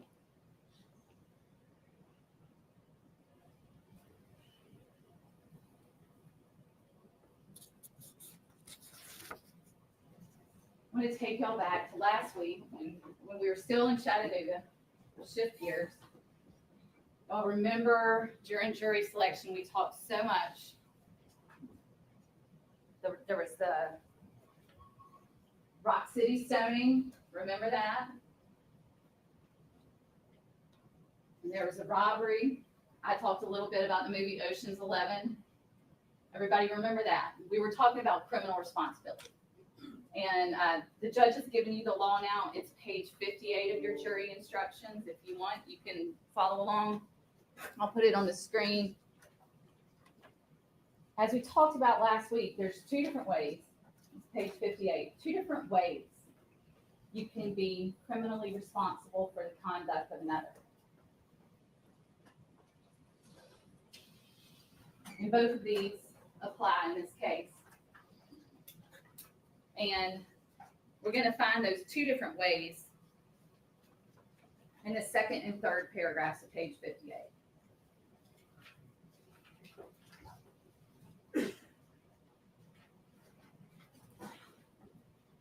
So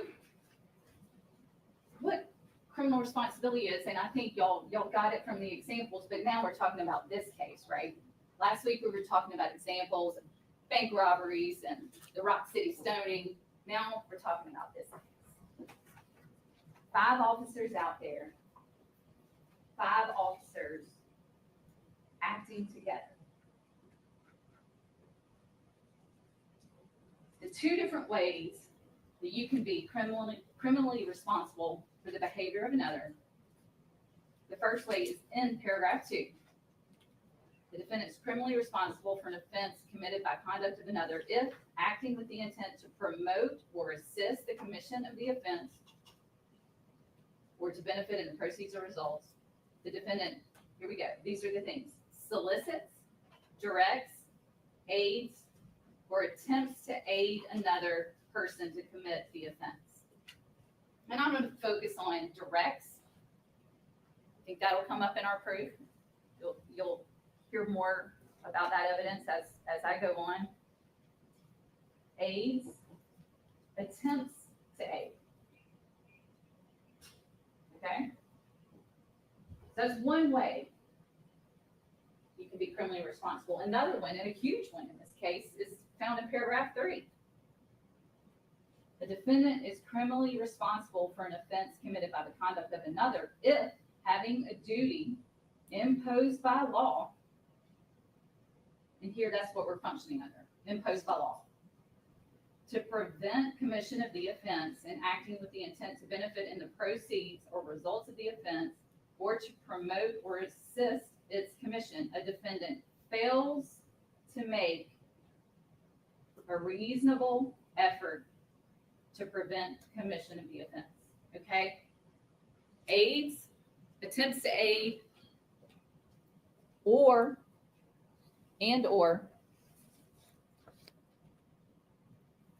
duty to prevent.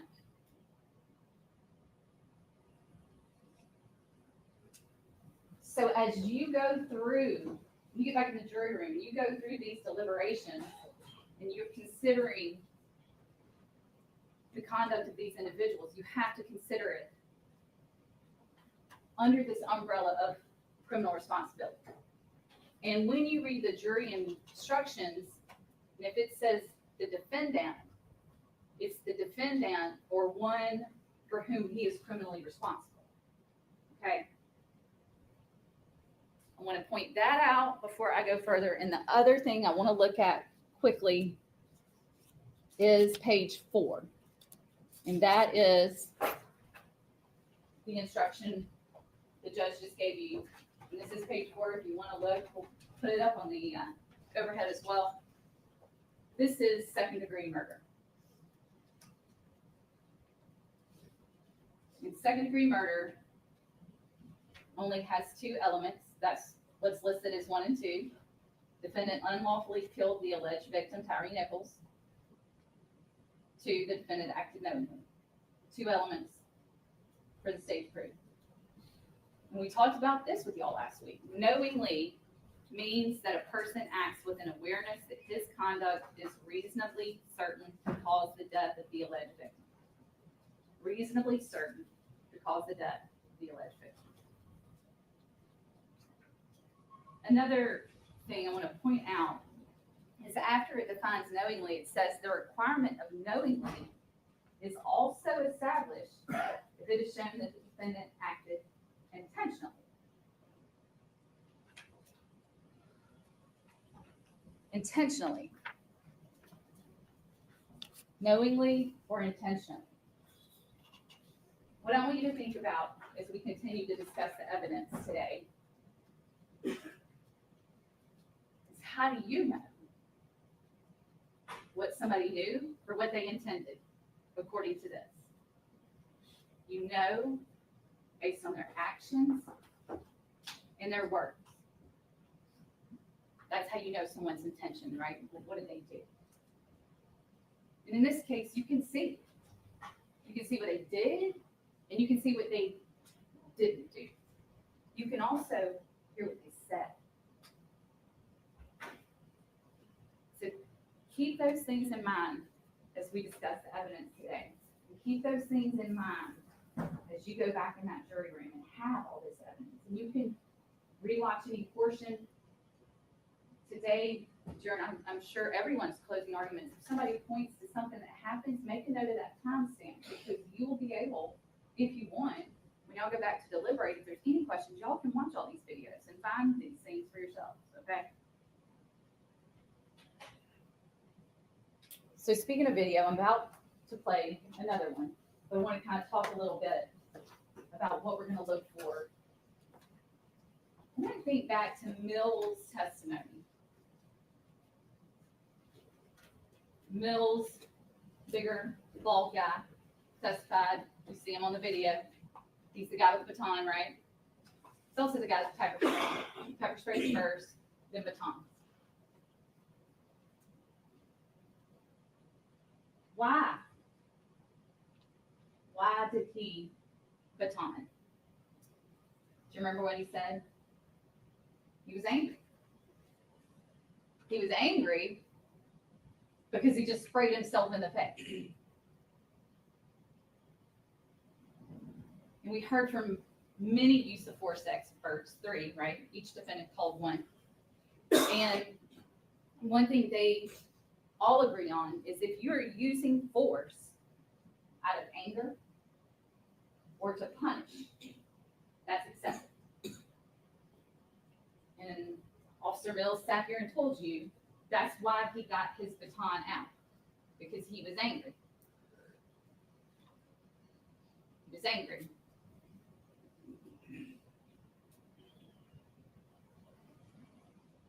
The first video we're going to watch is going to be the pole cam. And that's sort of the eye in the sky, right? The pole cam video. And this is going to be a little zoomed in. I'm going to slow it down a little bit. And the reason I want to do that is so we can focus on the actions of officers Bean and Smith. Now keep in mind, criminal responsibility, aid, attempt to aid, duty to prevent. They're aiding.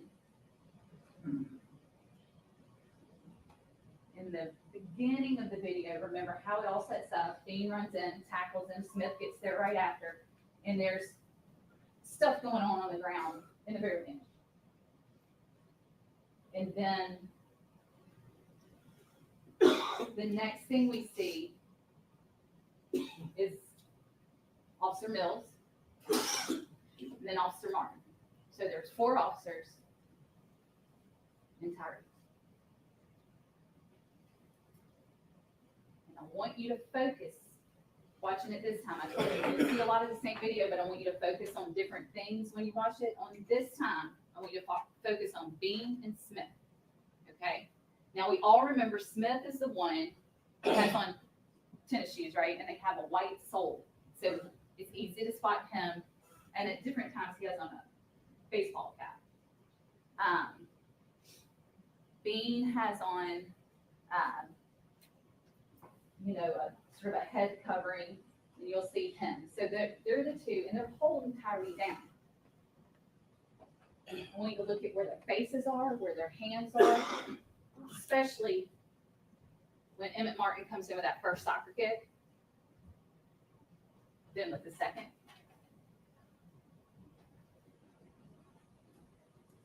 Then the punches, they're on either side of Tyre, holding his arms while he's getting punched.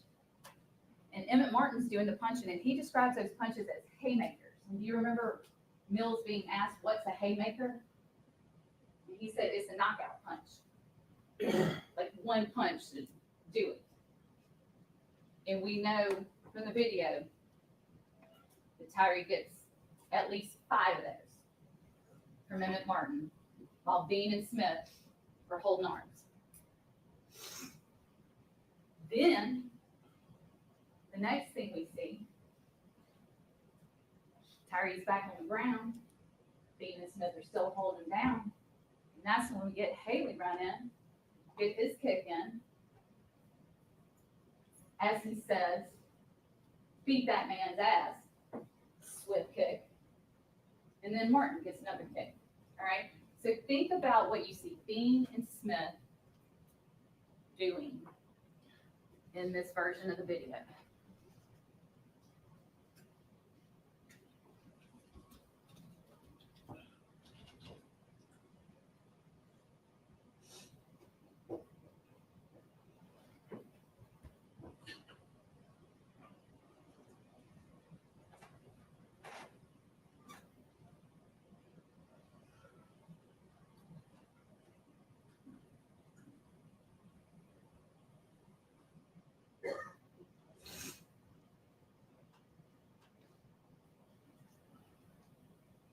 Just to make sure, Emmett Martin's on the front of the screen closest to us. Again, you know who Justin Smith is because he's got the shoes on that are easy to spot.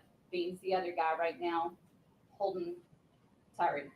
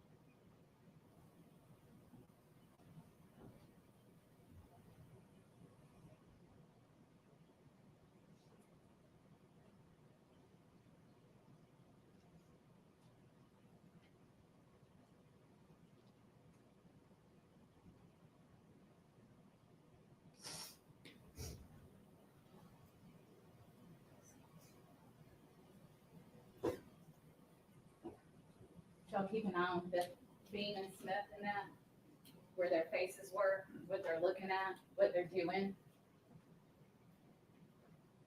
We see those first two kicks. After that first kick to the head, you heard all use of force experts agree and testify that first kick, that soccer kick to the head is what? Excessive force, unnecessary, deadly.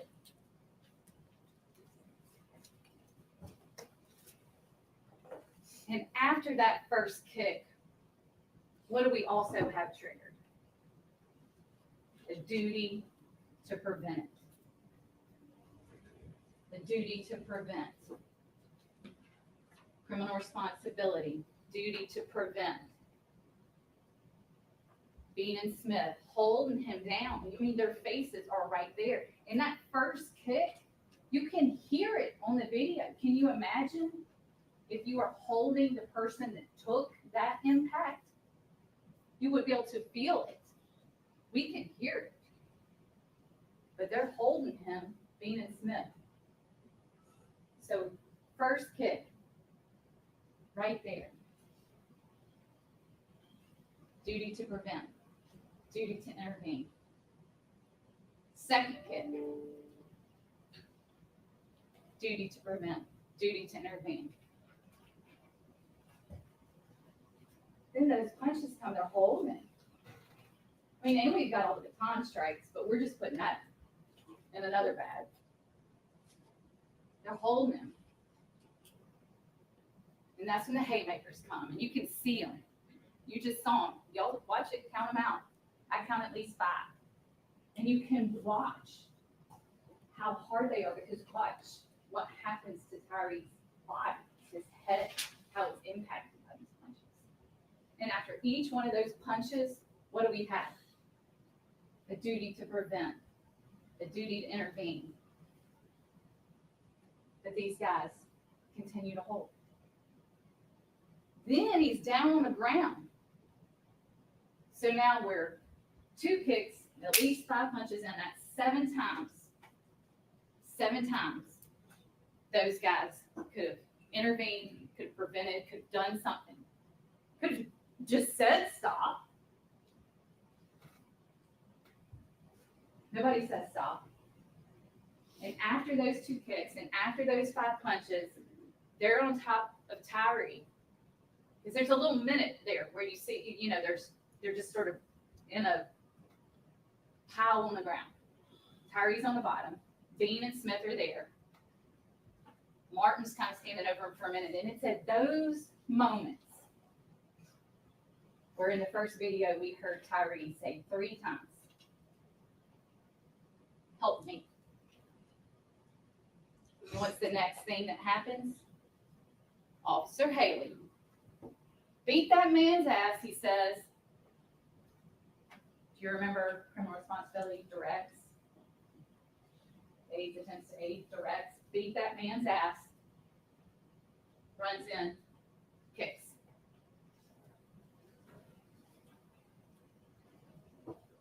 Again, Bean and Smith right there where the kick took place. Triggers again what? Duty to prevent, duty to intervene. Nobody does anything. And then after Haley says, beat that man's ass, does his kick, and we get Martin back in with another kick. So that's a total of 9 times. 2 kicks in the beginning, at least 5 punches, 2 kicks in the end. Not one person does one thing. Not even so much as say, stop. Hey, whoa, don't you think that's a little much? Nothing. Nothing.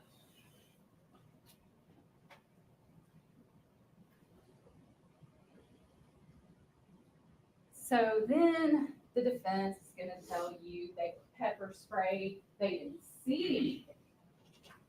But keep in mind, we can hear these impacts from some body cam that's on the ground somewhere over there. We don't even know. And these men are physically holding Tyre's body while this is happening with their faces this close. They're going to say they couldn't see it. They were pepper sprayed. They had tunnel vision. There's just no way. We got 9 chances Watch it. What I'm about to play is Mills' body-worn camera. And again, you've seen this, but I want you to watch it with fresh eyes. And what I want you to focus on is the reaction. First of all, Mills, before he sprays, is trying to be responsible about it, right? He's like, hey, y'all, watch out, watch out, watch out. You'll hear him say that. Like, I'm about to spray, watch out, meaning get back so you don't get sprayed, right? And you will see the first time he says that, Bean and Smith step back, completely let go of Tyre and step back when he gets ready to spray, okay? We're gonna watch it in just a second. Then he sprays. I don't know where that spray goes. I don't know. I mean, you watch it, you see it. You know, he kind of steps out. He comes back in and he says again, watch it, I'm about to spray. And this time, he sprays himself.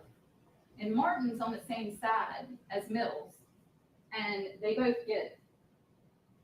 And the defense is going to have you believe, well, it's in the air, everybody's affected. Let me tell you who's affected. You'll hear immediately Mills and Martin, oh, shit, oh, shit, oh, shit, you know, reacting. You'll see Martin walk away. You'll see Mills walk away because it means it hits them.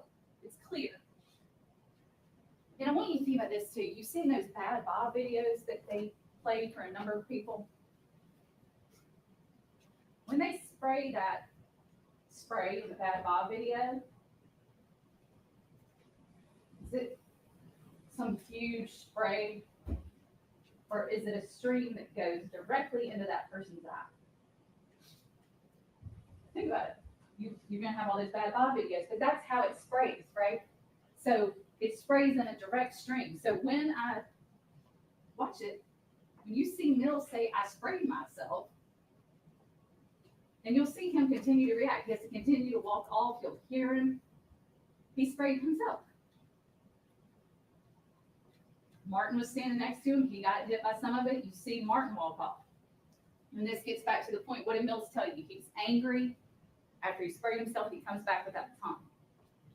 Right after that pepper spray, when it hits Martin, he's angry. What's he come back and do? Soccer kick 1, kick 2, punches. So watch Mills' body cam with me and think about what you see Bean and Smith doing, how you see Mills and Martin react to this spray.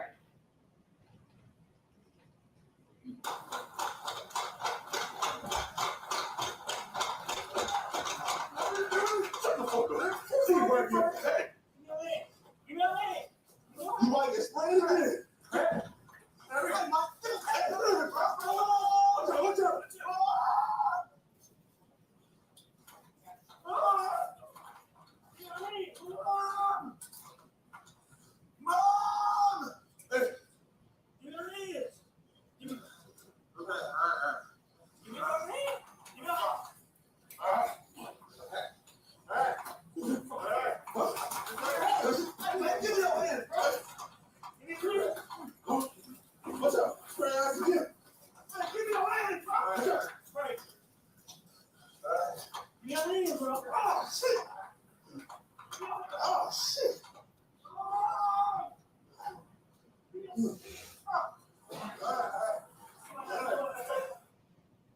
So immediately you hear Mills reacting to that spray. Oh shit, oh shit. And you see Martin have to step away. You can also see right here, that's Martin. You see that little black square? That's Martin throwing down his body-worn camera. Because now Martin's pissed. So this is him throwing down the body-worn camera. That's 20, 33, 51, about there. You don't want to look at it when you get back there. Here's Martin throwing down his body-worn camera because it's on. You immediately see Martin and Mills react to that spray. They get angry, and then we'll watch what they do next.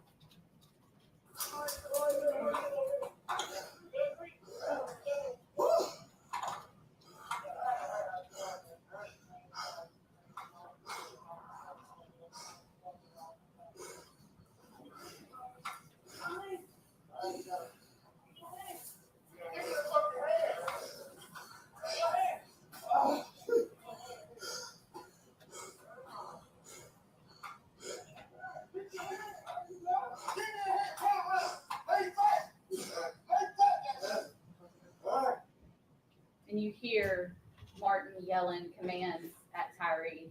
And this is when he's kicking him. And this is why Mills testifies he didn't see those kicks, because he's over here on the back of his car dealing with his pepper spray when those first kicks happen. And again, when you have the body cam back there, you can line all this up.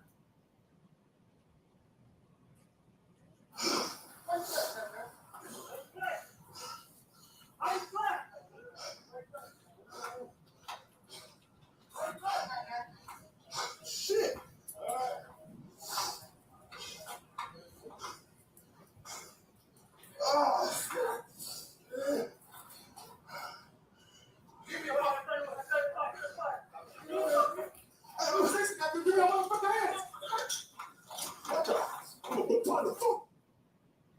What about, talking about angry, did y'all hear Mills' voice in this video? Mills, the guy who sat here and testified, and y'all couldn't hear a word he said almost because he was the softest talker you've ever heard in your life. Listen to how angry. Listen to the scene. I'm about to baton the fuck out of you. You can hear that. You can hear anything he said on the stand. You can hear that. Because he's angry. They're angry.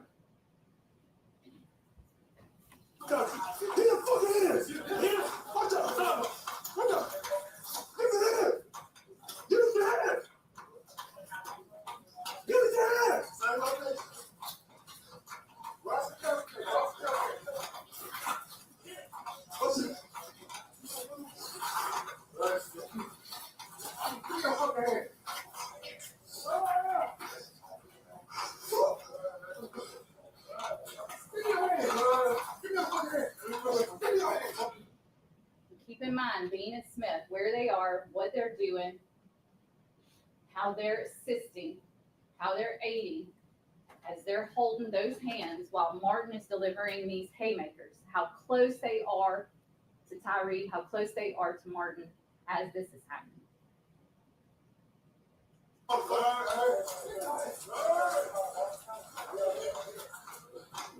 Ross and Castleton. And you notice, you see in Mills' body cam capture some of those punches, and if you'll remember, Mills told you he heard the first thump, he called it. He heard the first thump, and then he looked and saw what was happening, and he turned away and walked off. Duty to prevent, duty to stop, he didn't do it. He told you. But he saw it and he heard it, and he said, I knew it wasn't good, and I walked away. And that's what we see him do. He just walked away. We are east of the intersection.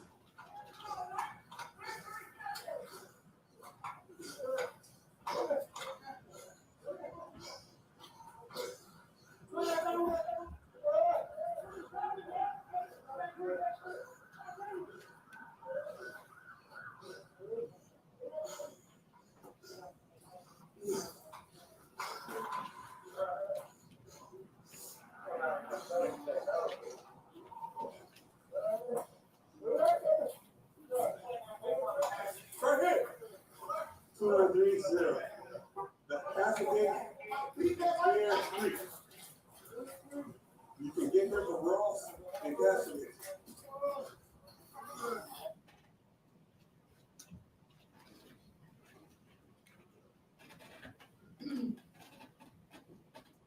Mills was asked,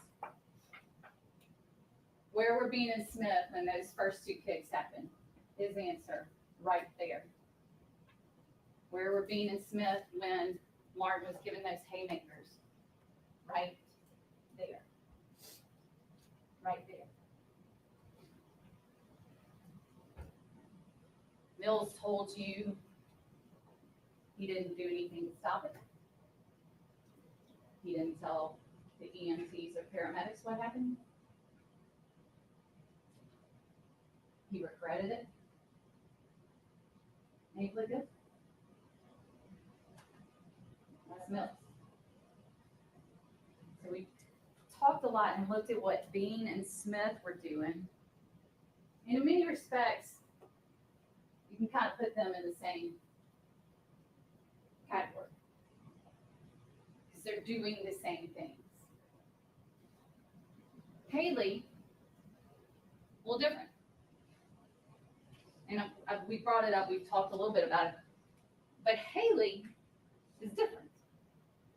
His attorney has brought it up on every possible occasion. Well, Haley didn't have a duty to prevent these things. He didn't say, well, of course, I agree with that. He can't report something he never saw. Of course, I agree with that. So let's talk about what Haley did do and what Haley did see. We just got a little clip of it at the end of that. What do we know about Haley? Back to the pepper spray, right? Remember the video from the first scene? Haley tries to pepper spray Tyre and sprays himself.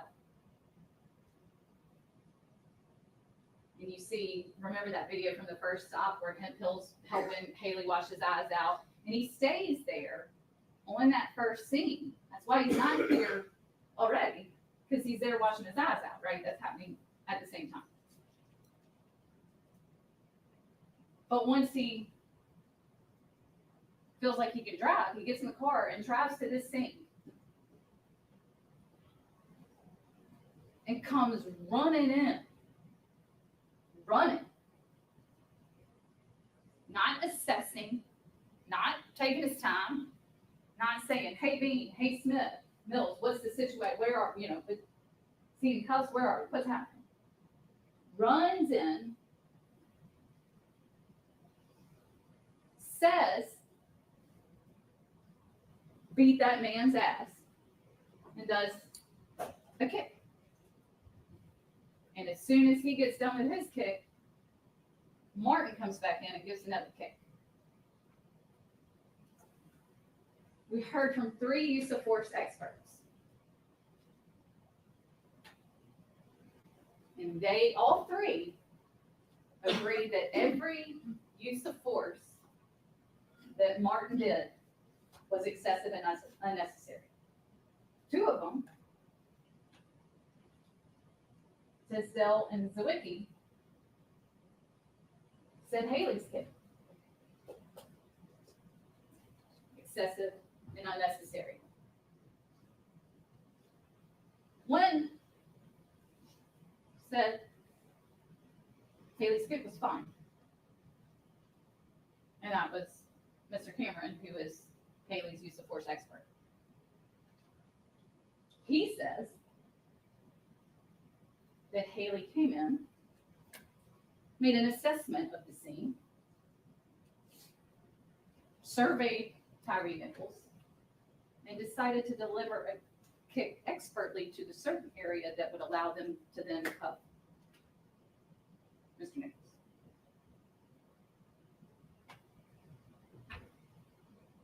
Maybe Mr. Cameron has some X-ray vision. I don't know. Y'all have the same video that Mr. Cameron had. You watch it. You decide if that's what Haley did. As he said, beat that man's ass and then kicked. He also wanted you to believe that that was, again, the verbal judo. Beat that man's ass. So, I'll leave it to you. If you agree with Mr. Cameron that Haley's kick is fine,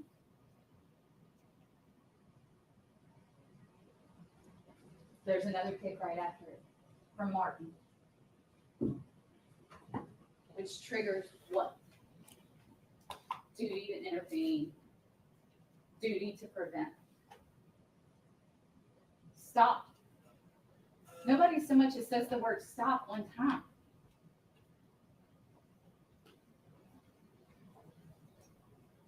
But then, what does Haley do? After they drag Tyre over and prop him up against the car, what does Haley do? Takes a picture. A little trophy pic. Let's watch just a little video. I know y'all are worn out, y'all seen it a ton. We'll watch this video, and again, we're looking at the actions of Haley. What's Haley doing in this video? What does he say? What does he do?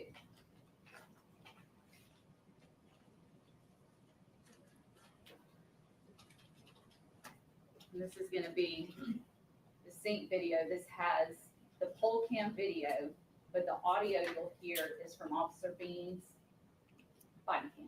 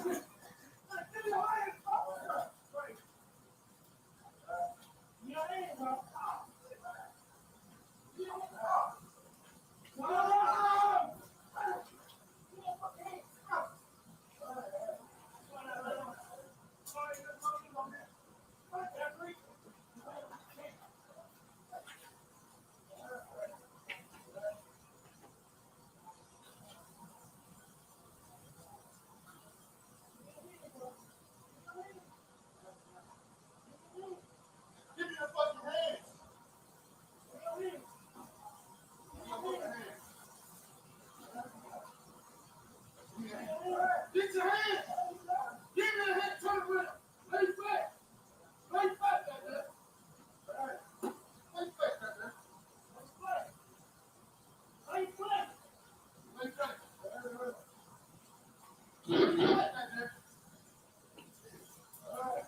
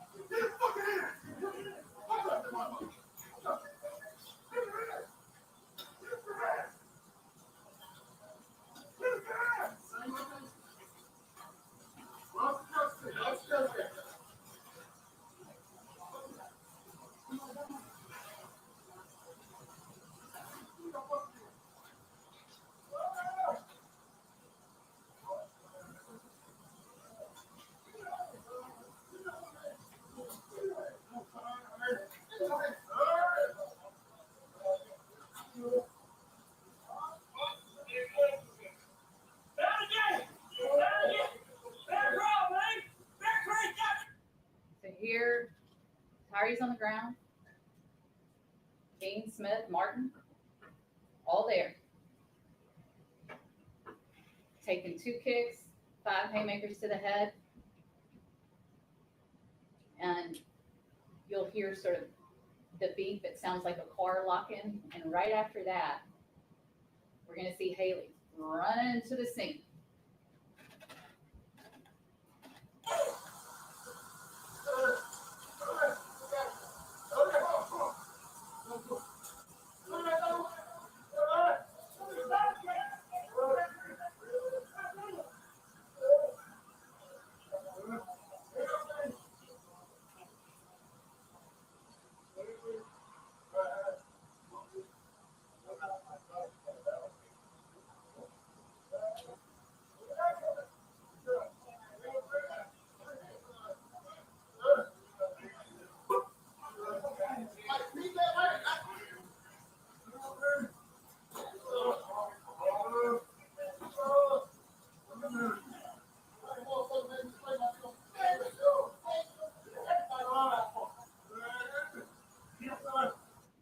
What does Haley say right after he delivers that kid after Martin's kid. That motherfucker made me spray myself.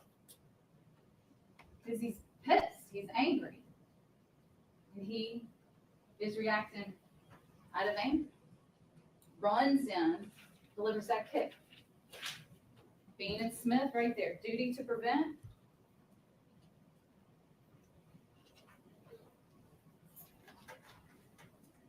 Then, after they drag Tyre up, prop him against the car, and start high-fiving, fist bumping, talking about who got the best legs, who did what. Haley walks over and takes a picture of Mr. Nichols. Did his expert testify he was documenting his injuries? For what? For who? The 11 people he sent that picture to?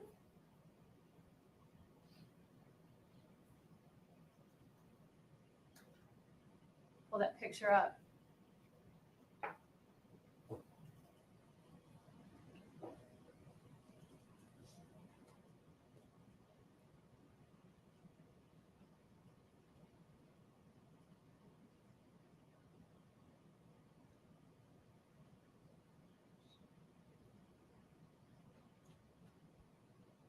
So after yelling, beat that man's ass, running and kicking, hanging out, high-fiving, talking, he goes over and takes this picture and then sends it out to at least 11 people, was the testimony we heard. And what about the text thread he had with some other MPD officer, MPD officer Fox, or so it was saved in the phone.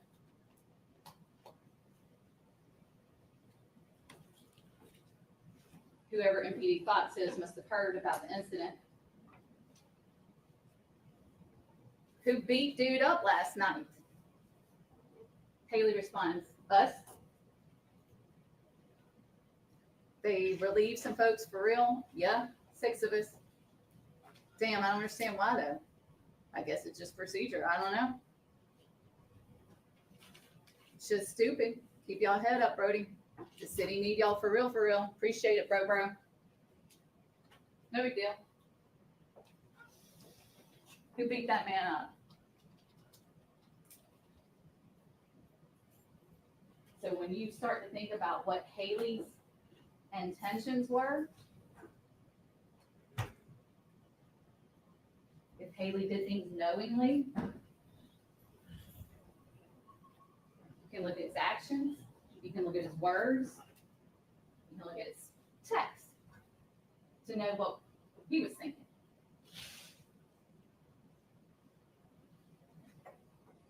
What he was doing was intentional and knowing. Look at his picture. Look at his text.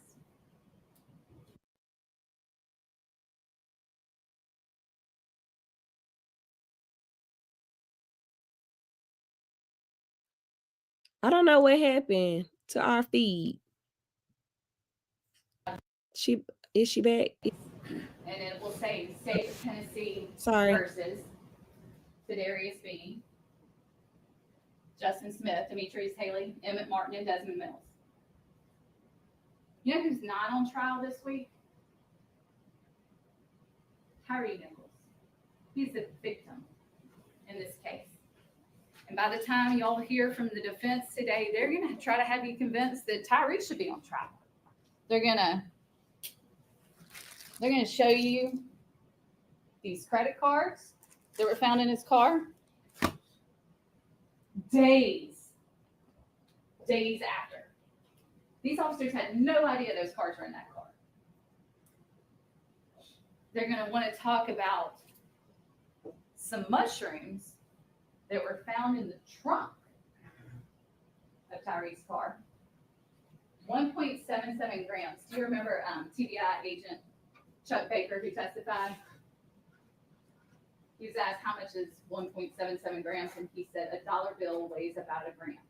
So the amount of mushrooms that were in Tyre's trunk were the weight of $2 bills. And so because of that,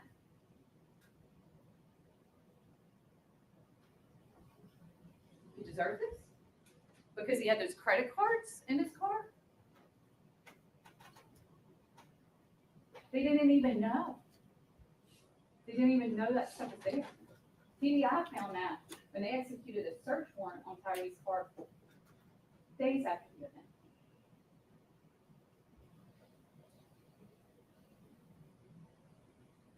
But they're going to say, well, he was guilty of something, so that's why he was running. So let's just take a minute and think why Tyre was running. And this is where it gets tricky. Because you got to put a lot of faith in what Emmett Martin says. Hemphill told you that he was out there and he heard Martin say that he had one speeding. Hemphill didn't see anybody speeding. Do you remember what he said he saw Tyre Nichols do? Improper lane change, meaning he went in the other lane without turning his blinker on. And if Hemphill had had to arrest Tyre Nichols that night, the violation he saw was improper lane change. And fleeing, he says.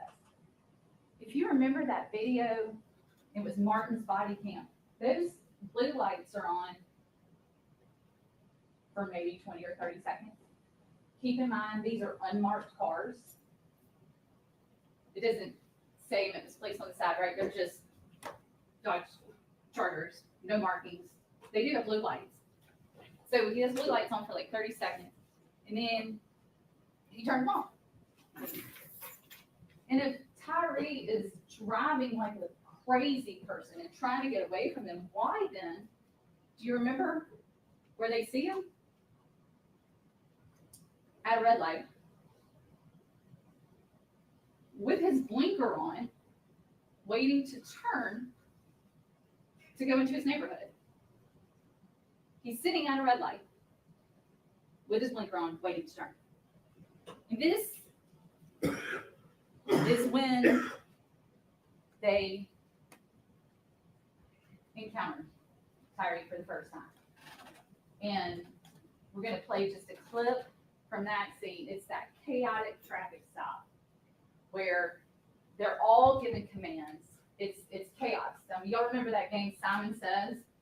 Like, and then you had to do it in the order. I mean, this is like the deadliest, craziest game of Simon Says I've ever seen. They're lay flat, do this, I'll break your arm, give me your hands, do this. I mean, it's total chaos. And think about this too.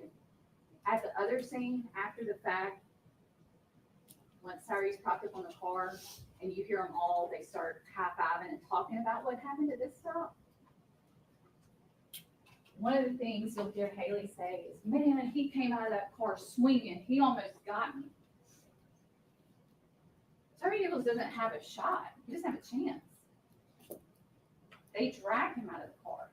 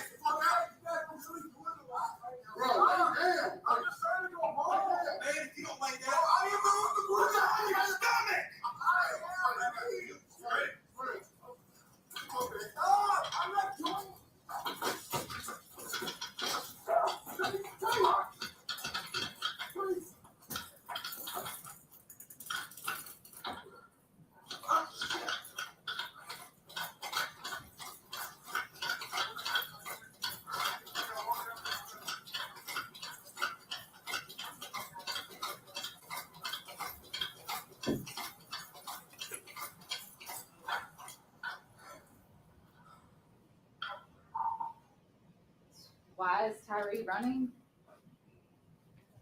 I submit to you, it doesn't have anything to do with these cards or mushrooms in the trunk. I submit to you, he's running from those officers. And then the defense is also going to make a big deal about that pole cam where you can see Tyre kind of hiding behind the cars. Yeah, he is. He's hiding from them. And they're going to want to say he was hiding things, putting things down. You watch the video. It's not there. Chuck Baker, the TBI agent, told you there's nothing there. He's not hiding anything. There's nothing there. You watch it. He's hiding from those guys.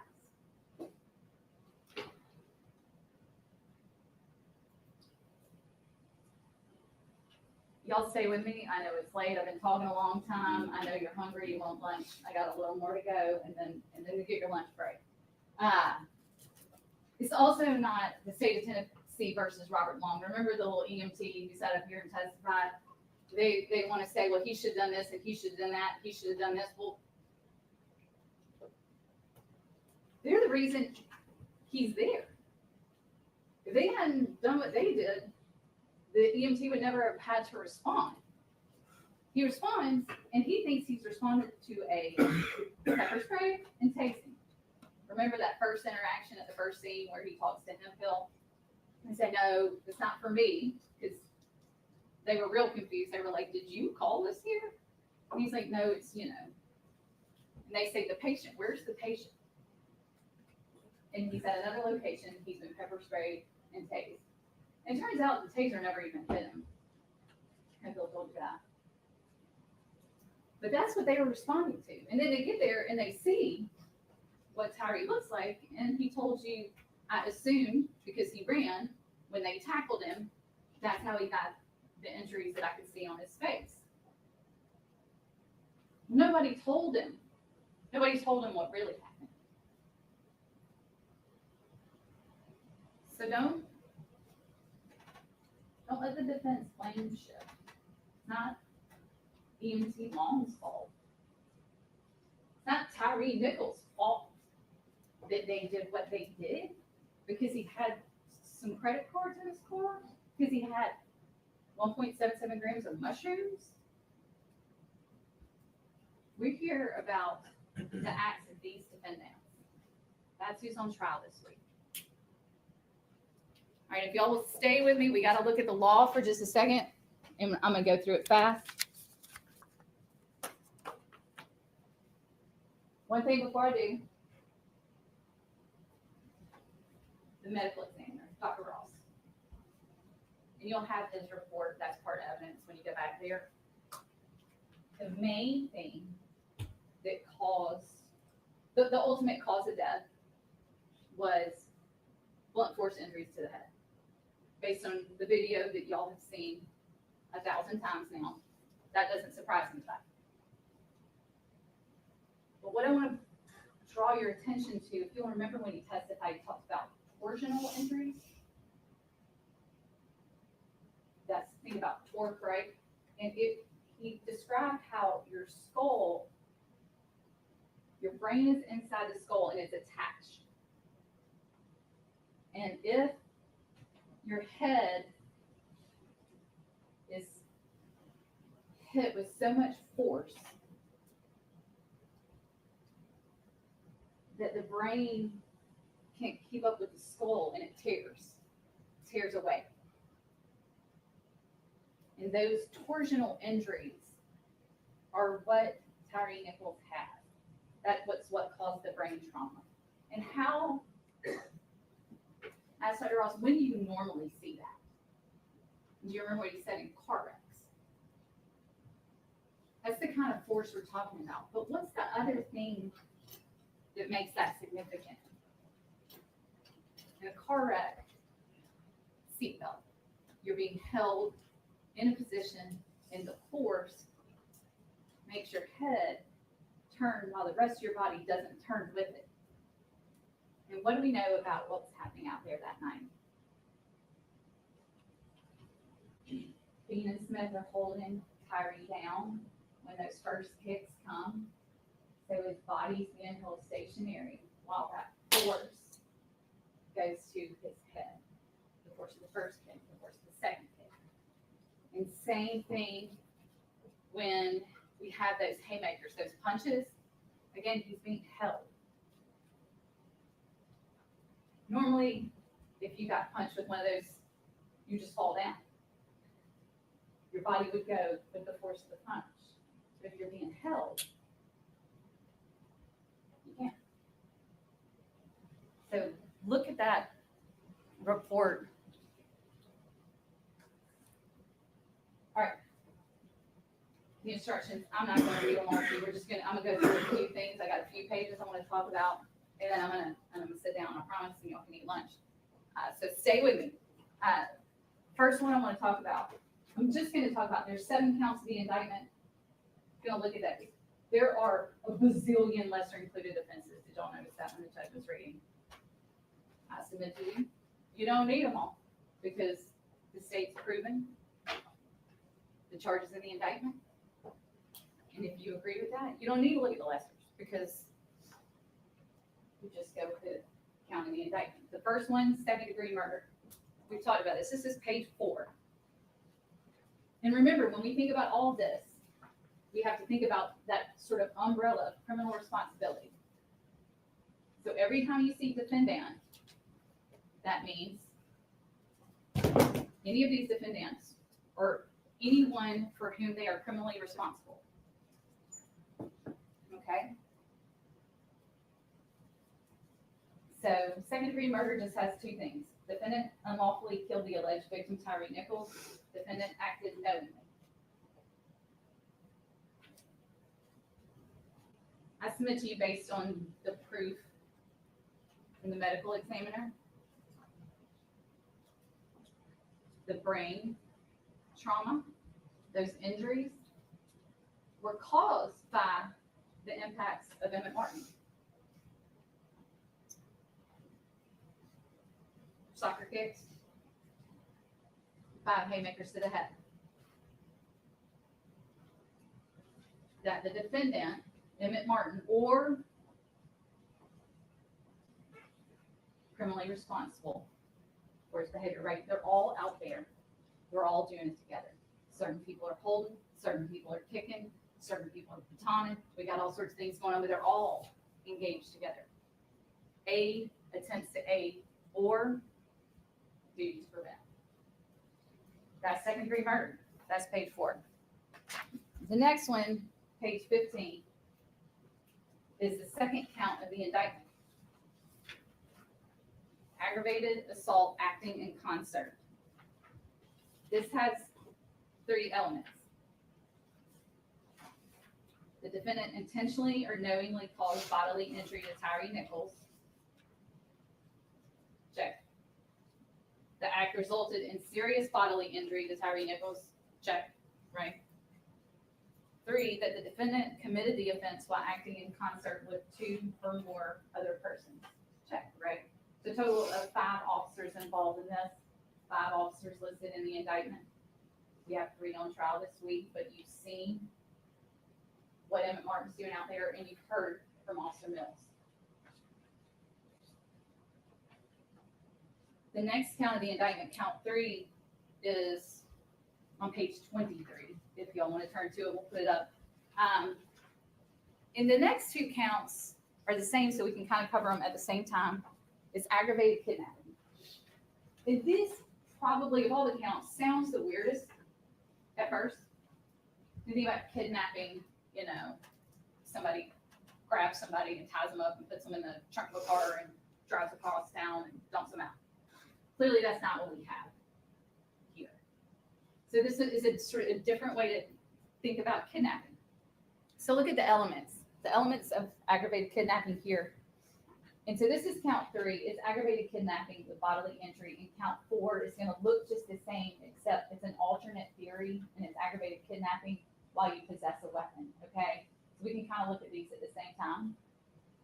That the defendant knowingly removed or confined Tyre Nichols unlawfully so as to interfere substantially with his liberty. The state isn't arguing that he was removed, right? It's that he's confined, that he's cuffed. and he's propped up against that car.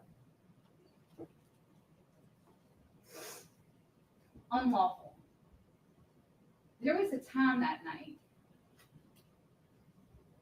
there was a time when those officers could have arrested Tyre. That would have been lawful. But that changed the minute we got that first soccer kick, that first use of excessive force that no one does anything about. That's when it changes. That's when, from that moment forward, everything that they do next is unlawful. So when he's sitting in cuffs, propped up, his liberty is clearly interfered with. He's propped up against that car,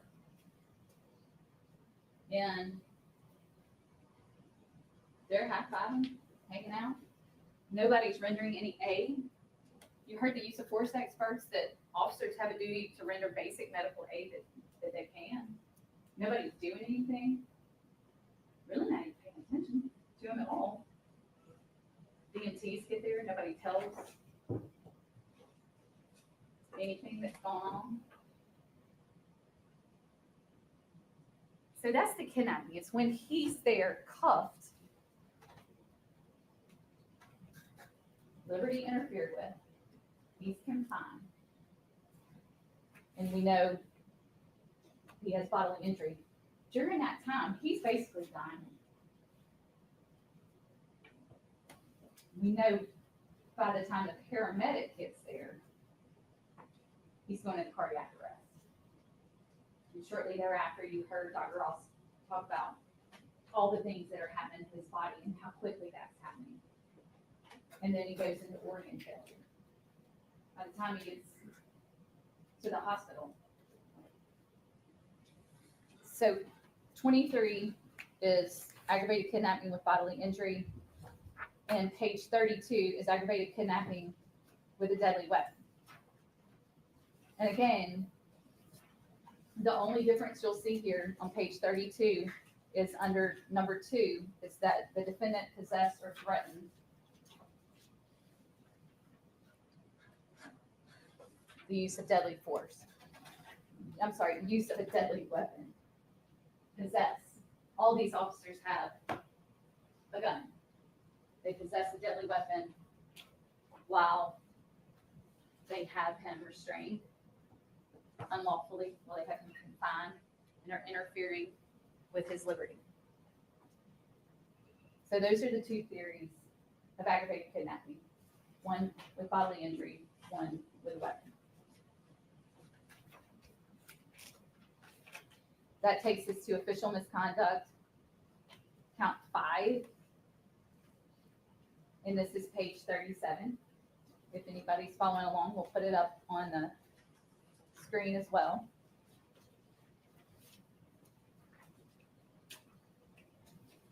And at the top, you'll see official misconduct, unauthorized exercise of official power. Count 6 is another count of official misconduct with a different theory. We'll look at it next. Unauthorized exercise of official power. This one has 4 elements. And you'll see them numbered. Defendant acted as a public servant. We know these are MPD officers. Their oaths of office are part of the evidence you all will have. Number 2, committed an act relating to the defendant's office or employment that constituted an unauthorized exercise of official power. So from the moment of that first soccer kick, everything going on out there is unlawful, and now it's unauthorized use of their official powers because we've had excessive force and nobody stopped it. Number 3, that the defendant, and remember, this is the defendants plural, or the defendant, the one who is, sorry, criminally responsible for, right? So, and then 4, the defendant acted with the intent to obtain a benefit or to harm another. And clearly, Tyre is harmed. So that's the first count of official misconduct. The second count of official misconduct is on page 41. And this is an alternate theory. This is refraining from performing a duty. So it's all the same elements, 1, 2, 3, 4 that we just discussed, except number 2 is the difference. That the defendant refrained from performing a duty that was imposed by law or that was clearly inherent in the nature of the office or employment.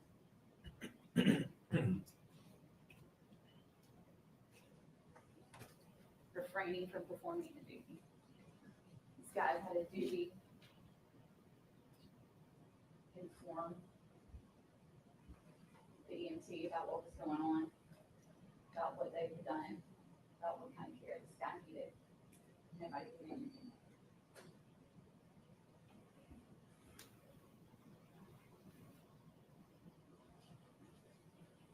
And that takes us to the last count, count 7, page 44. And this is official oppression. It has 2 elements. That the defendant was a public servant acting under color of office or employment. Yes, these are MPD officers in uniform. That the defendant intentionally subjected another to mistreatment or to arrest, detention, stop, frisk, halt, search, seizure, or dispossession that the defendant knew was unlawful. I'm going to go with mistreatment. Tyre was subjected to mistreatment.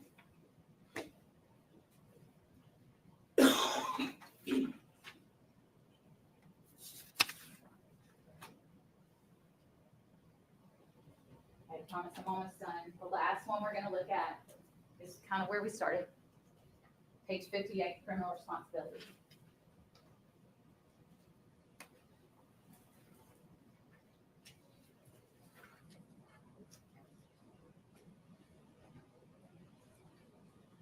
Two different ways you can be criminally responsible for the conduct of another. Direct aid, attempt to aid, focus on those. Duties to prevent, permission to be offense. Okay. Do you remember this week when we watched sort of a little animated video? Lieutenant Smith put it on, and it was like a cartoon thing where it only showed what Smith was doing. Do you remember that video? That's not what happened out there. It's 5 officers acting together. If it was one officer out there, would we be here? No. If it was just Justin Smith in that animated video, no, that's not real life. That's an animated video. It's a vacuum.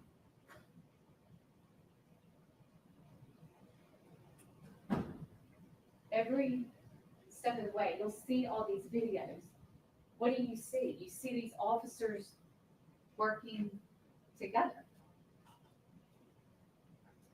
Holding an arm while he's getting punched. Holding him down while he's getting soccer kicked. At the end, after he's on the ground, 3 officers on top of him. That's when we got Haley rolling. Beat that man's ass, kick, another kick. All 5 officers. Not one. All 5.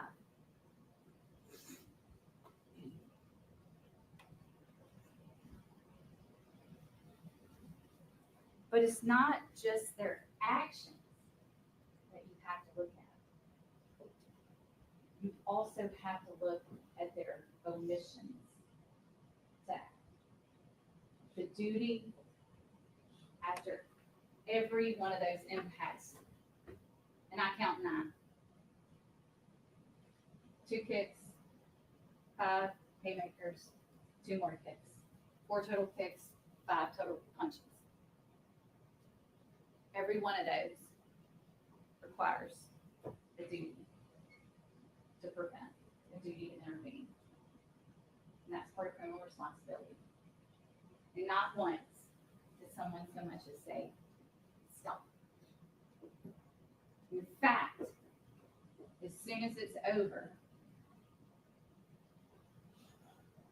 we start fist bumping, we start high fiving, we start playing back what we all did.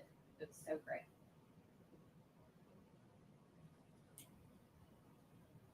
Ladies and gentlemen, in our opening, Mr. Hagerman told you these men aren't monsters. We're not here to tell you they are. You've heard from a bunch of character witnesses for Bean and Smith. So they're great guys, good officers.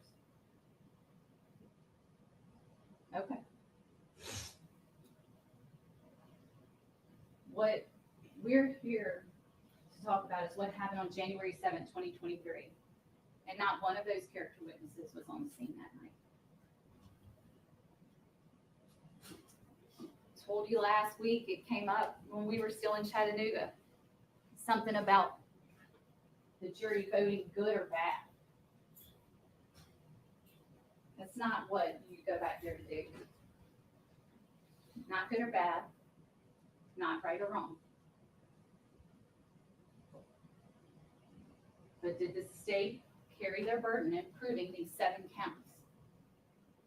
Did they prove that these 3 officers did what we say they did on January 7th, 2023, are good people capable of doing bad things?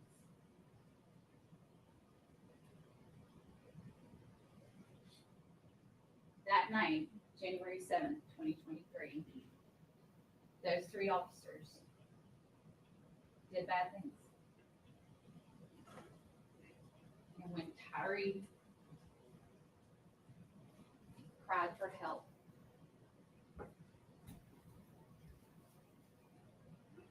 didn't do anything. Nobody helped. Nobody prevented. Thank you. All right, ladies and gentlemen, we are going to go ahead and take a break at this time. Allow you all to have your lunch. We will call you all back in as soon as we're ready to get started again. We're going to go ahead and excuse the jury.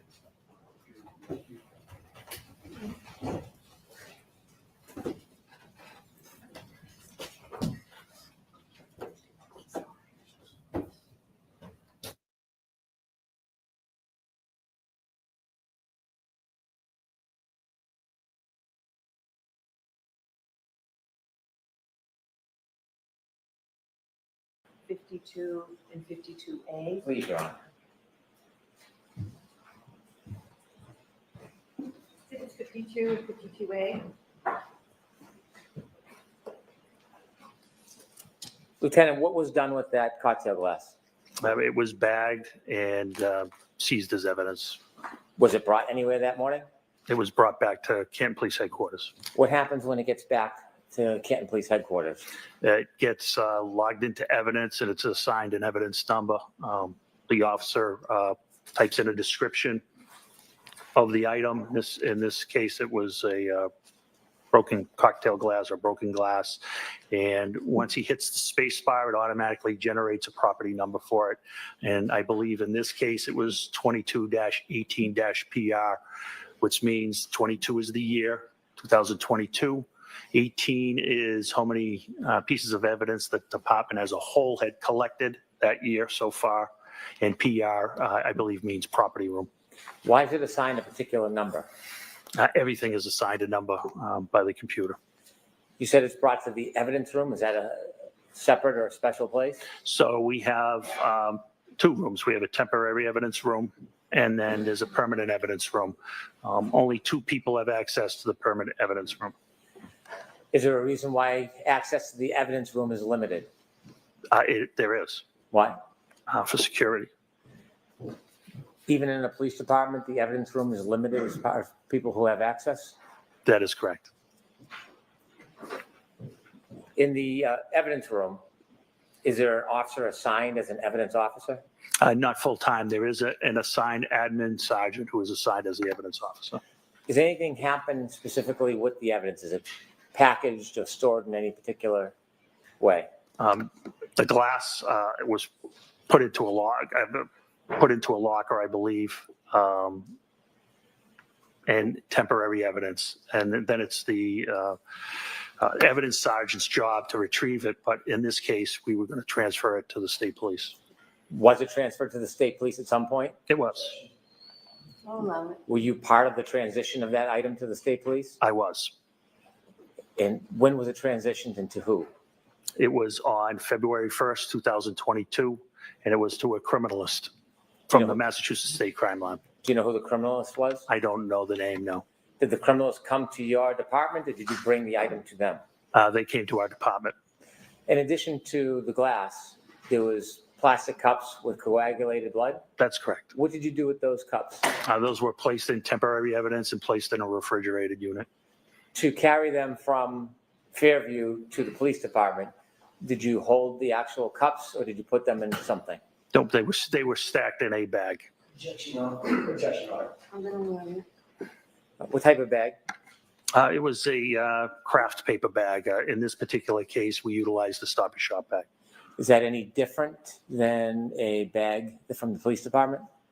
This made of the same paper, craft paper, the same size and dimension, other than Stop and Shop and evidence and probably price. They're basically the same bag. Why did you use one of those rather than a bag that said evidence on it? I don't know where that bag came from. I was in a personal car. Sergeant Lank was in a Tundra. If that bag is upside down, you wouldn't know it didn't say evidence on it. So I'm not sure where that bag came from. And the plastic cups, do you know what happened to those? Yes, they were turned over to the criminalist as well. Where did you store them before they were turned over to the criminalist? Temporary evidence in a refrigerated. I'm going along with. Temporary evidence in a refrigerator. Is the refrigerator part of the temporary evidence area? It is, yes. Did you bring that piece of evidence, the broken glass, with you today? Yes. With the court's permission, I'd like to approach the witness. Okay.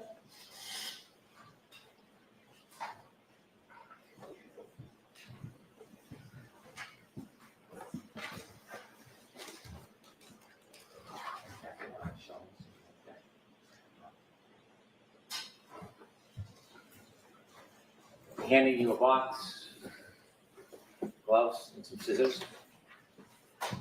Let me ask you about that box. It has red tape on it. Why? It's a secure and transfer of custody. I'm going along.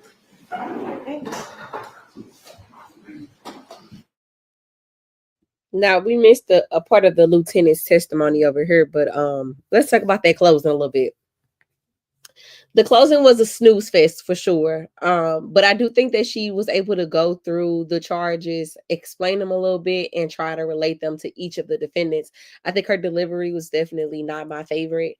But I think she at least went through what she was supposed to go through. Hopefully, on rebuttal, we'll get a little bit more to come out of that. And I really liked in her closing when she said, yeah, we had all these character witnesses come up in here, but good people can do bad things.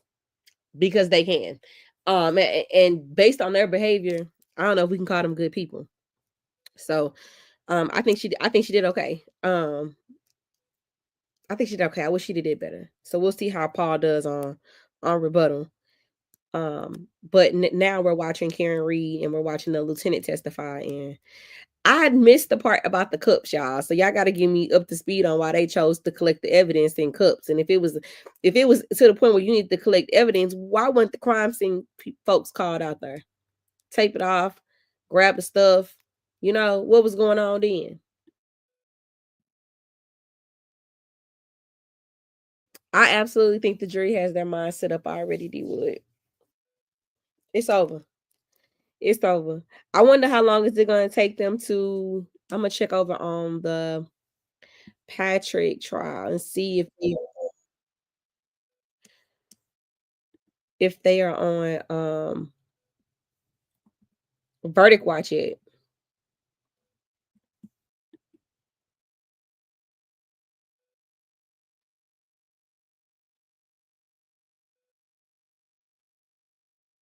I'm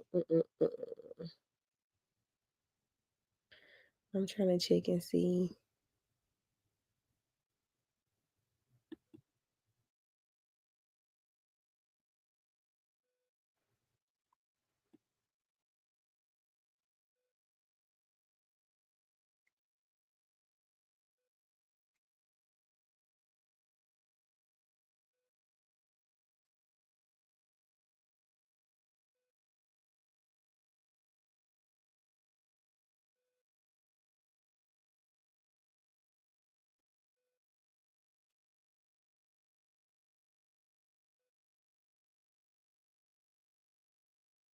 Okay. It looks like they're done with their trial. So we'll have to. I think they're on verdict watch in Christopher's trial.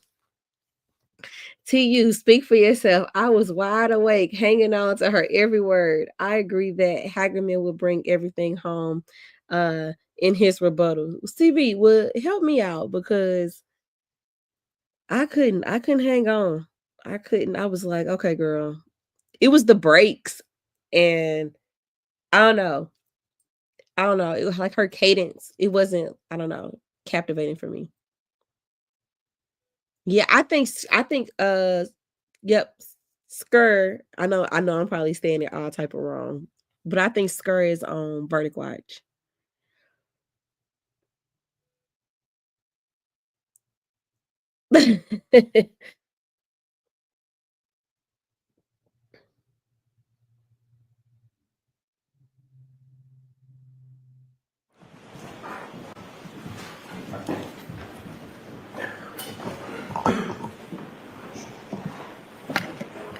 Lieutenant, before you open the box, were you one of the officers that discovered that broken glass? Yes. Did you personally bring the glass from Fairview to Canton? No. Do you know who did? Yes. Who? Detective Sergeant Lang. Sergeant Lang? Yes. When you went back to the station, you said that the evidence was then put into an evidence locker. Did you place it in the evidence locker? I don't recall. And then inevitably, it was transitioned to somebody from the forensic unit? That's correct. Were you personally there when it was taken from the evidence locker and given to the person from the forensic unit? Yes, that was me. Did you have a responsibility and role in that process, or were you a passive observer? I had an active role. I was the chain of custody. I was turning it over to the criminalist to the state police lab. After that glass was given to the criminalist, did you ever have possession of it again? Never. Did you ever package it or touch it again in any way? No, never. Did you ever process it in any way? No. Did you put it in that box and tape it up yourself? No. Okay, I'm going to now ask you to open the box, please.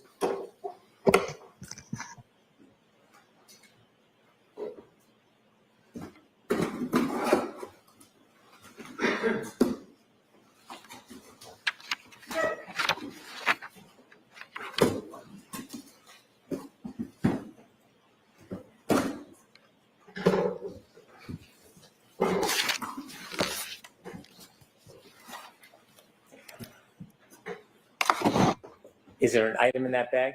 There is. Would you please open the bag and show us what's in that bag?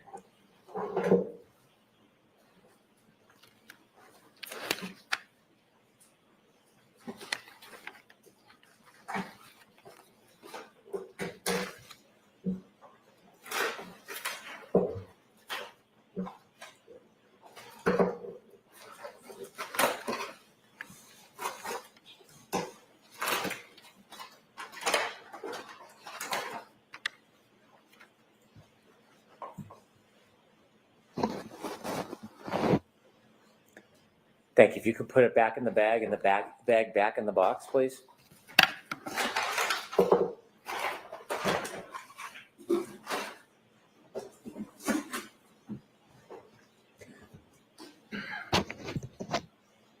Lieutenant Gallagher, does that appear to be the same item that you found in the area where John O'Keefe was at Fairview that morning? Yes, it does. I'd like to have the box and the item marked for identification, please. Okay.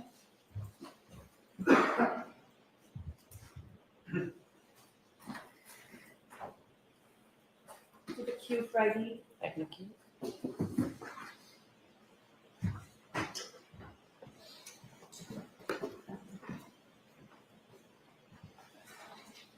When you were looking around the area that was pointed out to you as where John O'Keefe was found, did you expand across the front lawn into the street during your search? No, we didn't, with the exception of uncovering the 6-foot asphalt berm. Did you say 6 foot or is it? Excuse me, 6-inch. What's a berm? It's it's basically a curbing, but it's made of asphalt. It's curved. You probably have seen it. It's asphalt. It's curved. It separates the street from property line. Why did you clear that piece? Wanted to see. We were trying to find out why John was having a medical issue, and we didn't know if he could have tripped over a curbing or what turned out to be an asphalt berm and possibly hit his head. After you made efforts to look in that area, did you return to the Canton Police Department? I did. About what time? It was shortly after 8 a.m. After you returned to the Canton Police Department, did you receive any information or have a reason to return back to Fairview? Yes. About what time? A little after 9 o'clock. Why did you go back to Fairview after 9 o'clock? Sergeant Lank got a phone call that Jen McCabe had more information. And where did you understand Mrs. McCabe was? At 34 Fairview. Did you go back to 34 Fairview? I did. Did you go with anybody? I went with Sergeant Lank. Did you travel together or separate? Together. When you got back to 34 Fairview, outside, what did you do? We parked in the driveway. We walked up, and next to the garage, there's a side door. I don't know if we rang the bell or not, but Brian Albert, the homeowner, answered the door. As you walked up to the door, did you have a chance to look around at the doors in the area in front of that side door? Yes. Did you see anything out of place? No. You've been a police officer at that point for a long time? Yes. Do you receive any training in observing areas or people? Always. What type of training? What are you told to look for when you're speaking to people? I've been BOSAR trained, which is behavioral observation, suspicious activity training, and you look for clues when you're speaking to people. Whether they cross their legs, cross their arms, there's certain behavioral characteristics. At this point, did you have any understanding that this would later be a crime scene? I did. Yes. What happened? How did you come to that conclusion? Oh, not at that time. Oh, not at that time? No, Okay. not at that time. When you went into the house, what part of the house did you go into? I went into the room. It's adjacent to the kitchen, and I stood there with Brian Albert. Can you describe what kind of room that would be? Yeah, it was just a typical family room type room. It was not large. It was between the garage and the kitchen. You met with Brian Albert? Brian Albert answered the door and let us into the house. Did you understand what his relationship was to that house? He was the homeowner. Did Sergeant Lank walk in with you? He did. Did he stay in that living area? No, he went to the kitchen area and sat down with Jen McCabe. Could you see the kitchen area from where you were? I could see a portion of the kitchen area. Did you see anybody else in the kitchen area with Mrs. McCabe and Sergeant Lank? There were people in the kitchen area. There was nobody with Sergeant Lank or Miss McCabe. Could you hear their conversation? No. Were you trying to listen? No. Were you speaking to Mr. Albert? I was. Did you take the time to make observations of him? Objection, Your Honor. I'll allow it. Did you take the time to make observations of him? Yes. Did you speak to him? Yes. Did he speak to you? Yes. Was there anything about his mannerisms or affect that caused you any concern? No, it was just a social conversation. There was nothing of concern at all. Was there anything about it that caused you to hone in or be concerned? No. I'll allow that. No. Did you get a chance to look around that living area at the Sure. items? I didn't look around, or just with my eyes. Did you get to see that area? I did. Did you see anything broken or looked out of place? No. Nothing. Anything that caused you any type of concern? Nothing.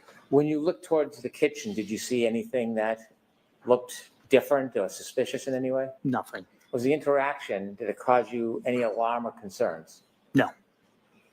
After Sergeant Lank had an opportunity to speak to Mrs. McCabe and you spoke to Brian Albert, what did you do next? We left. Where did you go? We went back to the police department and were informed that the state police were going to respond to the hospital and that we didn't need to respond to the hospital. When you heard that the state police was then going to get involved in the investigation, what does Canton do when the state police takes over an investigation? Well, it was based off of a conversation I had with my chief in the detective sergeant's office. Was there a decision about Canton's involvement in the ongoing investigation? There was. What was that decision? That we should recuse ourselves from any further investigative interviews. And why was that? Because our best detective, his name was Kevin Albert, and he was the brother of the homeowner.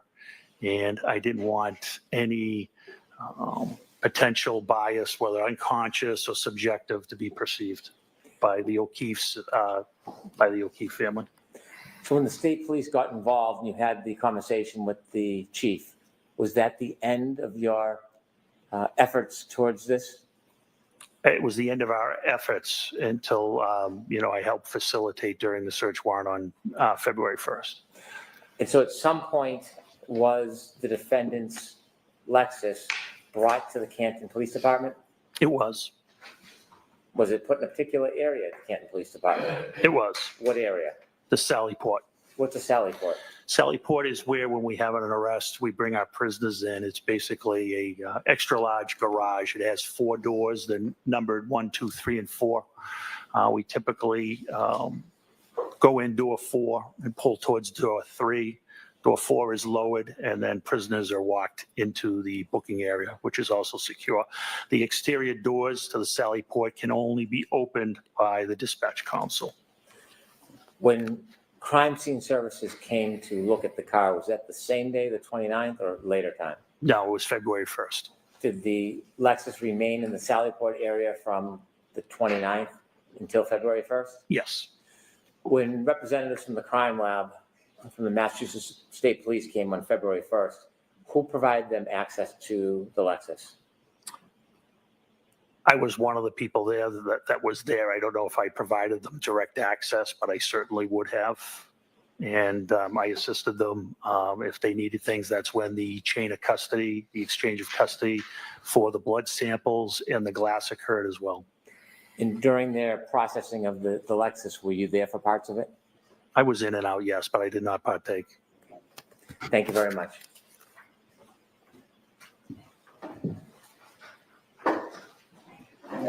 Please.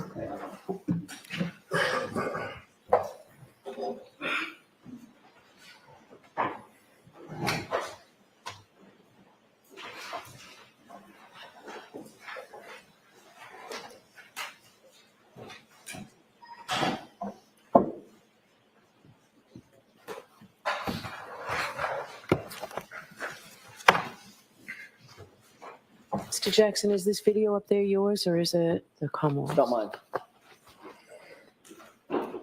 Or is it? All right. May I, Your Honor? Yes. Mr. Gallagher, you have already established that you were at the scene on January 29th, early morning, January 29th, 2022. We've seen the video of the leaf blower, correct? That is correct. So you were integral to at least an initial search of the scene, which recovered the drinking glass that you've shown us, as well as some of the blood byproduct that you've talked about. That's correct, yes. Okay. You were the ranking person on the scene. You've already described that. Yes, that is correct. There were also several other officers from Canton PD who were there with you. Yes, there was 4 other officers, yes. Can you just name those other officers? Yeah, Detective Sergeant Lank, Lank, Detective Sergeant Good, Goode, Officer Mullaney, Mullaney, and Officer Saraf, Saraf. Okay. When you initially, let me back up and ask a different question. Given the fact that you were the ranking officer, the way that it works in a police department is everybody sort of reports up the chain of command, correct? That is correct. Yes. So they would have all reported up to you in some particular. That's correct. And then, of course, you report to the deputy chief, and then the deputy chief reports on up to the chief, correct? That is correct. You were involved in not only the exposing of some of that blood byproduct, but also exposing the glass with the leaf blower, correct? That is correct. You were responsible for utilizing certain equipment. You chose a leaf blower at the time, correct? I did, yes. There was also, I'm guessing, there was also some use of your hands and or the gloved hands with some others to recover some of the items. Yeah, I didn't use my hands. How did you get the glass into a bag? That was Detective Sergeant Lank. Somebody had to pick it up, right? Correct. That's what I mean. The use of hands to manipulate some of the evidence, correct? Yeah, I apologize. I didn't understand that question. That's okay. I thought you were speaking about me. It's probably my fault, not yours. No, that's okay. There was also some plastic cups that we've talked about. We'll talk more about those in a second. Those were utilized as well, correct? They were, yes. And you were responsible for the use of those as well? Yes, it was So, my decision, yes. In terms of the search of the scene, the recovery of evidence, the recovery of biological material, the use of tools to recover those biological materials, all of that rested at least ultimately at the scene on your shoulders, correct? Yes, it did. Isn't it true that you weren't interviewed in this case with regard to anything having to do with this case until April 3rd, 2024, correct? Yes, we can call it an interview. It's when I met with the prosecutor, yes. And that was about 2.5 years, nearly 2.5 years after this incident, correct? Yes, that's correct. Michael Proctor, you know that name? I do. Who's Michael Proctor? He was one of the troopers assigned to investigate the case. As a matter of fact, he was the lead investigator for the case, correct? I don't know if he was lead or trooper mechanic. I don't know. As you sit here, you don't know that Michael Proctor was the lead case agent for... I know he was one of them, yes. Okay. Do you know that he was the lead investigator assigned to the case? I don't. I had nothing to do with the DA's office.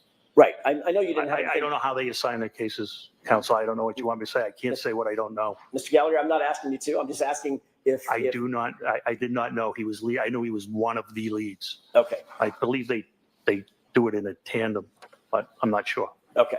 He may have had a partner, correct? That is correct, yes. But it's not unusual to have a lead case agent, the person who's responsible for most of the search warrant writing and the memorialization of documentation of evidence collection and the movement of evidence and booking into evidence, things like that. That is correct, but I don't know anything about who wrote their affidavits or who logged their evidence in. I wouldn't know that. You're also familiar with Yuri Buchanan, correct? I know who he is. You're also familiar with Lieutenant Tully? I know, yes. They're all Massachusetts State Police officers, correct? Yes, they all are. Did Michael Proctor interview you before April of 2024? He did not. Did Yuri Buchanan interview you before April of 2024? No, he did not. Did Lieutenant Tully interview you before April of 2024? No, he did not. Did anybody else from the Canton Police Department, your deputy chief or the chief, interview you formally about your conduct and responsibilities before April of 2024? I don't understand that question. Did anybody at Canton PD, separating out Massachusetts State Police, did you sit down at Canton PD and provide an interview with anybody at Canton PD about your conduct at the scene? What do you mean by conduct? Going to the scene, collecting evidence, securing evidence, transporting evidence, booking evidence, those kinds of things. Your conduct at the scene, sir. Yeah, I briefed my superiors, yes. Okay, other than briefing, was there a formal report written? No. Or a formal interview conducted of you? No, absolutely not. Okay.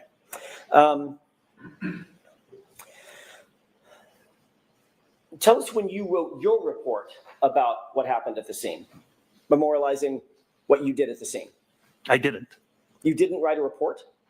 About the scene that day at the scene? Correct. About Oh, Lord. I only What did the the hell? metadata report. I did not write a report at the scene. You never, in fact, the fact is you never wrote any report about what happened at the scene, correct?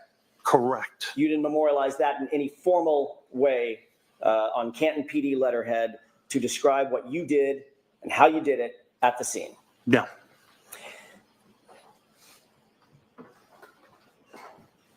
Normally, when you report to a scene as a first responder, you would be expected to write a report about that, whatever that conduct is. I'm not the supervisor, no. What if you're the ranking person at a scene that ultimately turns into a homicide scene? Well, we don't know it's a homicide scene at this time. We don't even know there's a crime committed at this time. My responsibilities are to make sure reports are written, not to necessarily write the reports myself. I'm the supervisor.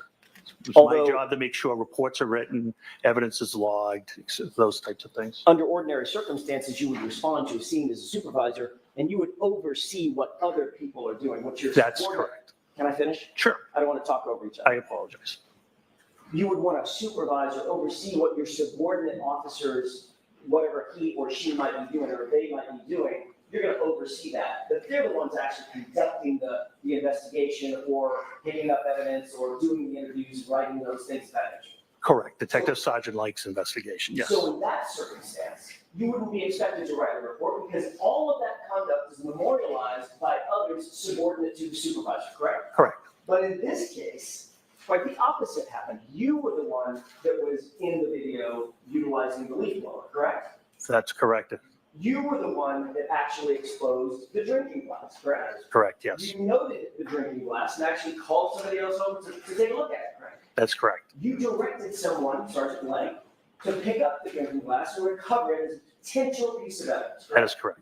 You noted the blood or the coagulation of blood in and around that area, correct? That is correct. You noted where you believe the drinking glass was, in other words, what location, if there were grid coordinates, where it would be, correct? Correct. And you instructed others to transport that important evidence back to Canton PD to have it booked, correct? That is correct. You also secured the plastic containers in which to recover the blood. That is right? correct. You also directed someone to get a bag to put the plastic containers in and ultimately transport it, correct? That is correct. So you would agree with me, Mr. Gallagher, that in this circumstance, you were the centerpiece of the recovery of evidence and the investigation as it was at that time in that limited context. You were the centerpiece of what was happening at the scene, correct? And I made sure it was documented by Detective Sergeant Lang. But you didn't find it important enough to write a report yourself. I think that's poor misrepresentation. There's a person fighting for their life. It was very important. When you were there at the scene at, what time was it, by the way?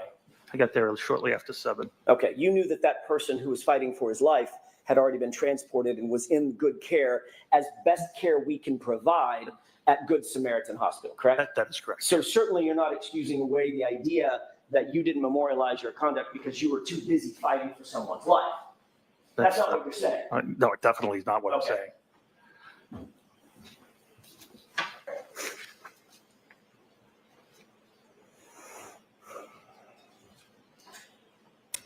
Obviously, reporting to a scene and supervising a scene is one thing, but actually gathering evidence is a whole next level. You would agree with that? Sure. Because, just to put a fine point on it, responding to a scene as a supervisor, you want to make sure everybody's doing their duty, but the officer or officers who, for instance, uncover, let's say it's a knife or a gun or some weapon or something like that, actually documenting and picking up that evidence and handling it in an appropriate way, that is all highly, highly technical. It's very important to get it right and memorialize it all, correct? That is correct. That's why you're highly trained to memorialize and report everything that you do in that regard in a report that can later be used forensically, in other words, in a courtroom setting, to recreate as best you can with as much detail as you can exactly what you did and how you did it and where it was done, correct? Sure. Yes.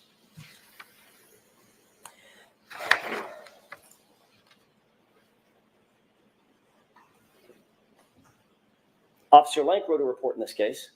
Sure. Did Officer Mullaney? I believe he did, yes. Did Officer Seraph? Yes. Officer Good? Sergeant Yes. Good? Yes. But you did not? I did not.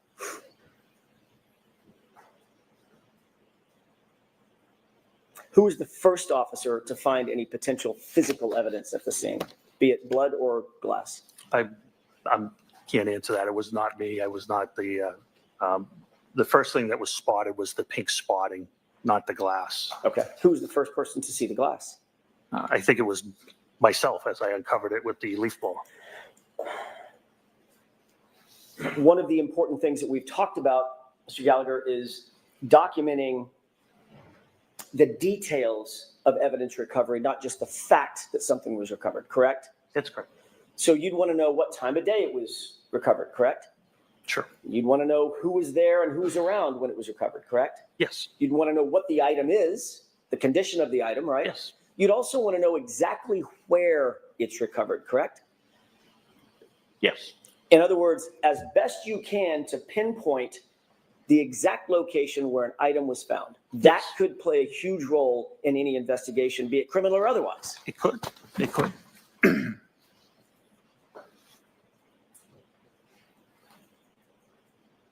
Did you diagram or draw a diagram back at Canton PD or I did out not. at the scene No. about where that glass was found? No, I did no reports or diagrams. Did you diagram exactly where you recovered the blood spots that you did recover? No.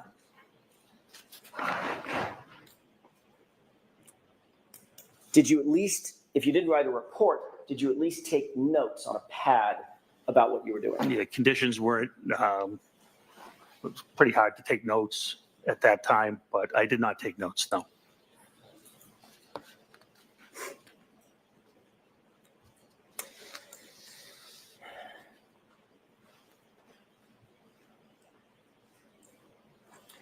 At some point, you mentioned a person by the name of Tom Kelleher, Deputy Chief Kelleher.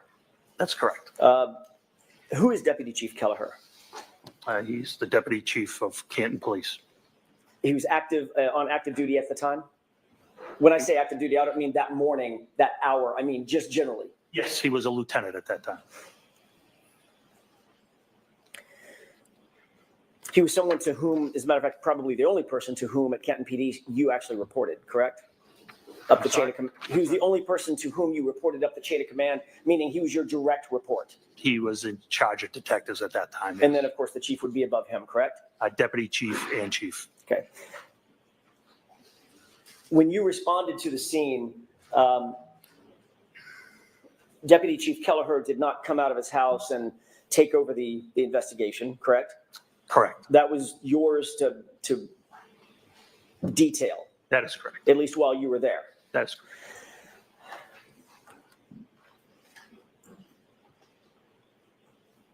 So can you describe what you did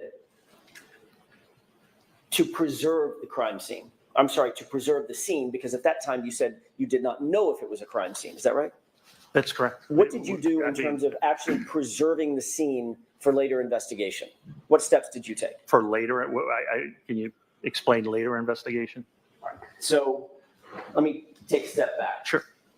Have you been trained to preserve scenes? Yes. Okay. What's the reason that you want to preserve a scene? What does that mean? Collect evidence. Collect evidence to make sure nothing is disturbed, correct? Correct. Civilians can't kind of traipse through or walk through evidence, correct? That's correct. You've heard the phrase forensically, evidence in, evidence out. Someone traipses through a crime scene, you bring evidence with you, and you take it back out. It's on your shoes or on your feet or your breath or your saliva, whatever it might be. Very familiar with that, yes. Preserving the scene is best efforts, it's best practices to make sure that nothing is moved, touched, messed with in any way, correct? That's correct, and that's what was done here. What did you do? That's my question. What did you do to preserve that scene? So there were no civilians ever to trample through. Were rescue efforts made on Mr. O'Keefe? Yes, that's priority. So rescue workers do go into any type of scene. Medical life-saving measures come first. Once all apparatus was off scene, the original officers put out crime scene tape to mark an area. And later, it was documented, it was photographed, and evidence was collected. And it was searched by you, at least initially with the leaf blower. Correct. Okay. So you were interested in the area that, by the way, I want to clear this up, make sure I'm not mistaken. You described for Mr. Brennan basically where Mr. O'Keefe's body was, correct? Yes, yes, You never saw his body in situ. You never saw his body in place. that is correct. You were told by Sergeant Lang generally where his body was, correct? Yes, and Sergeant Lank actually never saw Mr. O'Keefe either. That's my next question. Okay, Sergeant Lang, and Mr. Good, and Sergeant Good as well. right. Sergeant Lang never saw John O'Keefe actually in place, correct? That is correct. So you're receiving information from Sergeant Lang that he did not have personal knowledge of And then you're providing that information later to crime scene investigators who are trying to establish a diagram or some sort of a chart about where that evidence was, where the drinking glass was, where his body was, correct? No, I never spoke to anybody in that manner about that. Didn't you ultimately go out to the scene along with others at Massachusetts State Police when they had a drone overhead? No, you're mistaken. I can clarify it for you if you wish. Sure. So on February 1st, after the execution of the warrant, they wanted to go down to the scene. It was Trooper Proctor and somebody from the CARS team. I'm not sure of the name. Once they got down there, I did show them where I was shown John O'Keefe was. They did want to put up a drone, but they could not do it because they were too close to Norwood Airport and because of FAA regulations. Okay. And that was the last of my involvement with So- that. I hope that clarifies things for you. Forget the drone. I'm interested in the first part, which was you accompanied Trooper Proctor to the Correct. scene, correct? Correct. There were other members of the CARS, CARS. I think there was one crash accident reconstruction section, I'm assuming. Okay, so it's a forensic, a member of MSP who does forensic diagrams, correct? I would say. I don't know if they do diagrams. I don't know what they do. Or reconstruction of some sort. Sure, reconstruction of some sort. So you were there to help provide information about where Mr. O'Keefe's body was found, correct? And be a Canton police officer present in case any neighbors had come out. So you were there to help provide information about, or at least you did provide information to them about where Mr. O'Keefe's body was found. Oh, sure, yes. Except you didn't see Mr. O'Keefe's body, did you? No, I did not. So that was a guess on your part. It was what I was shown. It's the information I had. Yeah, it was the information you were told by Sergeant Lang, correct? Yes, Who also didn't see John O'Keefe in place on the ground at 34 Fairview, correct? that is correct, yes. So his would be a guess also, correct? Well, we're going backwards. So he was told by Sergeant Good and et cetera. So it was information passed along, which is what police officers do. Right.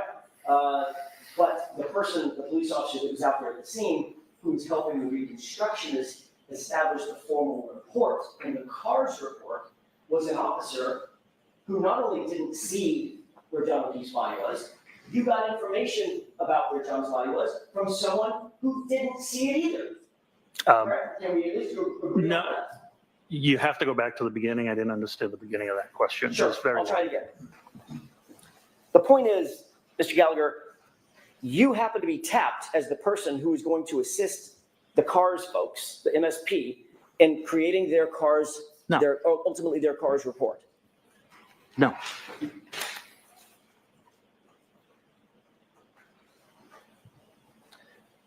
Isn't it true that you accompanied Trooper Proctor and members of the CARS unit to document Fairview Road and the scene of the incident? Yeah, I thought I explained it could not be done. Okay. So I'm not I only went to show them where Mr. O'Keefe was and in case any neighbors came out.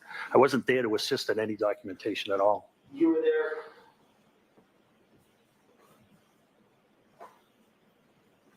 You know who Brian Tully is. I do. Have you reviewed Brian Tully's report? I have not. You showed me one section of it. Is it true that what you actually told Brian Tully is that you went with Trooper Proctor and you're already shaking your head now? I didn't finish the question. No. I got that part wrong? You accompanied Trooper Proctor? No, what's wrong is I was interviewed by Lieutenant Tully. That was a meeting I had with Prosecutor Lally. Okay. Trooper Tully was present. Trooper Tully never asked me any question. I don't recall Trooper Tully ever asking me a question, sir. So let me be a little bit more defined. So in Trooper Tully's report, where he reports what you said, you were actually talking to Adam Lally, my colleague sitting up in front. Correct. Okay. So now we've got that cleared up. Let me ask you again. Did you say in front of Trooper Tully that you accompanied Trooper Proctor and members of the CARS unit to document Fairview Road? Meaning they were documenting Fairview Road. It's not clear. The report's not clear. They were going to document Fairview Road, not me. So you just said something that I want to follow up on. Okay. The report's not clear, correct? That's correct. So that's an inaccurate report. I wouldn't call it inaccurate at all. I'm just saying you're misinterpreting the wording. I see. And I'm misinterpreting it even though I just read it directly from the report? Yeah, sometimes sentences have different meanings. Okay. Yes, you are. Okay.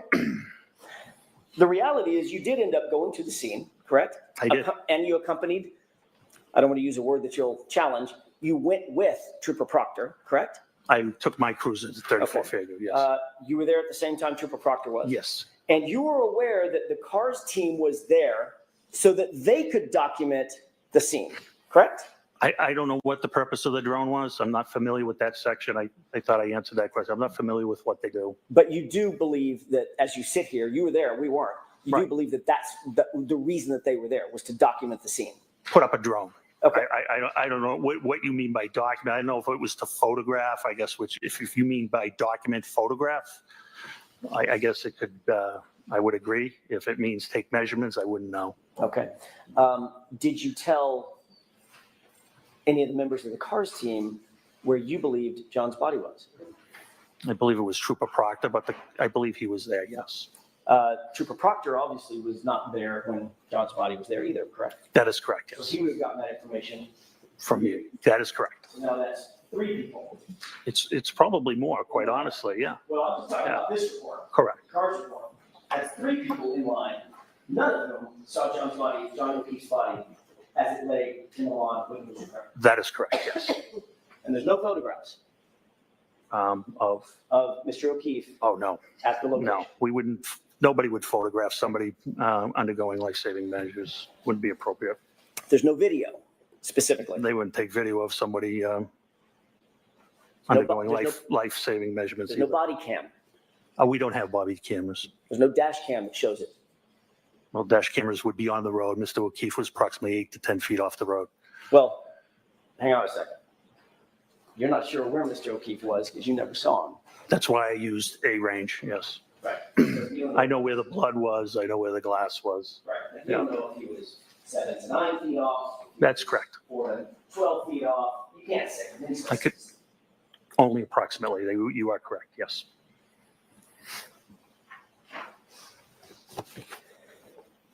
You did meet with Officer Seraph. You met with all the officers when you arrived at the scene, correct?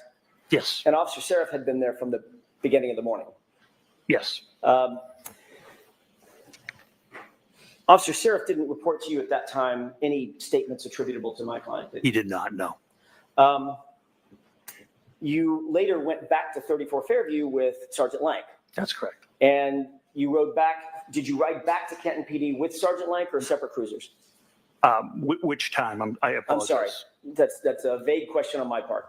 You went back to 34 Fairview with just Officer Lank, and you described the circumstance in which you went in, you were let in by Brian Albert. He went to the kitchen. You were in the family room or some other place. Right by the kitchen, yeah. Right by the the room kitchen. off the kitchen, yes. Okay, so right next to where he was interviewing. That's correct. Jennifer McCabe. Yes. Did you ride back from that meeting with, or that event to Kenton PD with Sergeant Lank? Yes.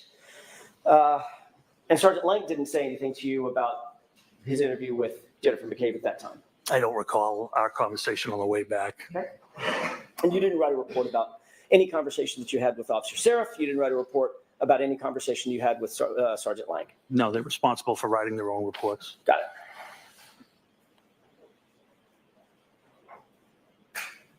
You did say that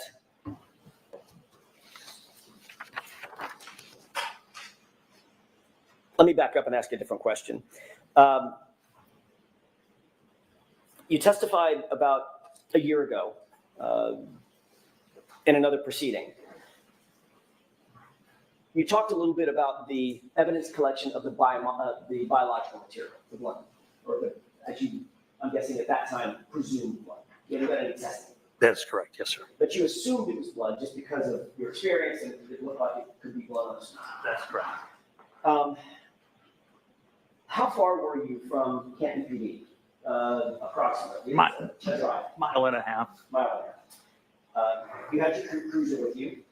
I had my personal vehicle with me. Your personal vehicle. In other words, your ambulance where you could get from point A to point B if you wanted to. Yeah, I was the scene supervisor. I wasn't leaving the scene. Okay.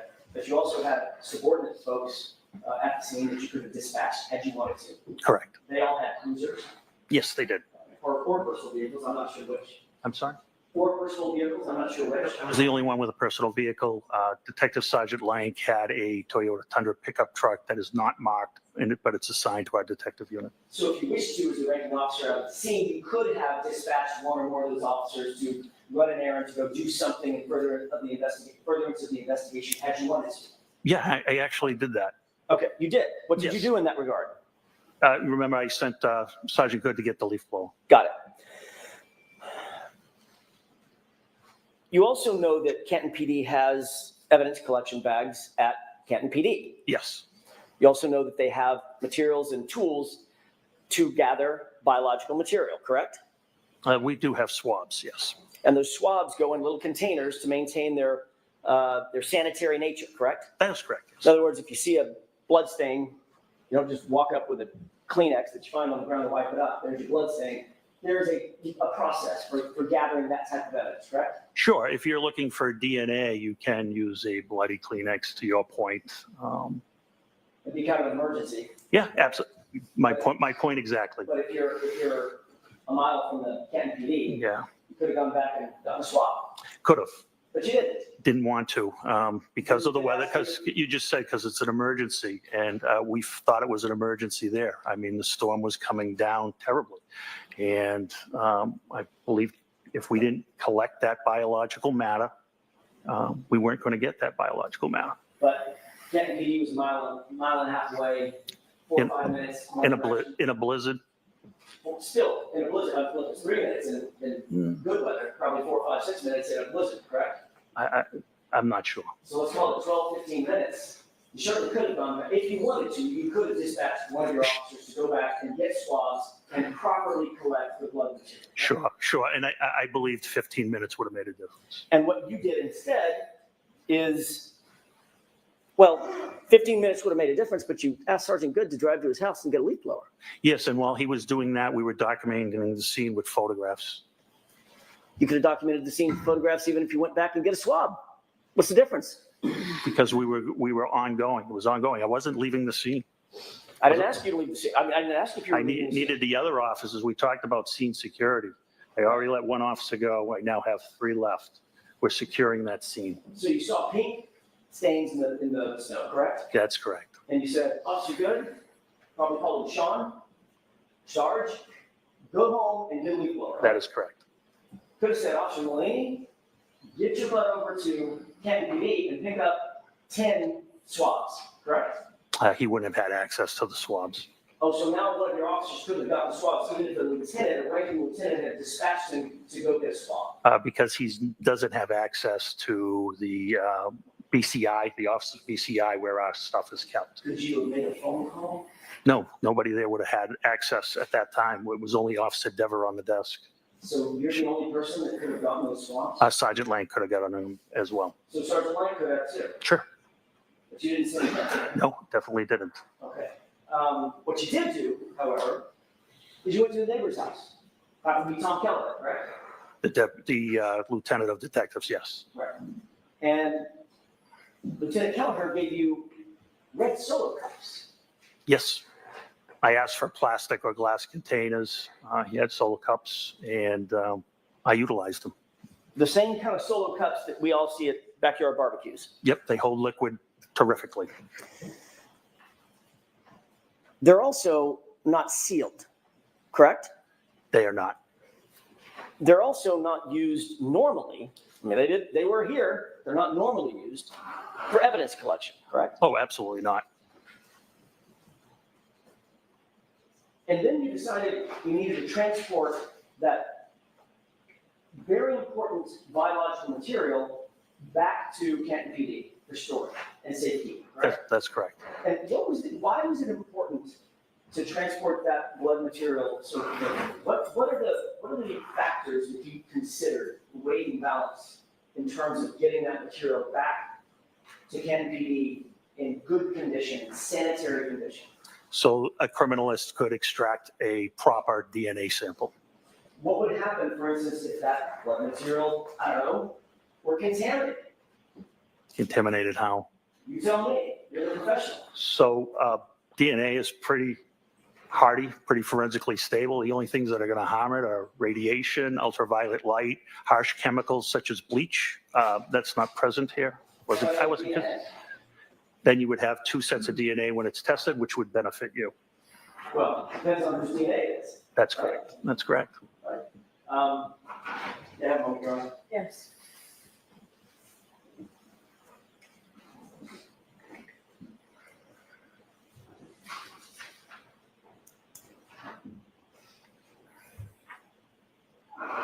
While you were, I'm going to stay on this for a second. So obviously, there's a reason why blood swabs or biological swabs are handled with such care. For instance, a DNA analyst is going to put on gloves. Correct. Oftentimes, they're going to put on a mask. Right? I don't know about that. Oftentimes, they put on goggles. Is that right? It depends what they're testing. Right. Yeah. But in order to go out and collect something, you'll see CSI, crime scene investigators, in full body suits when they Sure. walk into a crime scene. Yeah, you can. Because you don't want to contaminate the scene with your own hair off your arm or an eyelash falling into a blood stain, correct? That is correct. Right. So there are protocols. I mean, you said just a second ago, Mr. Gallagher, well, it's DNA, unless somebody pours bleach in it, you're pretty much golden, right? That's not quite the fact, is it? And that's not quite what I said. No, it's not quite what you said. If you were suggesting that it's hardy enough that it doesn't really matter No. if it's contaminated or not, if there's multiple people's DNA, it just benefits everybody. No, I simply asked what you meant by contamination. Okay, so it could be contaminated with debris, is that right? Sure, it can. It could be contaminated with other people's DNA, is that right? It can. It could be contaminated with foreign items, foreign either aerosols or somebody's spittle when you're talking, correct? Sure. It could be contaminated with 1,000 things. Hypothetically. Right. Of course, these solo cups didn't have lids on them, right? They did not. They were open. Yes. You didn't photograph where you picked up the samples. No. You didn't document where you picked up the samples. No. So if the samples were in 6, how many solo cups were there? 6. 6 solo cups. We don't know as we sit here where each of those solo cups contents came from specifically, do we? Specifically, no. Okay. Then those solo cups with no lids were placed into a bag, right? That's correct. You said on direct examination that this was a brown paper bag, right? It is. Stop and Shop, I believe. And you said that Stop and Shop bag is, other than having the words Stop and Shop on it versus evidence on it, basically the one and the same thing. Same dimensions, made out of the same materials, yes. Right.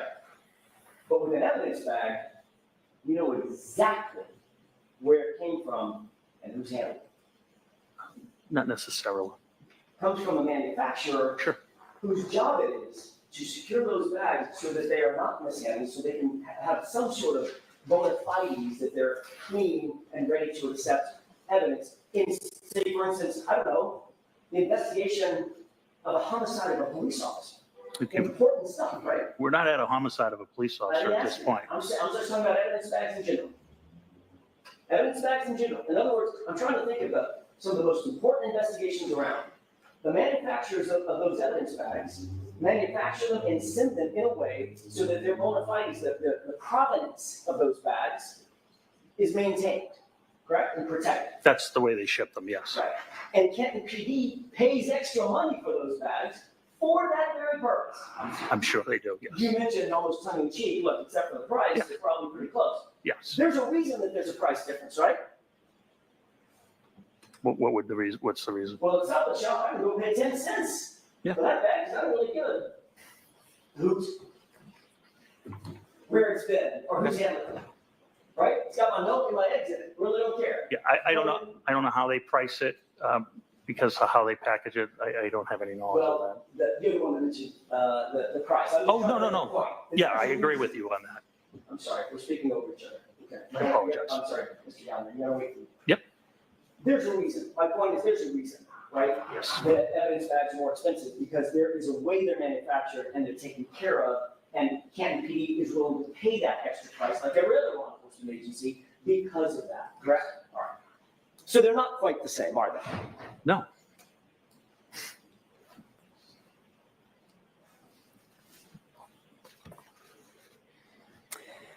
Those solo cups were placed in the evidence bag uncovered.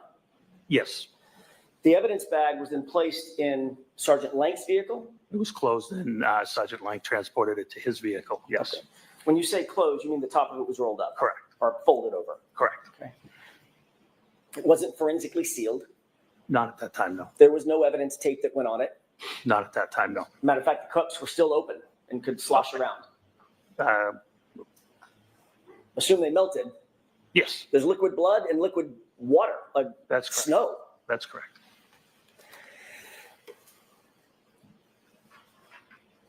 And you indicated that those were, at least you believe, those were placed in an evidence locker, temporary evidence locker, correct? No, the blood samples were put in a refrigerated unit. My mistake. I thought the refrigerator was the temporary storage locker. It's different? Yes, lockers are not refrigerated. That's where the glass would go into a locker. Okay. This was placed into an evidence refrigerator. That's correct. That was to maintain the integrity of the sample, the biological sample inside the cups, correct? That's correct. You have an evidence log of that. I don't know. You've never seen an evidence log indicating that those were actually put into a refrigerated evidence locker. I removed them myself, so I know they were in the refrigerated unit When did you remove them? on February 1st. Right. We're talking about January 29th. They were taken to Canton PD by Officer Lang, Sergeant Lang, on January 29th. I'm just asking, well, let me ask a foundational question. Does Canton PD maintain something called evidence logs? I don't know the answer to that. I'm not the evidence officer. No. There is, it's all computerized. Right. So like I explained earlier, when they do get logged in, the officer puts the description of the property, hits the space bar, and the computer generates an evidence number. Right. And that evidence number is associated with just that piece of evidence. Just that piece of evidence, correct? And every time it's checked out or put back in, there is a log created, correct? Yeah, they do it by computer, yes. It's a digital fingerprint. Correct. All right. I mean, you're a former narco specialist, right? Mhm. You did narcotics for years, right? I did. Drugs, about the most sensitive thing out there, right? I mean, you get a bottle of fentanyl, you're not just going to go set it on the evidence subject's desk. You're going to make sure that damn thing gets logged exactly how it's supposed to, correct? Of course. Because it needs to have a trace of where it goes and who touches it and who has access to it, correct? That is correct. You've never seen an evidence log for these items that were taken from 34 Fairview and supposedly put into the, well, not supposedly because you took them out, and ultimately went into a refrigerated evidence log. Yeah, I wouldn't have access to the evidence log. Our evidence room is a very strict process. There's only 2 people that can even have access to the permanent, once it goes into permanent evidence. And it's the admin sergeant that changes the custody when it comes out for court, if an item has to come out for court, or it has to be transported to another agency, or if an officer needs it removed from evidence for further inspection, the admin sergeant would take care of that. That's the way it's. Mr. Jackson, you're not going to finish today, right? No, I'm In not. 2 minutes? Two questions, and I'm also. All right, 2 questions. Thank you. That's the way it's supposed to work, correct? Yes. But you've never, as you sit here, you've never seen an evidence log determining where that blood went and who was handling it between January 29th and February 1st. I have never seen an evidence log. That's all I had, Your Honor, at least at this time. All right. All right, Lieutenant, we're going to have you come back tomorrow morning. Thank you, Your Honor. Jury files out, you can file right now. Thank you. So jurors, that's it for today. The same 4 cautions. Please do not discuss this case with anyone. Don't do any independent research or investigation into this case. If you happen to see, hear, read anything about it, please disregard it and let us know tomorrow, and be very careful with your social media use. All right, see you tomorrow. All rise for the court, please. Jurors, close your notebooks, follow me. All right, check this out. We got about 48 viewers in here. Make sure that if you are not subscribed to the Taylor Umbridge channel, you go ahead and hit that subscribe button. Make sure that you like the video and drop a comment. Say hi. We don't bite. So, y'all, what type of investigation was this? Bev do not play about, first of all, Bev don't play about 4 o'clock. At 4 o'clock, it's over. We done. We're not doing nothing else. We're going to see y'all tomorrow. Bev say that's the cutoff point, and she ain't trying to hear nothing else about it. Okay. Moving on, child. Baby, what type of investigation was this? There was no investigation. There was no security of the scene. We just collected stuff. We just telling people to collect stuff. We don't care where it go, who take it, or how it get there. But you just go ahead and collect it. And then I need another person to write a report off of third-hand information so that we all cross our T's and dot our I's. If that ain't enough to make a jury think that, oh, okay, let me stop because I got so many thoughts right now. I've been sitting here wondering, why haven't Brennan put on police officers earlier in the trial, right? Because usually when we watch trials, we see the officers lay out the investigation, what they did, all that at the beginning. And then we kind of start getting into the witnesses, the eyewitnesses, and all those other intricate people.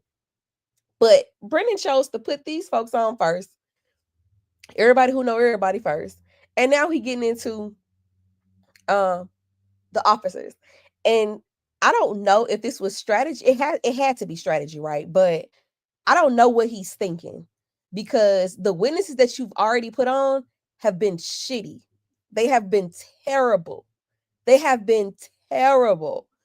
Okay. And then you just put this lieutenant on the stand who basically said that he didn't do his job the way he was supposed to do it.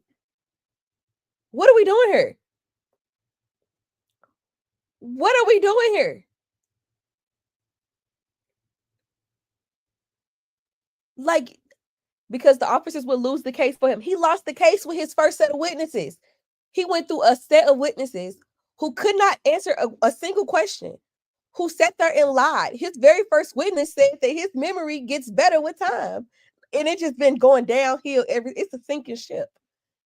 It's literally a sinking ship, y'all. What are we doing here? Free the jury, because they have no business trying this case. They have no business trying this case. That's crazy.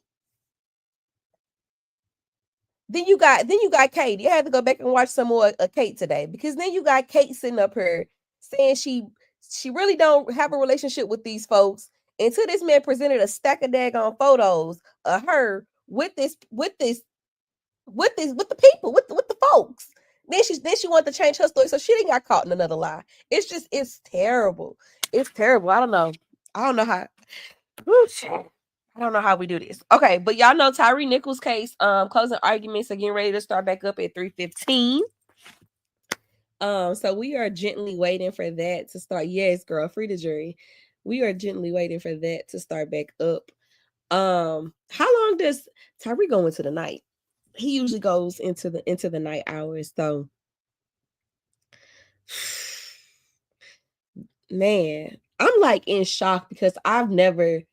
Now, don't get me wrong. Like, I feel a way about every trial that we see, right? I think every side has good and has bad, but I think, like, when it comes to proving this particular case, every witness brings in more reasonable doubt, and it's just stacking up like Legos.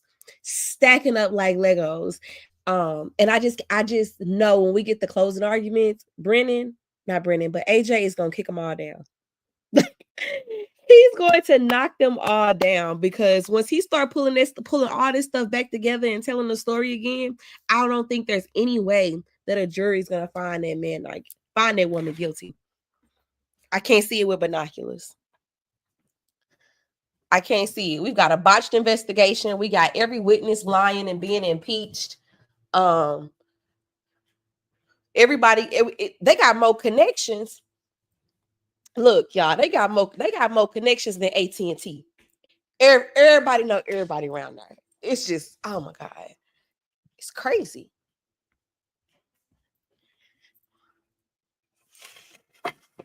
Oh crap! I didn't drop knock my curtain off. 1 second, y'all. Trying to move. Knock the curtain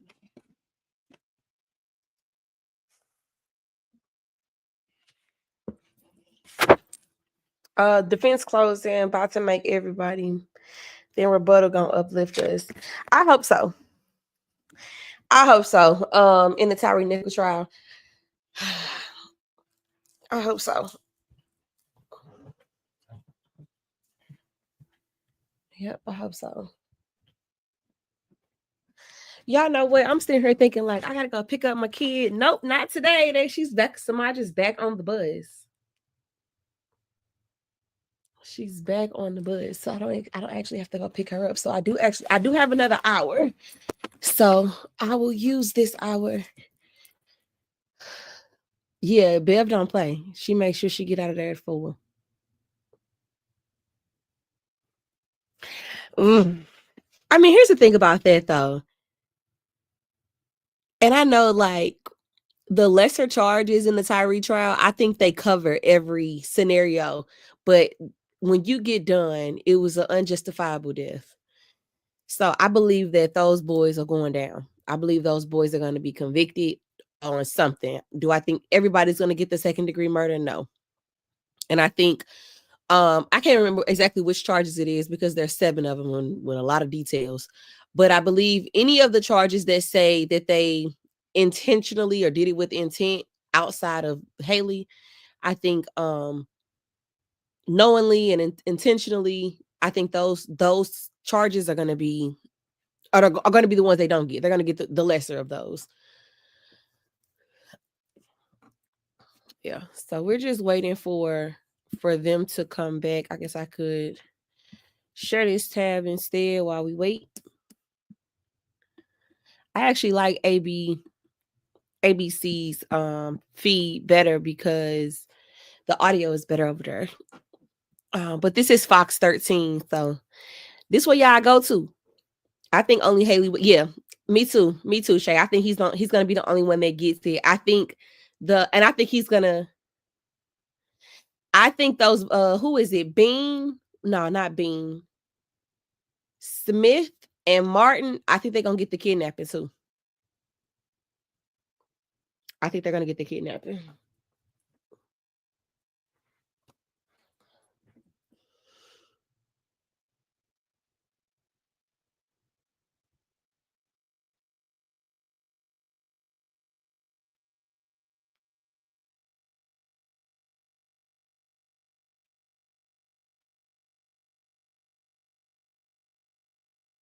Sorry, I'm just checking my so my daughter, she's going to and Tyre Nichols will be back at 3:15 allegedly. I ordered my daughter a coat, a jacket for camp because they go on a 5th grade camping trip. The school takes them on one as they like last hoorah before school is out because they don't have like a graduation. Hey, Edward.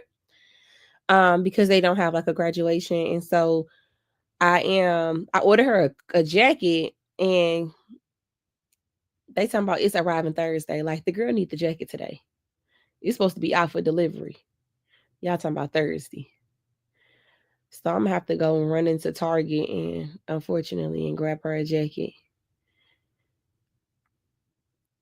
I'm gonna have to run in there and grab her a jacket and a rain hat, girl, because the girl need a hat too. So Edward, did you watch closing arguments earlier today? What did you think about them?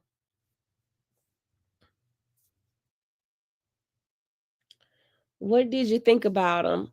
I thought that it was very hard to listen to, but I think that the prosecution was able to get the points across, and I think that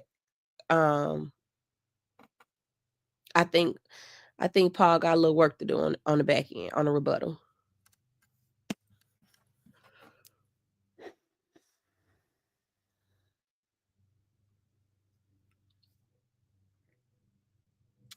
Everybody else would get the aggravated assault, aggravated kidnapping with bodily injury, aggravated kidnapping with a deadly weapon, false imprisonment, official misconduct, and official oppression.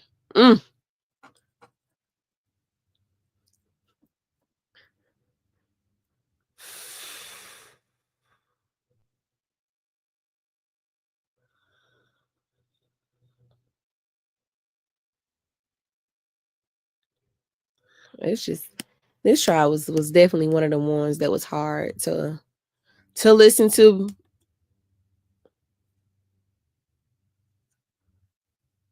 It's a busy week at home, man.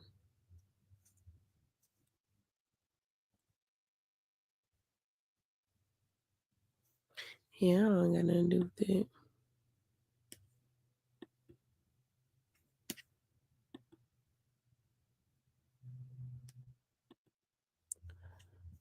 Got nothing to do with that. All right, so hopefully they start back up on time. Ed been hanging out in the other chat. He only come see us. He only come see us on the back half of the day. Any Diddy updates? So I don't know if y'all know this, but I'm not covering the Diddy trial. The jury questions are wild, or are they? Yeah, I'm not covering Diddy.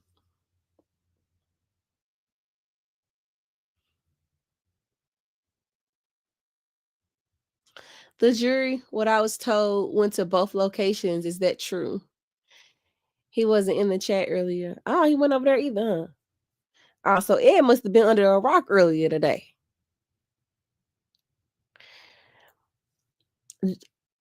Joy, I haven't seen the jury questions. I have not seen it. I did see Mr. Byron tweet and say that I saw Mr. Byron tweet and said that somebody watched the video of Cassie and said that they were going to be biased. So, but like I said, I'm not covering Diddy, so I don't know. I'm gonna be watching from afar.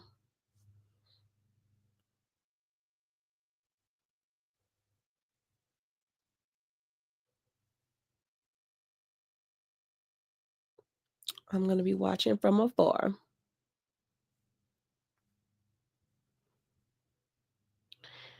Yeah. But y'all know tomorrow we're gonna be watching. Hopefully, Sylvia is in the Diddy courtroom. Oh, okay.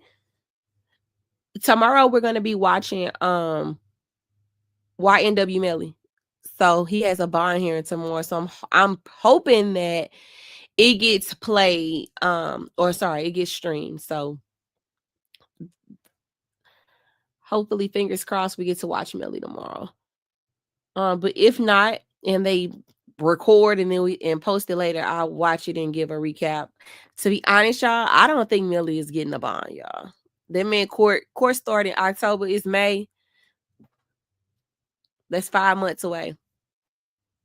So I don't see how he's going. I don't see him getting out on bond this close to trial.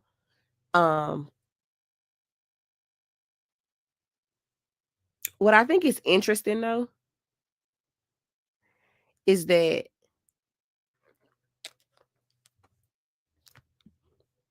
I don't think he's getting out on bond. I think what's interesting though is that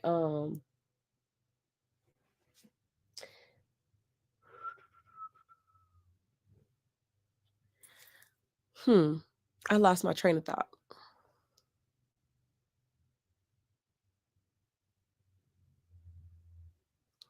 Hello.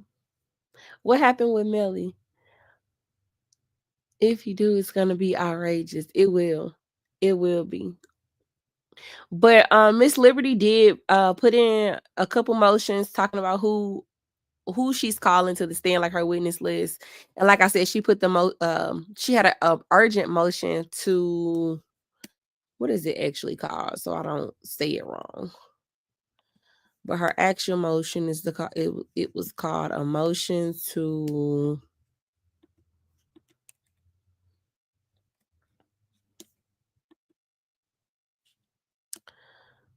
Miss Liberty.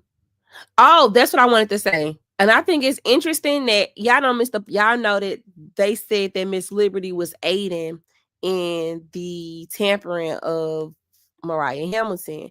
What I think is interesting is that Detective, and they said that she was trying to kill Detective Polo.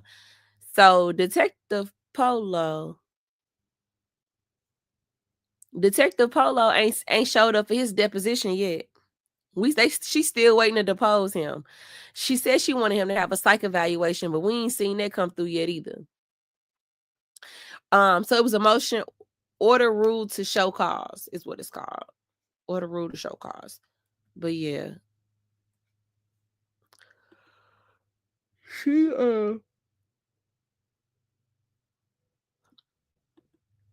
Oh, I'm tired.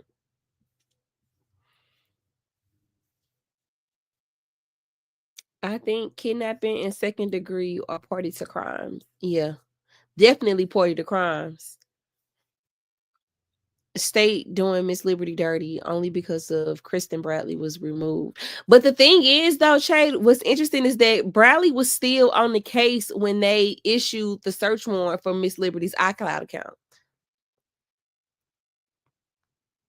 She hadn't been removed yet. So she may have been the one to do it.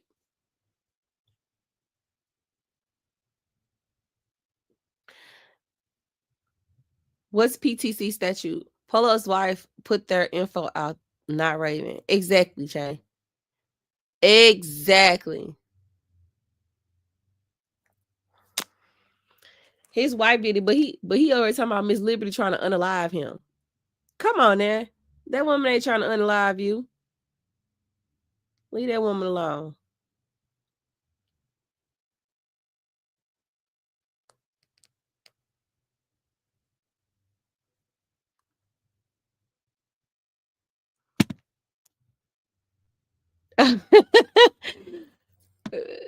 Yeah, it was he been raising hell on the phone all day. Oh my God, it would cut them folks some slack. Cut them folks some slack. All right, so closing argument should be picking up here in a minute. Y'all see, we didn't send me an email. I gotta see. Yep.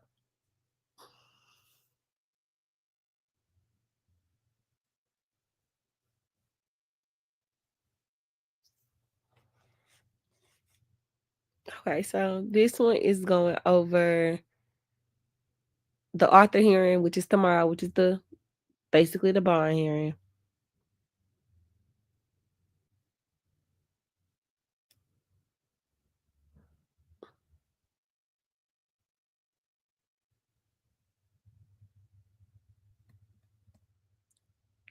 Okay, it's a long email, so I'm gonna have to read it in a minute.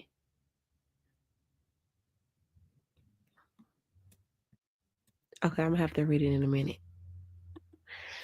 But yeah, some merchants think everyone is see. All right, y'all, they got to come on.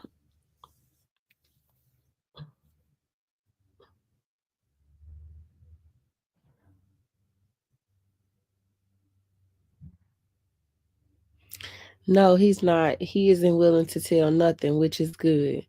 Who you talking about? Ed? I think Ed might be behind on the feed, y'all.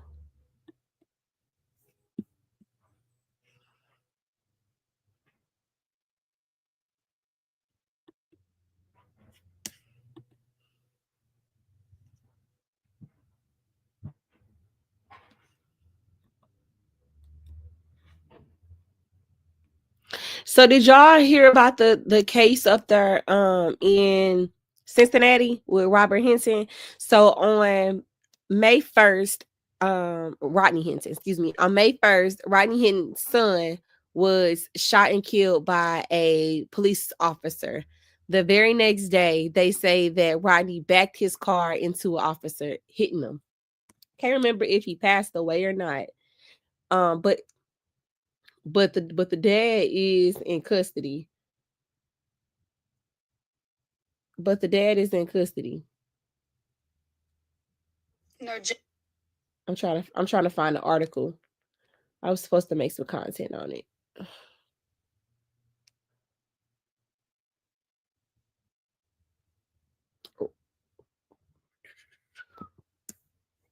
It's already trending on TikTok. Somebody sent it to me yesterday afternoon. Okay, so yeah, the dad did he did hit and kill the police officer. So he put his car in reverse and boom, everybody. And then from what I read, everybody out there said that it was intentional. So we'll be watching that.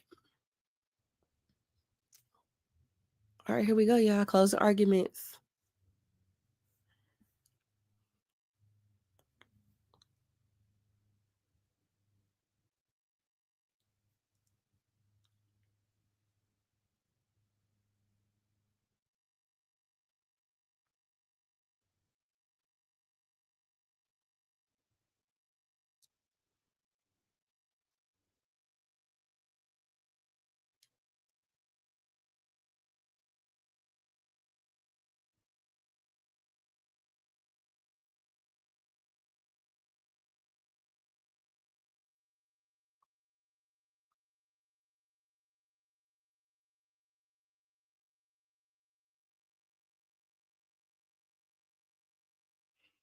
Did he, D Wood?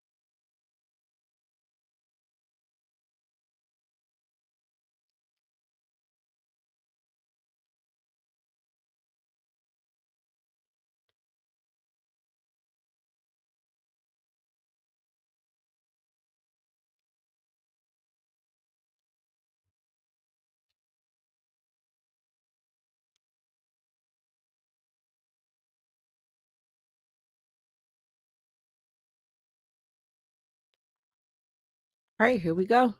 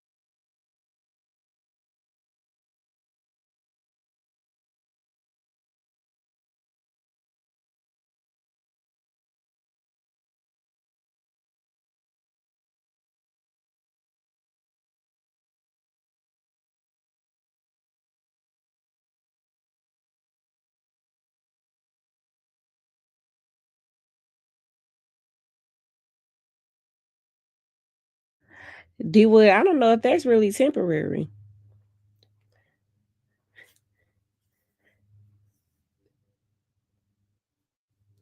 I don't know if that's really a temporary. That insanity might really be, it might be there. It might have been a real thing.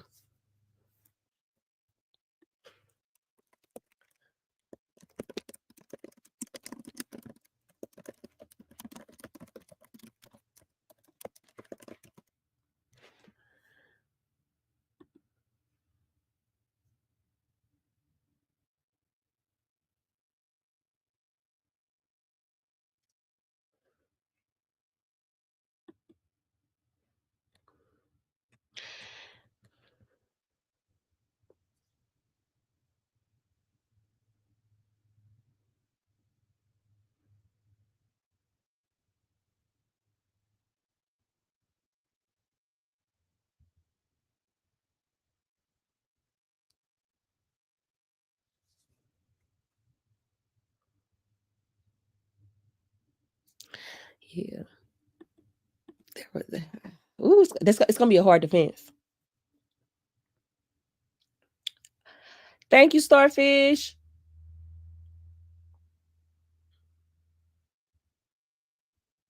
Yeah, it's gonna be a hard.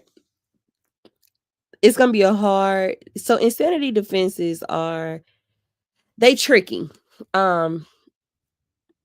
They tricky. They'd either have to prove that at the time, basically, they had like a mental disease or a defect that prevented them from knowing right from wrong or distinguishing from right and wrong, right? Or they have to say like the person has a mental disorder that renders them unable to control their actions. What's the other one?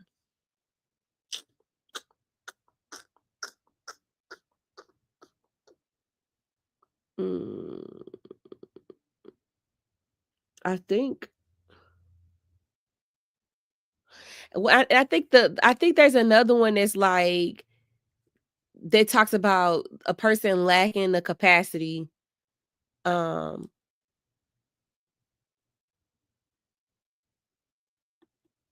Like lacking the. I'm trying to way to put this. Lacking the capacity to understand the outcome of their actions, which I think are all going to be difficult given the nature in which how the accident occurred. Right, pulling up, purposefully angling your car, at the rear of somebody and then letting loose. I think it's going to be a difficult argument to make. So I think the police planted the gun on the scene. They dirty back home. They killed one of my boys. Instead, he did it himself. I'm sorry to hear that, D-Wood. I'm here, y'all. I'm picking up my grandgirls from school, and I hate this line, miss. Girl, let me tell you something about that pickup line, okay?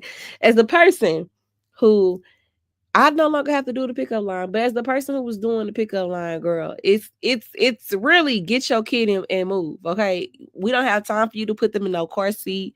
We don't have time for you to be strapping them in. You need to pick them up and move, okay? You need to train your kid too.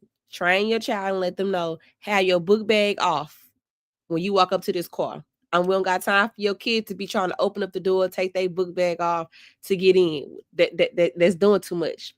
This her pickup line is a get in and go. And if you can't get in and go, then maybe you should wait to the end so y'all can take y'all slow po time.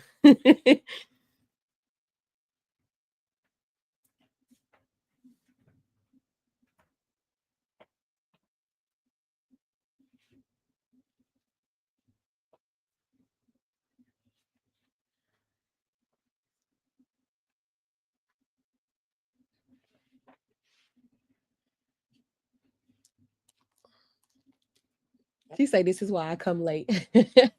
See, Sonya, you didn't got on. You didn't got hip. You know what to do.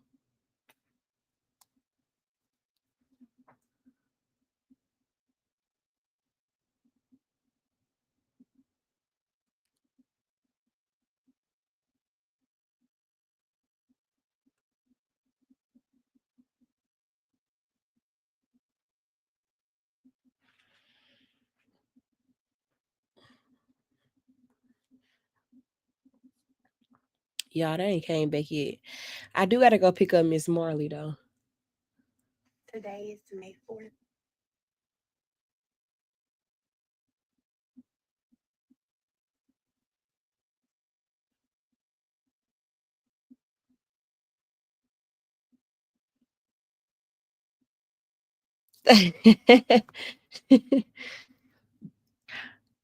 You don't even have to be a granny, Sonya. You just gotta be the picker upper of the day and not have no patience.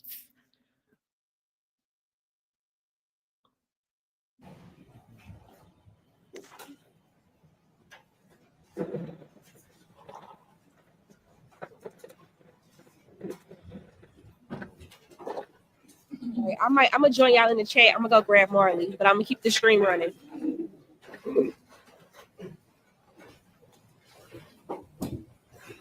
Welcome back, ladies and gentlemen of our jury.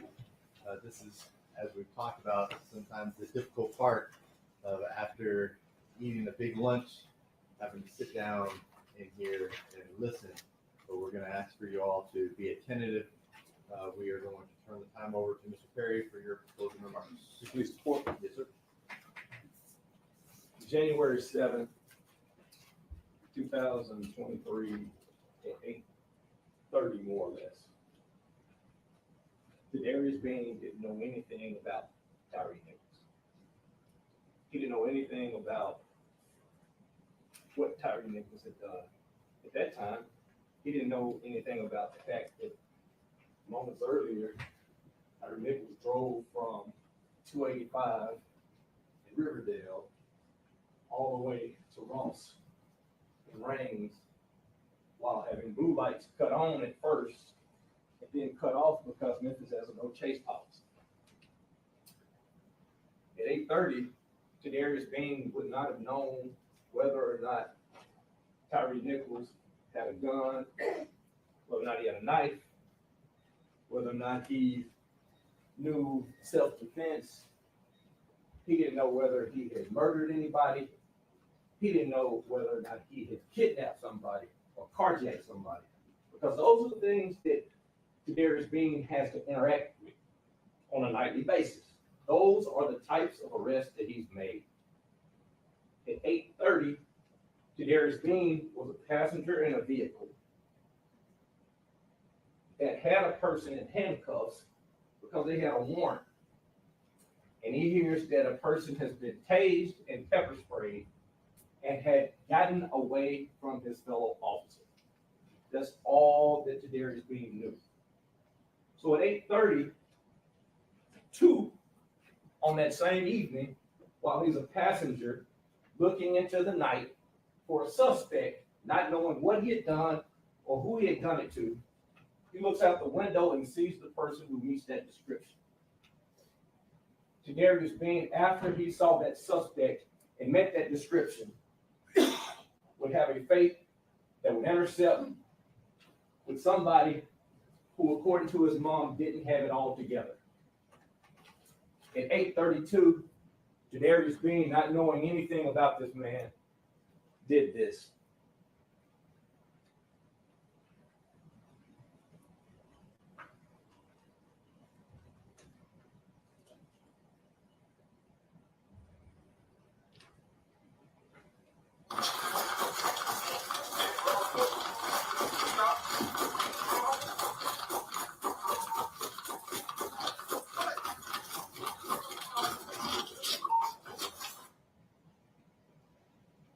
That's what he's trying to do. He sees a person that meets a description and he runs to get that person. No more, no less. He doesn't know anything about this.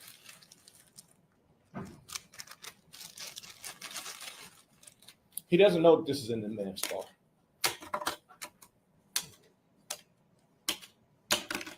None of those items belong to that man. But he doesn't know that.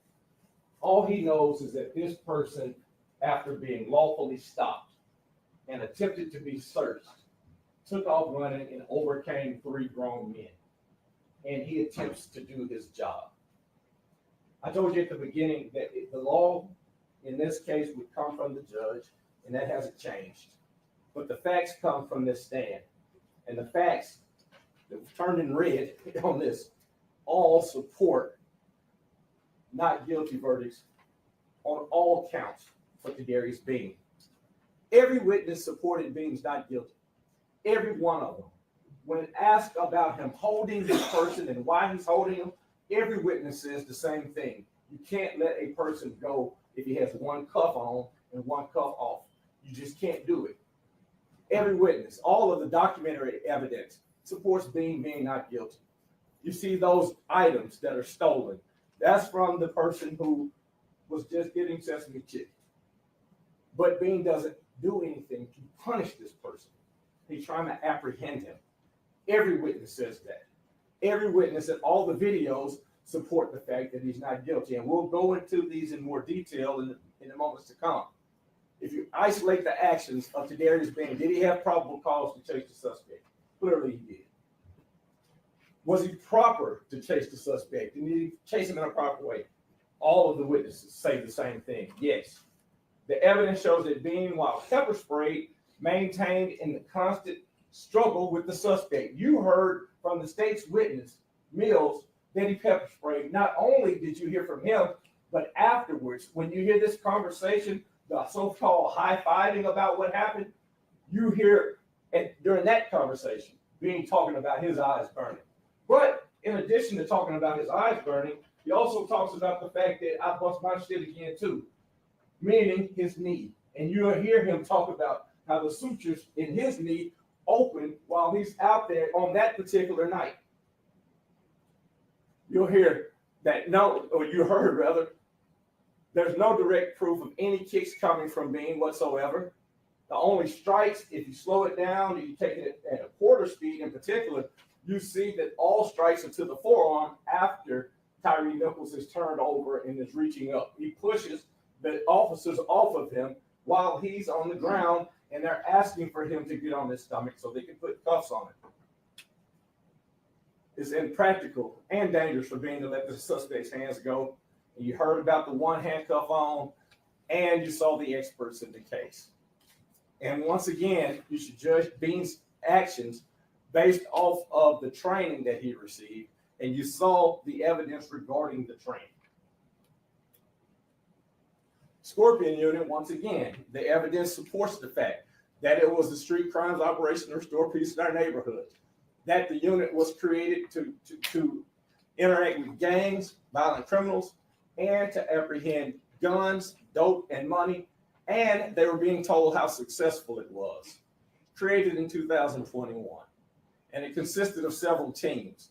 And you also heard from both witnesses about how Team 1 was sent to the most dangerous places in response to the most dangerous spikes in crime.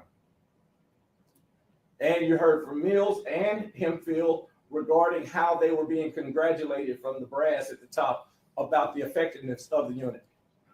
You had to be selected into the unit. They didn't just ask you to, well, you want to apply to the Scorpion team. They would come and talk to your superiors and ask you, does this person have the type of character and abilities to serve on this type of interactive team? Let's go back to those actions on January 7th.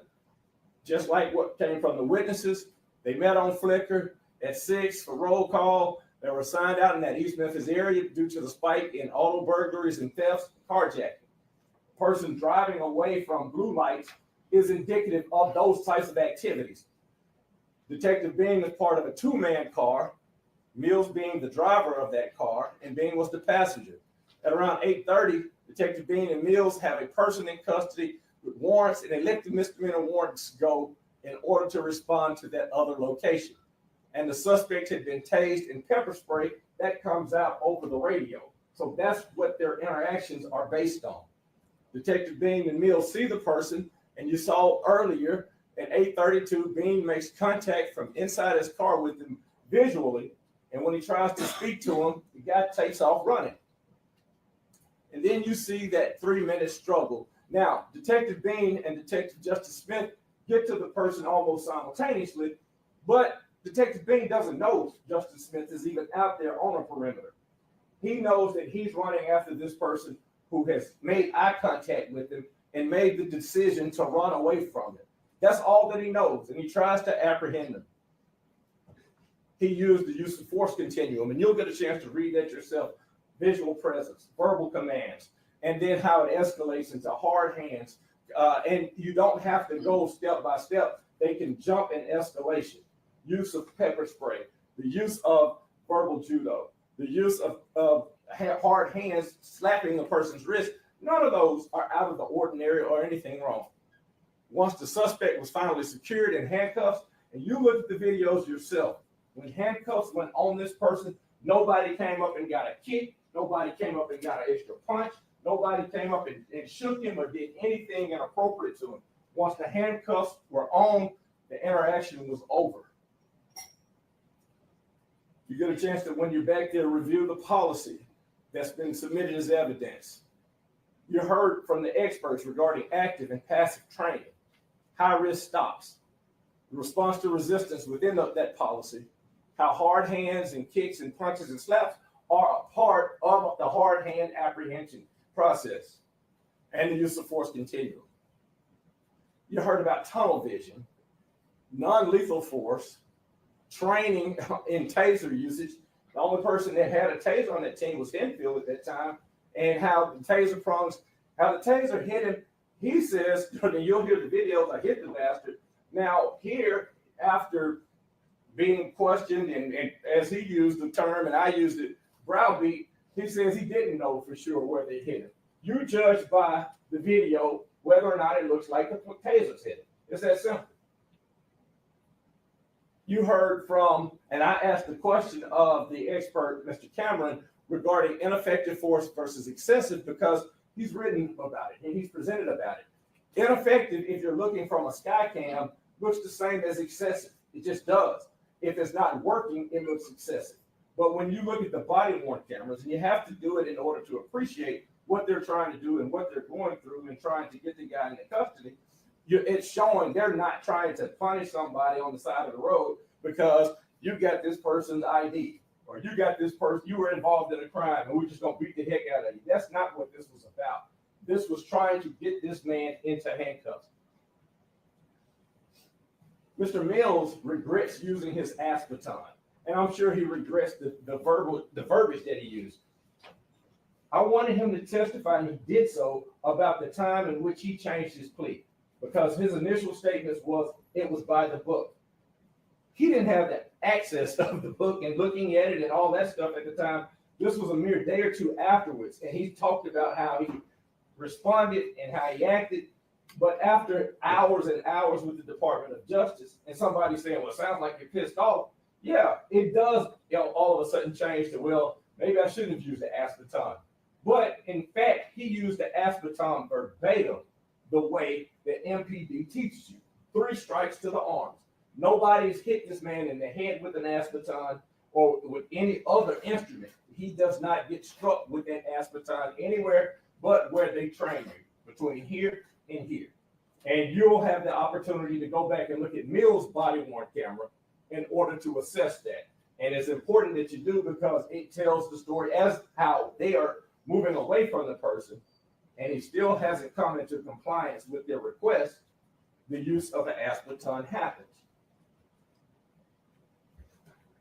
The witnesses in the case, when doing the opening presentation, you don't really know exactly how much a person might be incentivized by the fact that if you're looking at life and you know negotiated down to no more than 15, etc., that might play a role in saying, well, you know what, I'm going to stretch the truth this far against them. But Mills was honest. He said that their use of force, according to him, when they're old enough, and when I asked him about it, can they let go to talk about somebody striking a person at that time? He said no. The danger is still there for the officers until the handcuffs or the bracelets, as they call them, are on the person. We talked about the fact that being, and you'll have an instruction regarding character witnesses. Nobody refutes the fact that Bean has the type of character that he had, that he's by the book, that he won't go get a hamburger in an issued car if they say you can't get a hamburger in your issued car.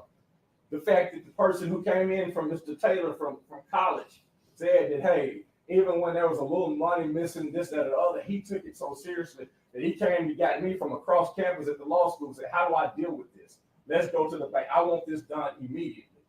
That's the type of person that he is. Then you hear from Mr. McKinney, the one who had the pepper spray. We had they were in the same class. I wanted him to talk to you about how the effect that it had on him. You'll see how it affected him. But he talked about Mr. Bean's character, that is stellar. You heard from his FTO trainer, or field training officer. He's one of his favorite persons that he has trained through the years, because you tell him one time how to do it, and that's how he's going to do it person. You're the experts. The state didn't produce an expert. Think about that. The funds and things that the state might have at their availability, can't find one person to say to you all that Tadarius Bean's actions were inappropriate. You can say it low. You can try to cheer it up. You can almost cry about it. You can say he just wanted to get the good old chick. But it does not change the fact that Tadarius Bean acted the way that he's supposed to act.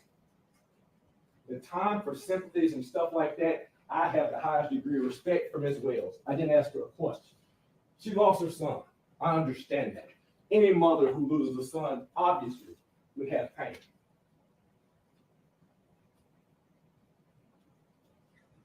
But driving is a privilege. A person cannot take that privilege to do whatever it might be. Driving, having to stop for blue lights, getting out of a car and acting like you might have done things that you didn't do. They don't know the answers to that as public servants while they are trying to bring this person into custody. They don't have the privilege of second guessing it. It's not there. All of the experts indicated that Bean's actions were appropriate. And then look at the videos. Keep in mind, and it's kind of underscored when Ms. Headley was discussing it earlier, but Bean cuts that video on. The video does not all of a sudden get volume a minute later. What it means is while he's running towards the person, he hits it. And it's your body-worn camera is constantly recording, and then once you trigger it, it keeps the recording instead of recording over it. That's why the volume doesn't come on for a minute.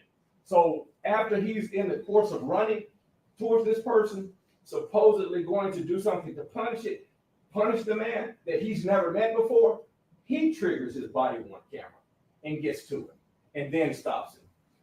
But that's his body-worn camera that you hear her discuss about the sounds and things like that. It comes off because Tadarius Bean, while he's trying to arrest Mr. Nichols, is in that scuffle where Mr. Nichols is constantly reaching up and knocks it off. But that's his triggered body-worn camera. The officers were aware, and you heard Mr. Mills say, well, I didn't know it for days later. There's no testimony whatsoever as to what Tadarius Bean would have known as he's running towards the person and they pass this blinking blue light.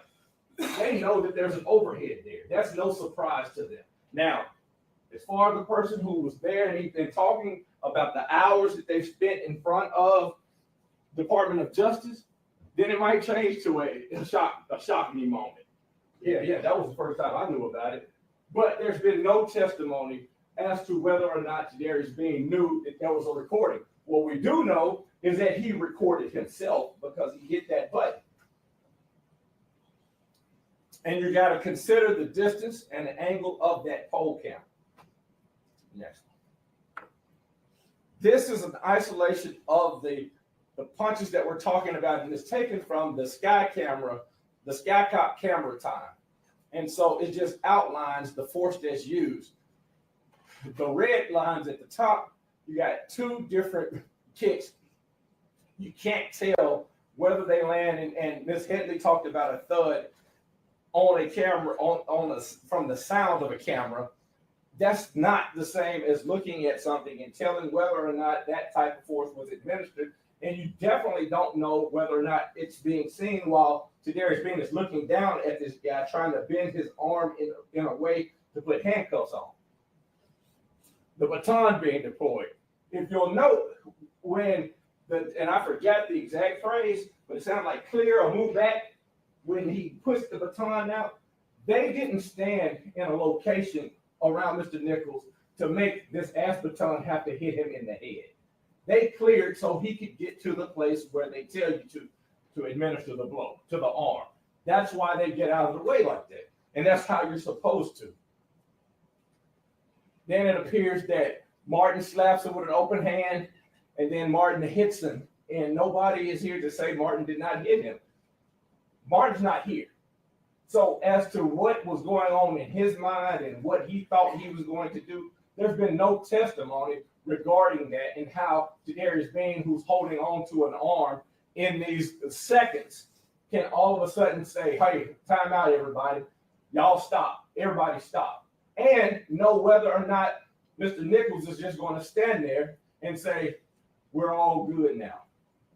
You can put the handcuffs on me. But what I do know, brutal though it sounds, after the hitting, he failed when they pushed him put him to the ground, and The interaction stopped while he's back on the ground. They're on him, still trying to get the handcuffs on him, and they still can't get it until somebody comes in, really, until they can get the man's legs to stop moving and hold the leg for a second so that they can get him steady enough to put the handcuffs on him. And when you're looking at it, look at it from the fact that you're trying not to break his arm or dislocate his arm. That's what the concern of Darius Bean is, and you can tell by their body movements. They're trying not to hurt his arms. That's what they're focusing on. They're trying to get those arms behind him, and he won't put them in a position where they can put the cuffs on him. And it's that simple. There's a lot of discussion about the size of the individual. Darius Bean's 5'10". Tyre Nichols is 6'3", according to the hospital records. According to the records, he's 180, and he's 6'3". Next. I indicated that I would not talk about what he was before or after that night because I'm not concerned with trying to in any way disparage Mr. Nichols. I know that when they got to the door, that for the initial interaction with the police, it was, I don't know him. Until the police, and you'll recall it, you'll get a chance to play that video. The police had to say, so y'all hadn't lived here that long or what have you. This person's ID says that he lives here. And eventually they say, okay, what's going on?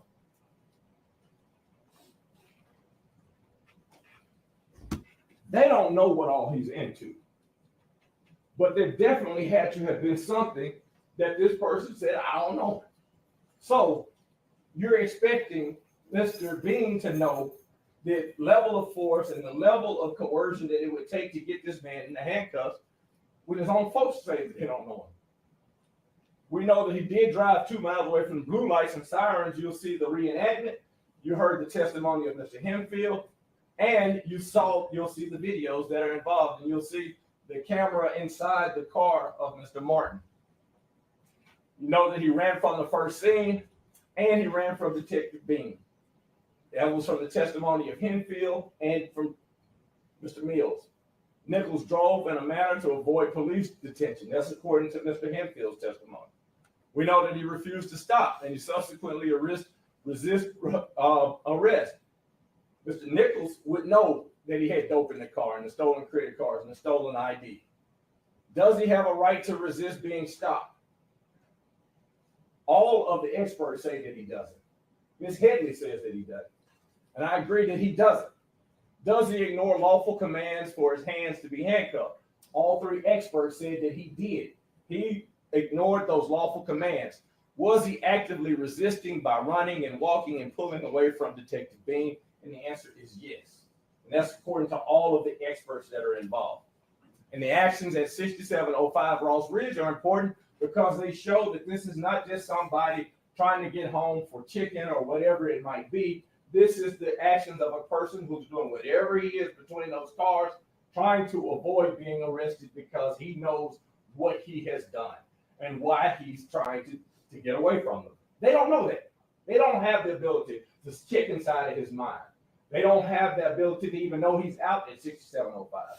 They know that he's gotten away from them and they're trying to bring him in. That's all. Darius Bean is on trial. Mr. Nichols is not on trial like Ms. Headley said. You know, he graduated. He goes to the academy. He gets out of the academy. He's riding with Mr. Turner. He started out as a patrolman 2. Mr. Turner was an FTO officer. He had no write-ups while he was in that precinct. He had no complaints against him. And this is not only while he's in the precinct, but while he's a member of the Scorpion team. He had no issues or accusations of misconduct. Keep in mind, this is not some case when they're talking about, because you'll look at the official oppression, the oppression charge. This is not some case where they're out trying to beat up guys that are accused of selling drugs or trying to make a fast buck or doing something to escort dope dealers or to try to beat up somebody behind an alley because allegedly he did something wrong or that they disagree with. This is simply textbook police work where you're trying to get a man into custody that is resisting, and you can't do it. And he took his job seriously. He was assigned to team 1, and that was it. These are the reasons why, and you'll have the 7 charges, and I think you got 35 different subsets. And sometimes people say, well, we don't think that it was second-degree murder. We think that it was reckless homicide, etc.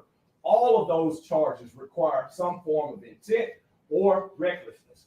And keep that in mind. So the word that you will see in those charges will show that it can't just be, well, we got to, us 3 want all acquittal, and the rest of us say, well, we should give the family something.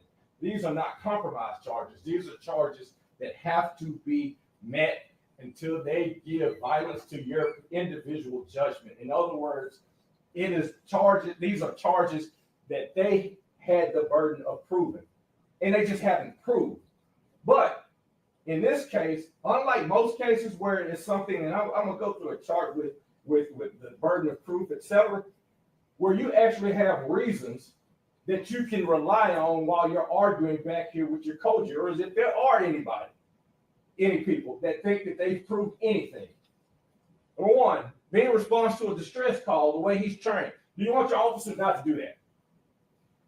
Number 2, there's no plan to harm anybody. All of them said the same thing. There was no conspiracy or, hey, first guy we get tonight, we're going to try to beat the hell out of. There was no discussion about Nichols whatsoever.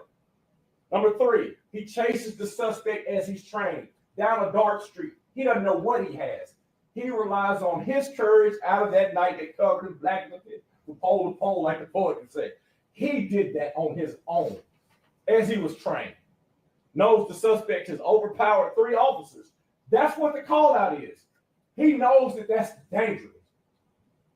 Number 4, only hits the suspect's hands. There are times that if they wanted to beat or pummel this dude or break his nose or break his neck, they had that opportunity. When Tadarius Bean and Justin Smith are trying to get his hands, why not just start wailing on him? Hit him in the jaw, hit him in the face, kicking him, stomping him out. Did they do that? Y'all saw the videos. That's not what happened. Next number, 3 experts and police officers all agree with Bean's actions, that they were appropriate under those circumstances. There's no conversation about injuring or restraining or killing Nichols at all from any of their witnesses. Bean manually and intentionally activates his body-worn camera. So to do all of these 7 things that they're saying that they're accusing him of doing, he wanted to record it. So in addition to being this great guy and everything that they make fun of, he's an idiot. He wants to record himself, create these or commit these criminal acts according to them. Being acknowledged Nichols' strength. You hear the conversations after. These high-five conversations, which is this? He's the hardest dude that we've had to arrest. And I'm going to, excuse my French, and I'm going to just try to talk to y'all plain and forgive me. And if anybody walks to me or whatever, that I apologize for the cussing. But they are out there wondering, to use her words, what the fuck is going on? When Ron Wells said she had to look at her son, she wanted to know what the fuck was going on. They wanted to know it. That's what they're saying back behind the truck. Man, he's high as fuck. God damn. Man, I bust my shit again. Man, I had to reopen my knee. I'm supposed to be off tonight. That's what these public servants are discussing, where she's saying that it's high five and beer time. They're discussing this guy who, out of all those different arrests that they've had, have never had this type of issue. This is another thing. Hardcore, hard dope dealers or thugs or whatever you might want to call them, they might be bad. When they get to the police and the police say, put the hands behind my back, you know what they do? The perfect world, they might be saying, I'm going to call Todd and see if he can get me out of this. But they don't do what he did. That's not him trying to be some martyr. That's him, for whatever reason, thinking that he's more important than the process. Being observed, Nichols ignored these lawful commands. So while they're saying, hey, I'm going to be altruistic and say, we need to stop trying to hit him, he's supposed to overcome his own emotion, trying to get this guy into custody, his own adrenaline, his own fatigue, and be able to say, man, his own eyes burning, and say, hey, y'all, you know, you can't hit, don't hit. Because I think there's some human factors that one of the experts talked about, Mr. Zalitki. Being observed Nichols gather his legs up. Remember when he's on the ground and they seemingly would have come into some compliance under, you heard Mr. Mills talk about what the asbaton does. What's his response to it? He still stands up and tries to walk off. Now, in this instance, in this case, because of the case and all that stuff, is, you know, he can try to run because he's scared of these officers. Does that make sense? Ask yourselves when y'all are discussing it. He's just so scared that he wants to stand up and walk off from these officers as opposed to turning over, putting his hand behind his back, and allowing the cuffs to go on. Witnesses testified that Bean is by the book. No prior instances like we talked about before. Nichols was motivated to flee and fight.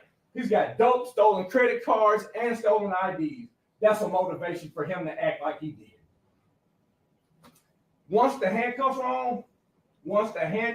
were on, who struck him again? Who kicked him? Who talked bad to him? Not a single person once the handcuffs were on. There's no DNA evidence regarding Bean whatsoever. And what benefit would Bean have from injuring Mr. Nichols? What benefit to him? There's nothing here that indicates that he would have gotten any sort of thrill out of it or any sort of money gain, nothing. And so when you look at these 20-some odd reasons, think about this one also. Think about the video of 6705 Ross Ridge, where Nichols is not yelling for neighbors to come help him or not running his tail off to get to home and all of that. He's ducking and dodging between cars. And you heard the testimony from Mr. Baker that nobody ever went out there to see if there was anybody else's credit cards or anybody or any items that would help you break into a car and steal these credit cards. Nobody ever searches or does anything regarding that because the focus was on how it looked and the possible public outcry. That's what the focus was on. And the investigation from the gate was biased. It wasn't any focus about both sides of it. It was all the rumors and innuendos that might be out there about what these guys might have wanted to do and all this type of stuff, but nothing about how difficult it was to bring this guy into custody.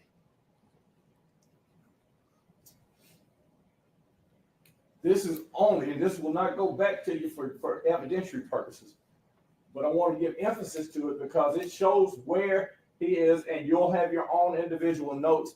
And this is during the time that there were any strikes rendered. And this is based off of the overhead of the Skycam video.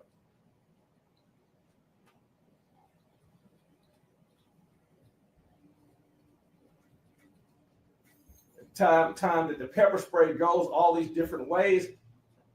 Bean's eyes are still blurred and burning, but he has to have a hand on this suspect that has run off from two different locations. And he does that.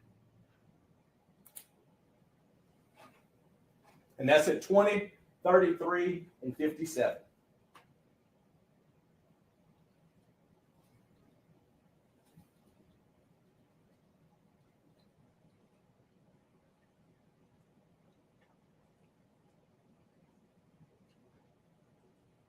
This is the time of the video and you hear Mr. Smith yelling out the different, trying to read the locations. Bean is still with his hands on the person. He's not looking at Martin or what Martin's about to do or can do.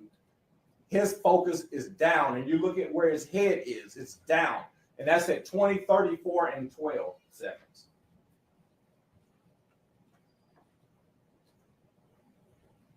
And when you slow it down, slow it to a quarter and see if you can tell whether or not the kick connects to him on either of those kicks. Y'all do it back there. You have the ability. It's the evidence that you got to weigh. But look at it for those purposes as well.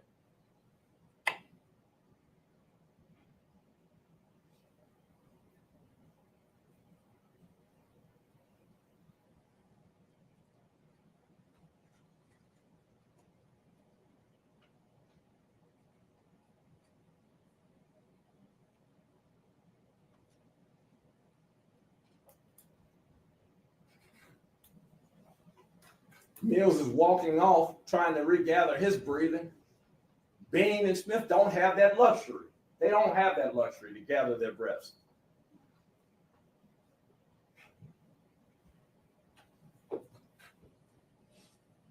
And all this time, could have turned on his stomach and got the handcuffs behind his back and just doesn't do it. This is when the first blow from the baton. You'll see the one hand is gathered by Mr. Bean, and he's holding it as the other is attempting to put the handcuff on.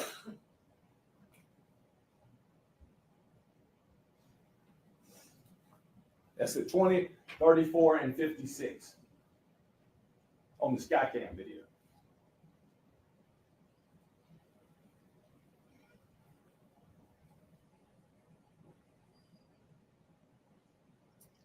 This is the second blow from the baton. Same position, and he's holding that arm.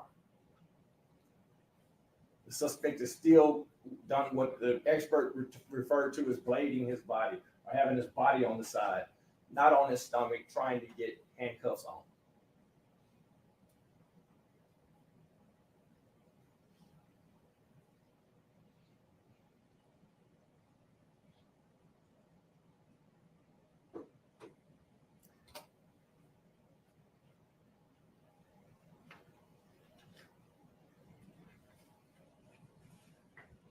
Mr. Nichols stands up on his own, and they don't have the luxury of saying, hey, let's just let him walk on so he can go up the street. They don't know where he lives. They're holding on to him because they do not want this suspect to get away.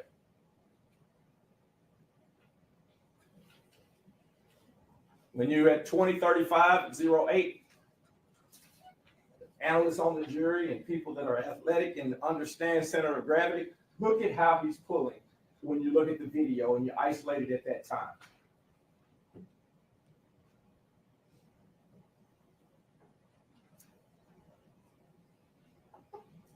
This is at 20:35:09, and is more definitive than just a few seconds ago. You will see his center of gravity, Mr. Bean's center of gravity, 20:35:09, where he's actively pulling the man away.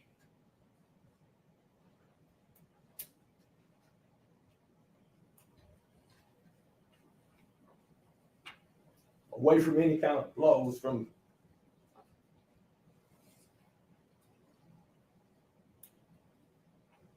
This is where center of gravity gets lowest. And imagine that you're pulling somebody like this and they got the strength to not go with your pull. That's where it comes about, man, he's strong as an MF. He's strong as hell. That's what the other folks are saying.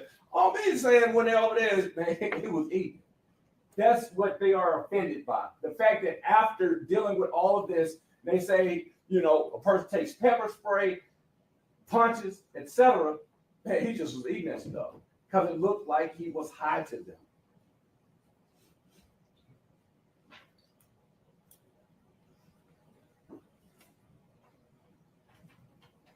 And as he tries to walk away, Bean grabs that right arm and says, no, you can't walk away as a suspect.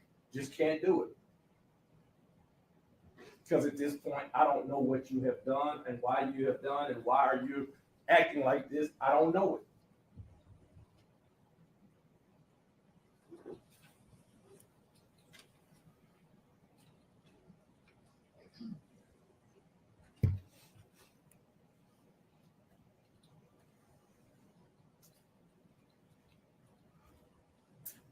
That's it. That is what you'll see on the videos that offends the state, and I understand that, and this is their case. But this is their case, and this is their burden of proof. Criminal defense cases or criminal cases, you have the highest burden of proof in the history of mankind. Proof beyond a reasonable doubt. It's not a standard where you're across the street and trying to get custody, or if you're trying to get money on a case where a preponderance of the evidence, etc. Proof beyond a reasonable doubt. This case, more than any that I've ever had, is not only in this gray area, blue area, it's not in here where it would be not guilty.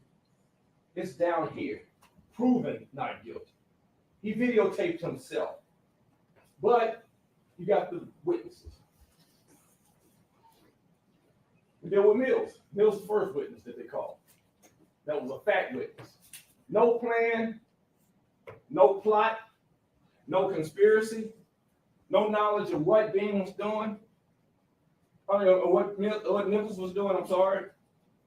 You don't have Bean in the car mad, talking about, man, I don't want to be on work tonight. I'm sick of this stuff. I'm sick of the city. I'm sick of the problems that they put us on the front line to deal with. None of that.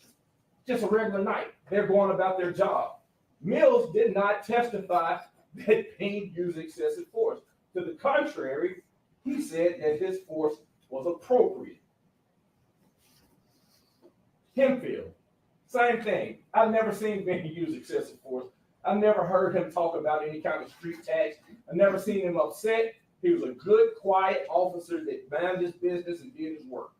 That's their testimony. Hempfield had the ability to make up stuff for what have you. He said, and everybody doesn't have people that are in the upper echelons of the police department to tell them. But he wasn't going to kowtow to what the Department of Justice said. He stuck with his story. This is what happened. I wasn't on that second scene, but I know what he was like on the first scene. I know how strong he was. I know he wasn't doing what we asked him to do. I know he was speeding. I know he was changing lanes inappropriately. I know that we followed him 2.5 miles to another location after he thought we had turned off. He stuck with his guns. He ain't facing that type of stuff.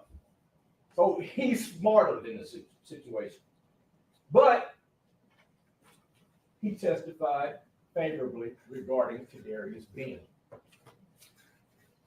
So Matthew testified they were all sworn officers. So these aren't a group of guys that's just out here jumping out of cars and trying to fight somebody or do something wrong with somebody or a vigilante crew. These are sworn police officers. Matthew, proven not guilty. Robert Long. I don't want to downplay what Robert Long said, but as it relates to Darius Bean, he didn't interfere with any of the assistance given.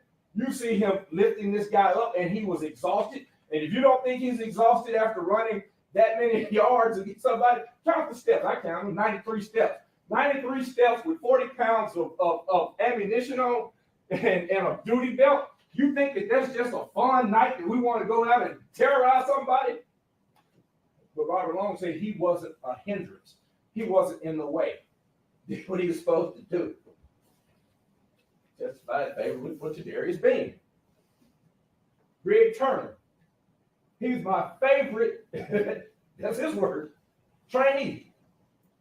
He was studious. I told him what to do one time. I didn't have to tell him again. I was his beginning FTO officer. I was his released into the field secondary FTO officer. And I worked with him for the 2 years that he was in my precinct. Never an issue with him. It's no surprise that they came talking about Darius. We need you on the Scorpion unit. We need you dealing with the issues that Memphis has.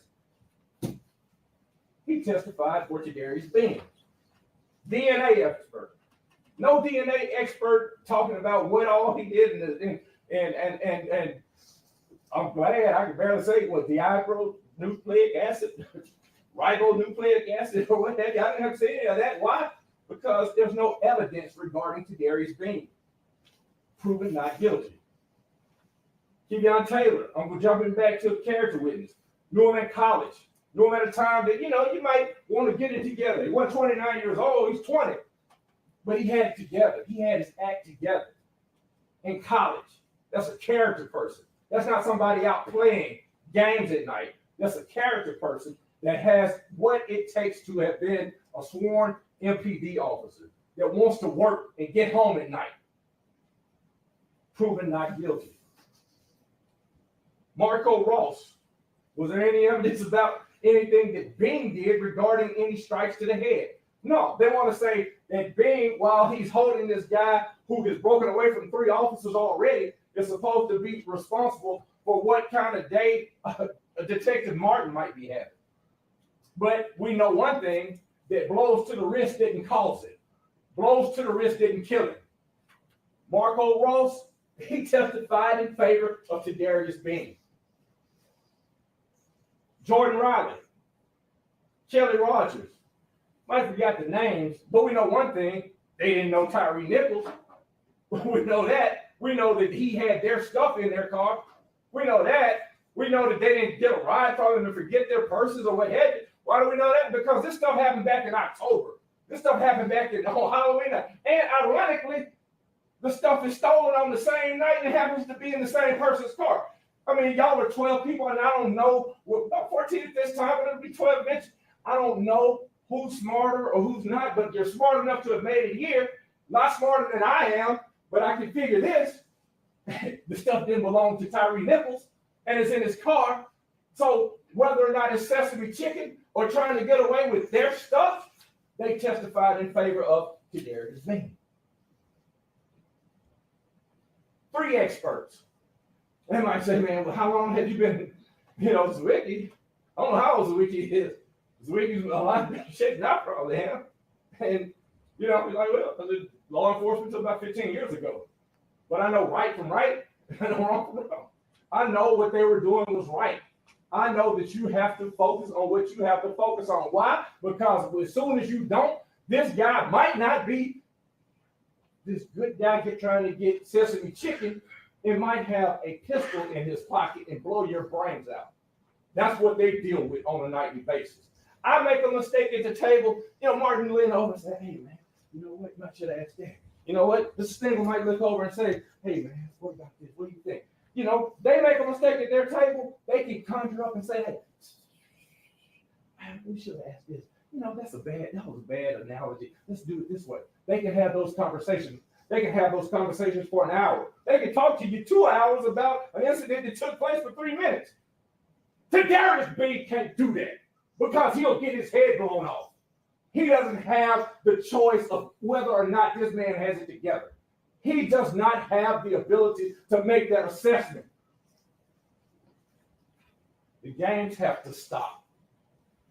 All 3. Because the state wanted them to, would ask questions regarding the circumstances that they were facing, testified in favor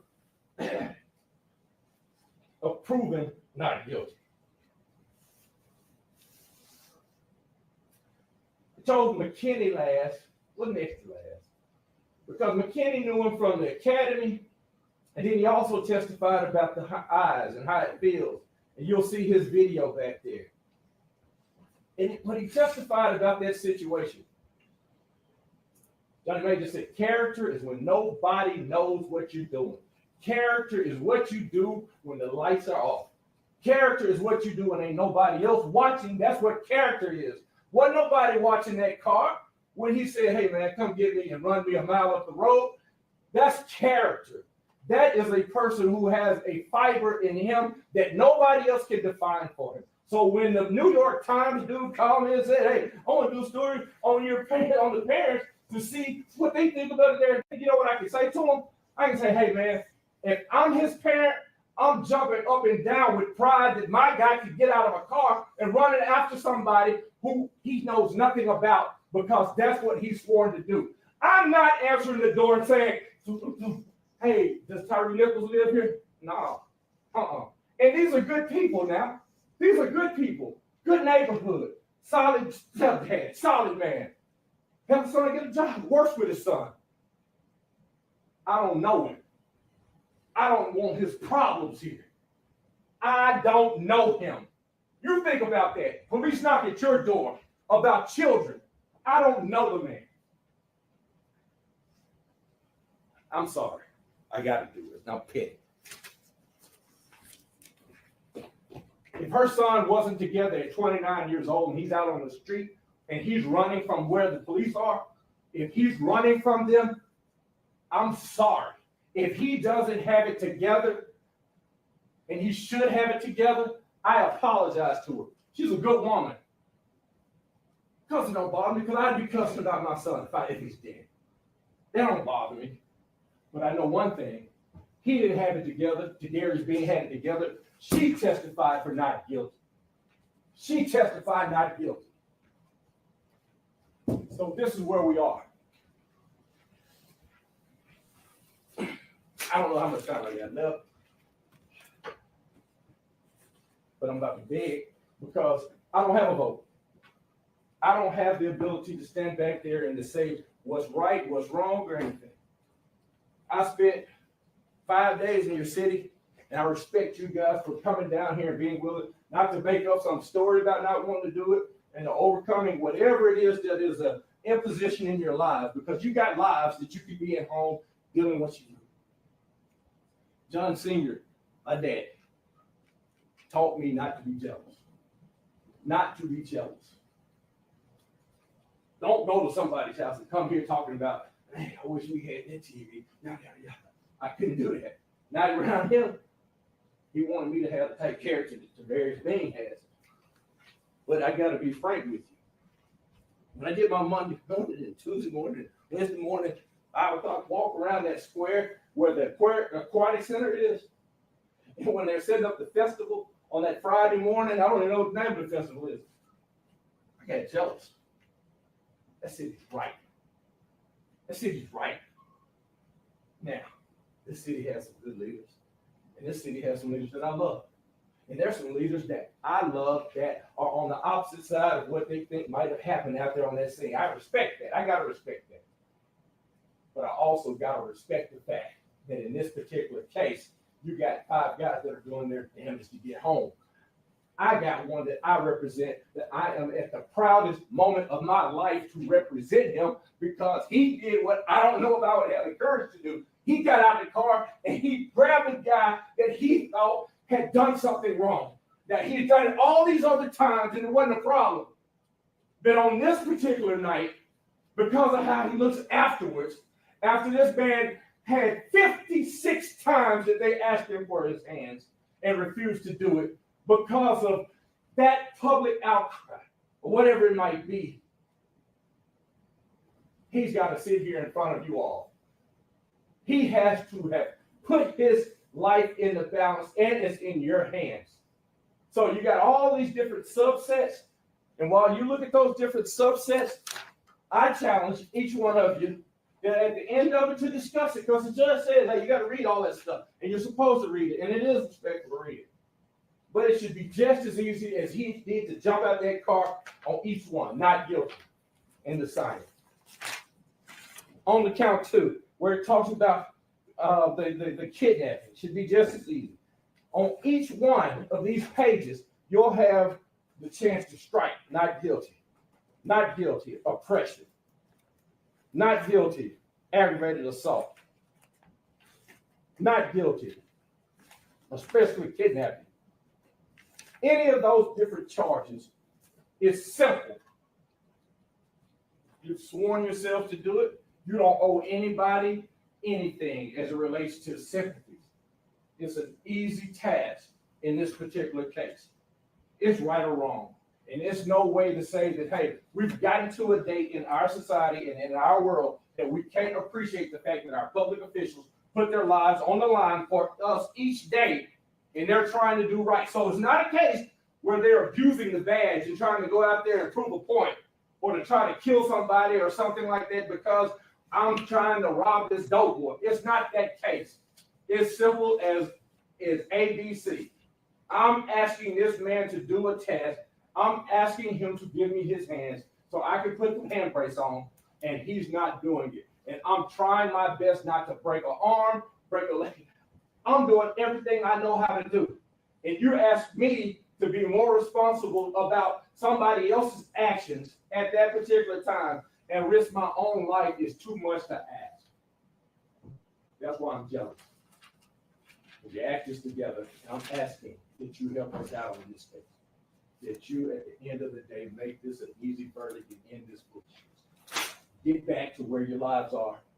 Make us have to have what it takes to do the right thing in this case. Overcoming any sort of public sympathies and things like that is simple. Today being not guilty. And in this case, it's not even a close not guilty. It's proven innocent. Thank you. Not the attorney.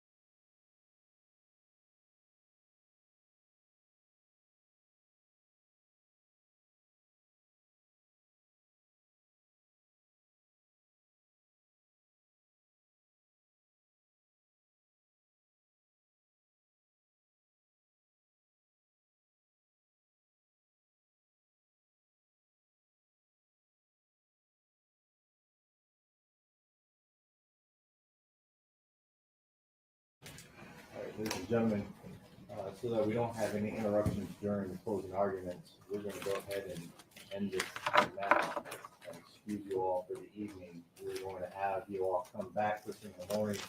We will pick right back up with the closing arguments from the remaining defendants, as well as the rebuttal, should the state choose to have such.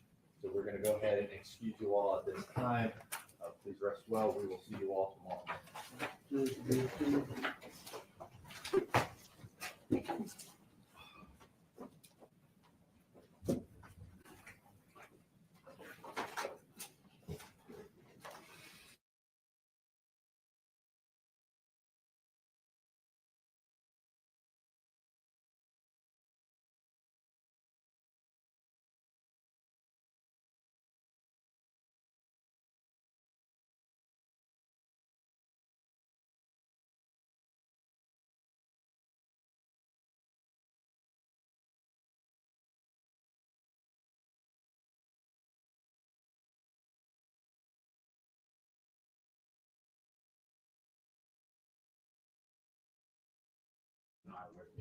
Yes. Okay.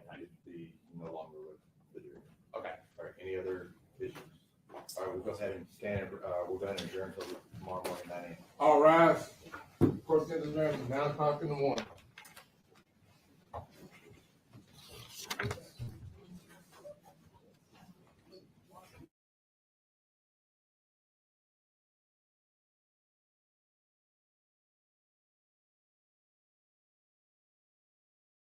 All right, y'all. So there we go. Judge ready to go. Everybody's ready to go. Looks like we are going to be finishing up closing arguments tomorrow morning. Sorry, I was watching too on my phone. So it looks like we're going to be finishing up closing arguments tomorrow morning. So we'll be back at they're going to start at 9, but Karen Reed starts at 8. So I'll get us queued up. We'll start watching. We'll start watching with Karen Reed, and then we'll switch over to finish up the closing, and we'll probably go to Melly tomorrow. Okay.